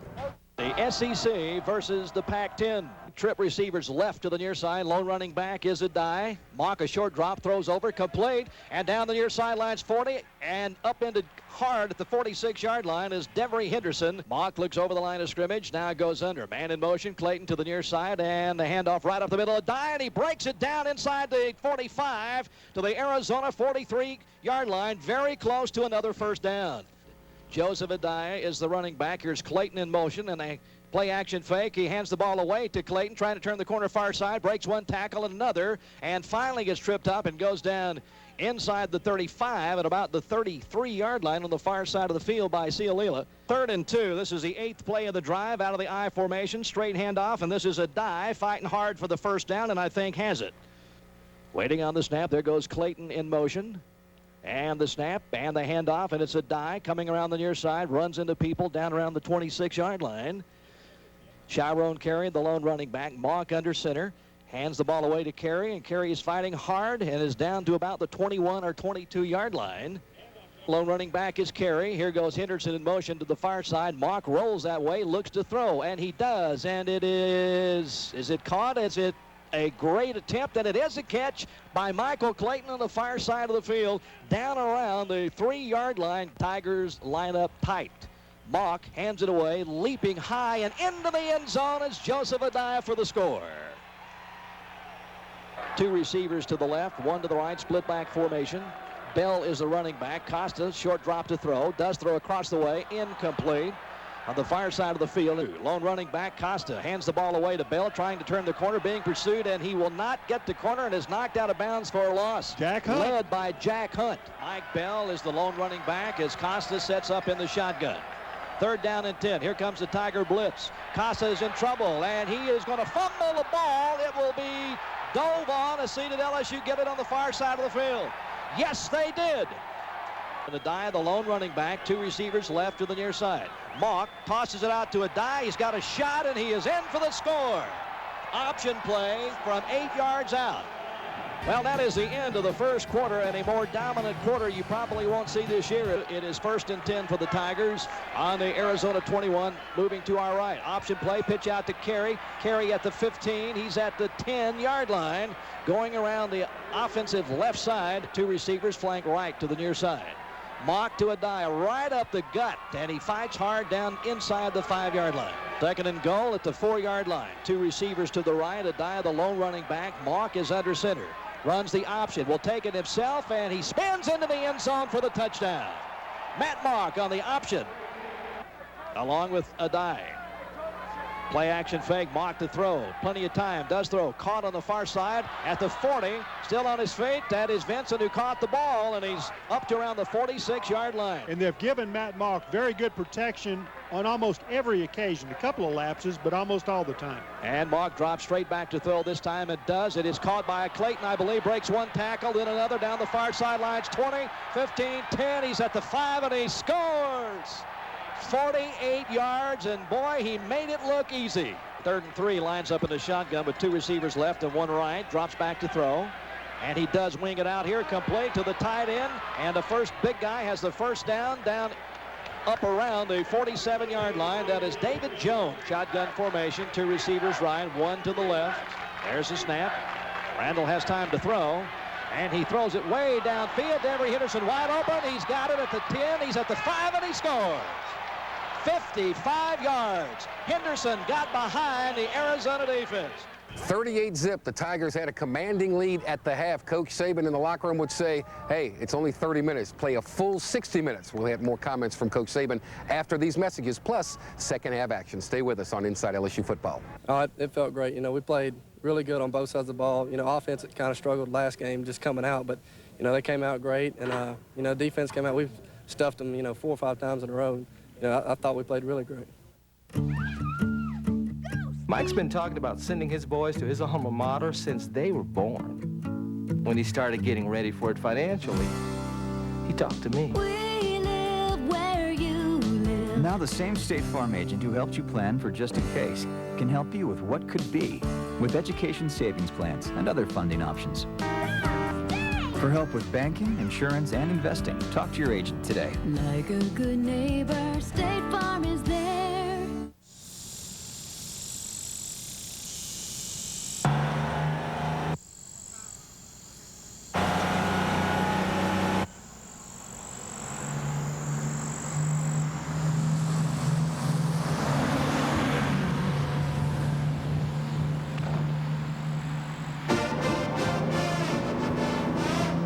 Tiffin Motorhomes, proud supporter of LSU Sports Network. I feel that Superior Honda has the best quality of vehicles, the best price and selection. I always find what I'm looking for at Superior. I feel Superior Honda is one of the best dealerships in the New Orleans area because of the way you treat it, the good deal you get, and the quality product. In the past, when I've shopped for automobiles, the general tendency seemed to be not to take women seriously. At Superior Honda, I was important. I was a client, I was a customer, and I was part of their family. Get the advantage. No matter what team you're cheering for, you can't have a tailgate party if you don't have a tailgate. Come cheer for the all-new F-150 now, because you'll get great value this week. Get up to $8,000 in discounts on many F-150s. Come on and tailgate with us and register for many free gifts. Put our F-150 in your game plan, and you'll say, shucks, who can do better than that? Advantage Sports. Take this exit and get the advantage. Segment of Inside LSU Football is brought to you each week by Blue Cross Blue Shield of Louisiana. Yeah, well, that's something Coach Saban challenged us with on Friday is coming to play well on the road. That's something that we didn't do too well last year, and something that you have to do to be able to win the SEC is play well on the road. Welcome back to Inside LSU Football. We're here at Tucson, Arizona Stadium. The Tigers with a big win over the Wildcats. Coach, at halftime, you had to be pleased with your team's performance, but being the coach that you are, you always find things that you can correct. And so what was the plan going into the second half? Well, I think the plan in the whole game, as I said before, was to play and dominate for 60 minutes. And, you know, it was pretty obvious at halftime that we probably weren't going to play all our players for 60 minutes in the game, but we did want our our ones to go out and start the second half, which we played them for one series.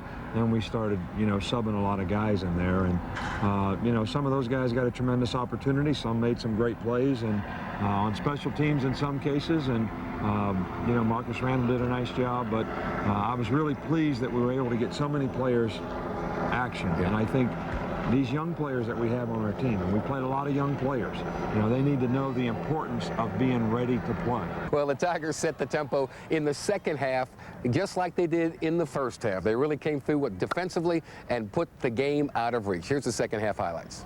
Steptoe and Ely back deep again for Arizona. The Tigers kicking off from left to right, north to south. Jackson toes it. And it's going to go back about 4 yards deep in the end zone. He's going to run it out. Back to the 5, and that was a bad mistake. He fumbles. The ball is up for grabs. It is at the goal line, and let's see who's got it. All right, here we go. 1st and 10. This is Costa. He hands it away and slipping up only to about the 2-yard line. Costa is back 5 yards deep in the end zone. There's the snap. He drops back in the end zone and throws it. Look, he got a man wide open. He makes the catch and falls out of bounds. They're down in 3.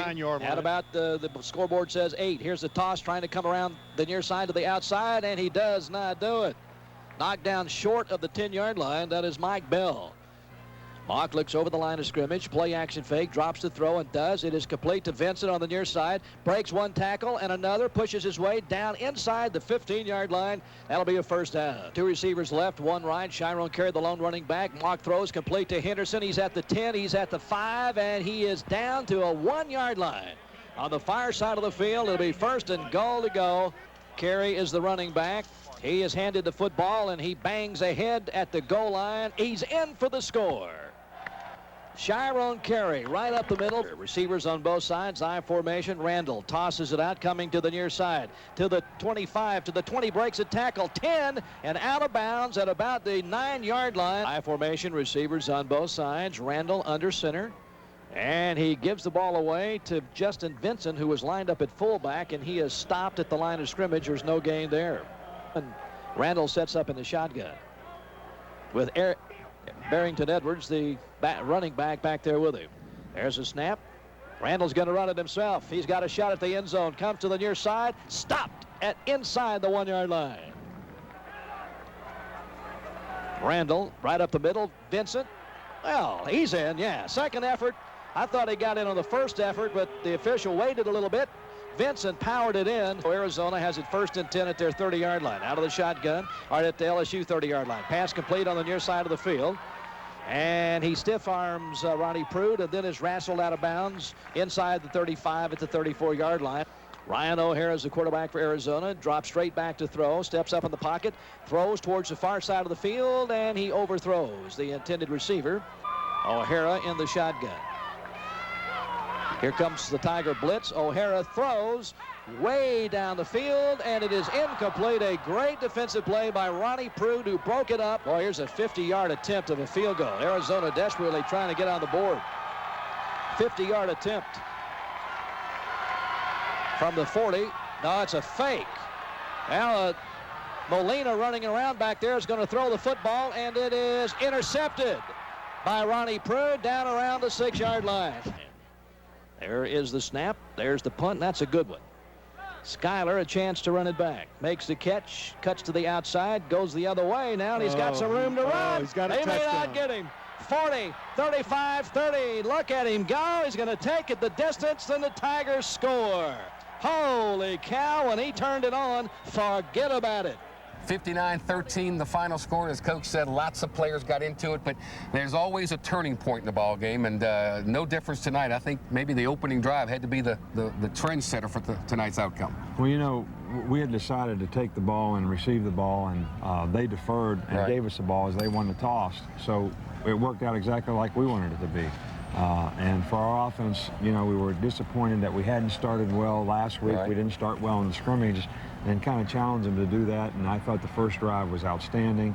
And then for the defense to go in and get the turnover on the first 3rd down and get great field position for the next score, really set a tempo in the game that I think, you know, took Arizona out of sync. 15 plays on the opening drive, 80 yards, you get a touchdown. You mixed the run with the pass. You did just about anything you wanted, and you controlled the line of scrimmage. And made 3 third-down conversions, I think, in that drive, and that's really, really important. Okay, that was the turning point. We'll take a break. We'll come back with more of Inside LSU Football as the Tigers have a convincing win on the road against Arizona. Coach appreciated all week by going into someone else's house and just dominating. And I thought we did a pretty good job from the beginning to the end. Everybody's saving money at Walmart USA. What's better, retail prices or wholesale prices? We're doing our part to help the economy at Tile Mart USA. All our products are first quality products direct from the factory and they're priced to move. Wholesale prices are always better. Always wholesale prices at the biggest tile warehouse anywhere, Tile Mart USA. At Tile Mart USA. It's big! Remember, just 2 seconds. 1001.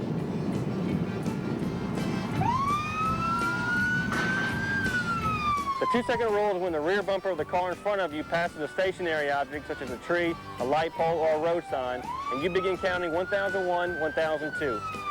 Your bumper should not pass that same stationary object before you get to 1002. This message is brought to you by the Louisiana Department of Transportation and Development.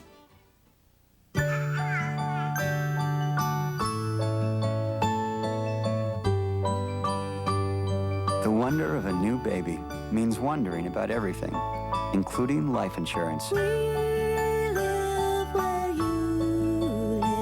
To help you be absolutely sure you have the right coverage, turn to someone who understands you and your life.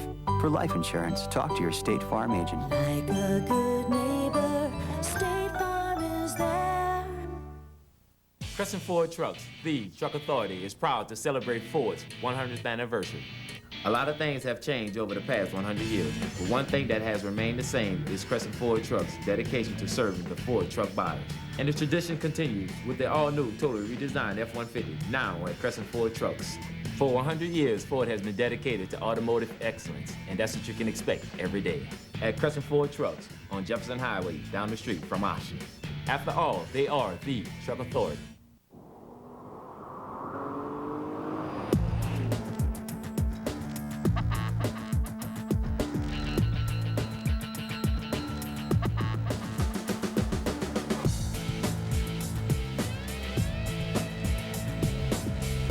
Nothing has changed. Everything has changed. The all-new 265 horsepower Nissan Maxima. This segment of Inside LSU Football is brought to you each week by Piccadilly, meals you would make at home. Welcome back to Inside LSU Football. Time now for our weekly player feature. He was recruited as a tight end, but made the conversion to offensive line, and now quite a player. We caught up with Stephen Peterman earlier this week. Well, I'd say his biggest asset is just his competitive nature. You know, he brings a lot of effort and intensity to the offensive line. My last season here at LSU and last season here with, you know, some of the great friends that I met and people that I met around here, and you know, it's just enjoy a game at a time and try to, you know, leave nothing behind, leave anything on the field, and, you know, just try to play and make everybody around Tiger Stadium and around Baton Rouge proud that, you know, I play hard for the team and everybody will remember me like that. What makes him be such a good player is he plays with a lot of effort and a lot of intensity. He's a tough guy on the field and, you know, real consistent, you know, kind of brings the same type of effort to practice and to the games every day.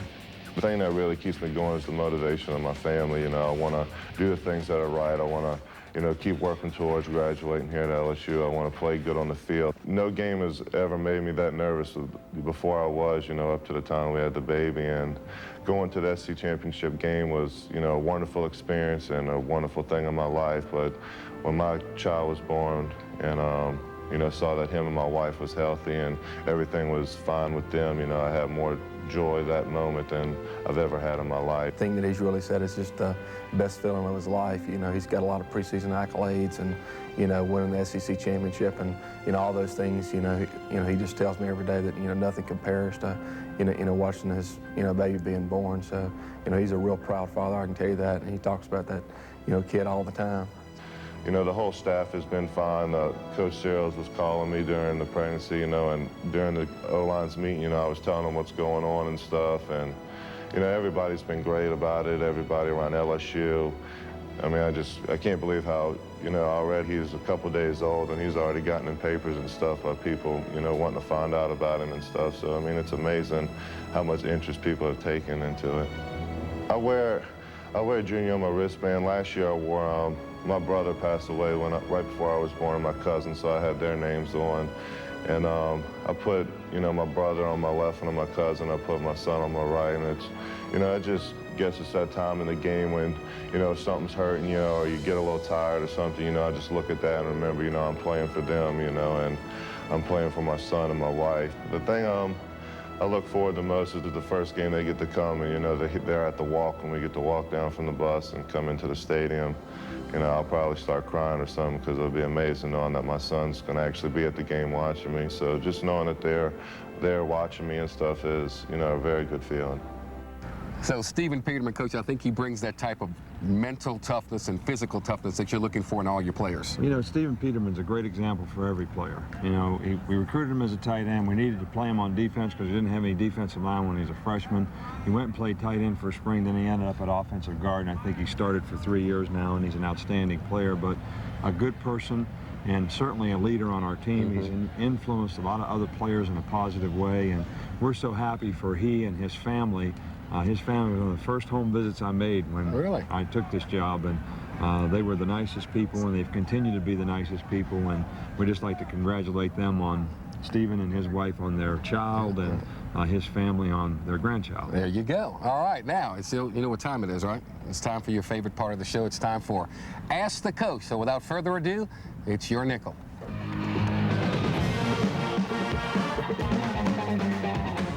My name is Chris Freeman. I'm from North Carolina, and Coach Saban, my question is, are the linebackers good enough to take us to the next level? Well, you know, it's interesting you ask about our linebackers. You know, we've moved 2 safeties up to linebacker. Both of them have tremendous speed, and both of them have played well so far this season, but we still feel like we lack experience at those 2 positions because we haven't played against regular people all that much. You know, Lionel Turner was a good player for us last year. We moved him into Mike linebacker, and he's played well for us, but, you know, Lionel is a guy that we would like to affect the other players with his attitude and intensity, and that's something that he's not used to have to deal with, and we're hopeful that he'll continue to develop a role in that. Being the Mike linebacker makes you the leader of the defense. We'll take a quick break. When we come back, we'll take a look ahead. The Tigers are back home, taking on Western Illinois. We'll have Coach's comments about them after these messages.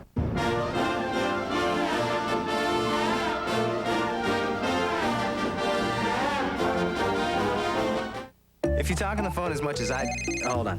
Hello? Yeah. Can I call you back? Okay. The Singular has a plan. Sorry. Mom? Hi. I gotta take this. Hey. No way. Yeah. As I was saying. Right now at Singular, get 5,000 night and weekend minutes plus 400 anytime rollover minutes starting at $39.99 per month. And get this cool Nokia color screen phone for $29.99. I call it my I gotta take this plan. Hey. Come in to find out how Singular fits you best. Owners of Trendy Bistro know all their customers by name. Think the Daily Special really is special. And firm believers in rewarding good service. Seek healthcare company with more than one plan du jour. Dual choice from Blue Cross, now serving owners and employees with a choice of 2 plans. Call today for your personal guide to healthcare solutions. For you. If you're a senior with a respiratory condition or diabetes, you may be taking a number of medications for these and other chronic conditions. Save time and money with MedLink America Pharmacy. MedLink America Pharmacy will deliver right to your door and on medication and supplies covered by Medicare and Medicaid. We bill them directly, so you pay no upfront costs, and we handle the paperwork. Plus, save up to 67% off many of your other medications, both brand name and generic. MedLink America Pharmacy makes it easy. Delivery is free. Plus, you get personalized care and 24-hour support from specially trained pharmacists who will even consult with your doctor. MedLink America Pharmacy. Call us now and see how much time and money you can save. And we'll send you 1 hour of free long distance with your first order. MedLink America Pharmacy, delivering peace of mind, person to person. Call 1-800-894-9359 today. This segment of Inside LSU Football is brought to you each week by State Farm, providing insurance and financial services.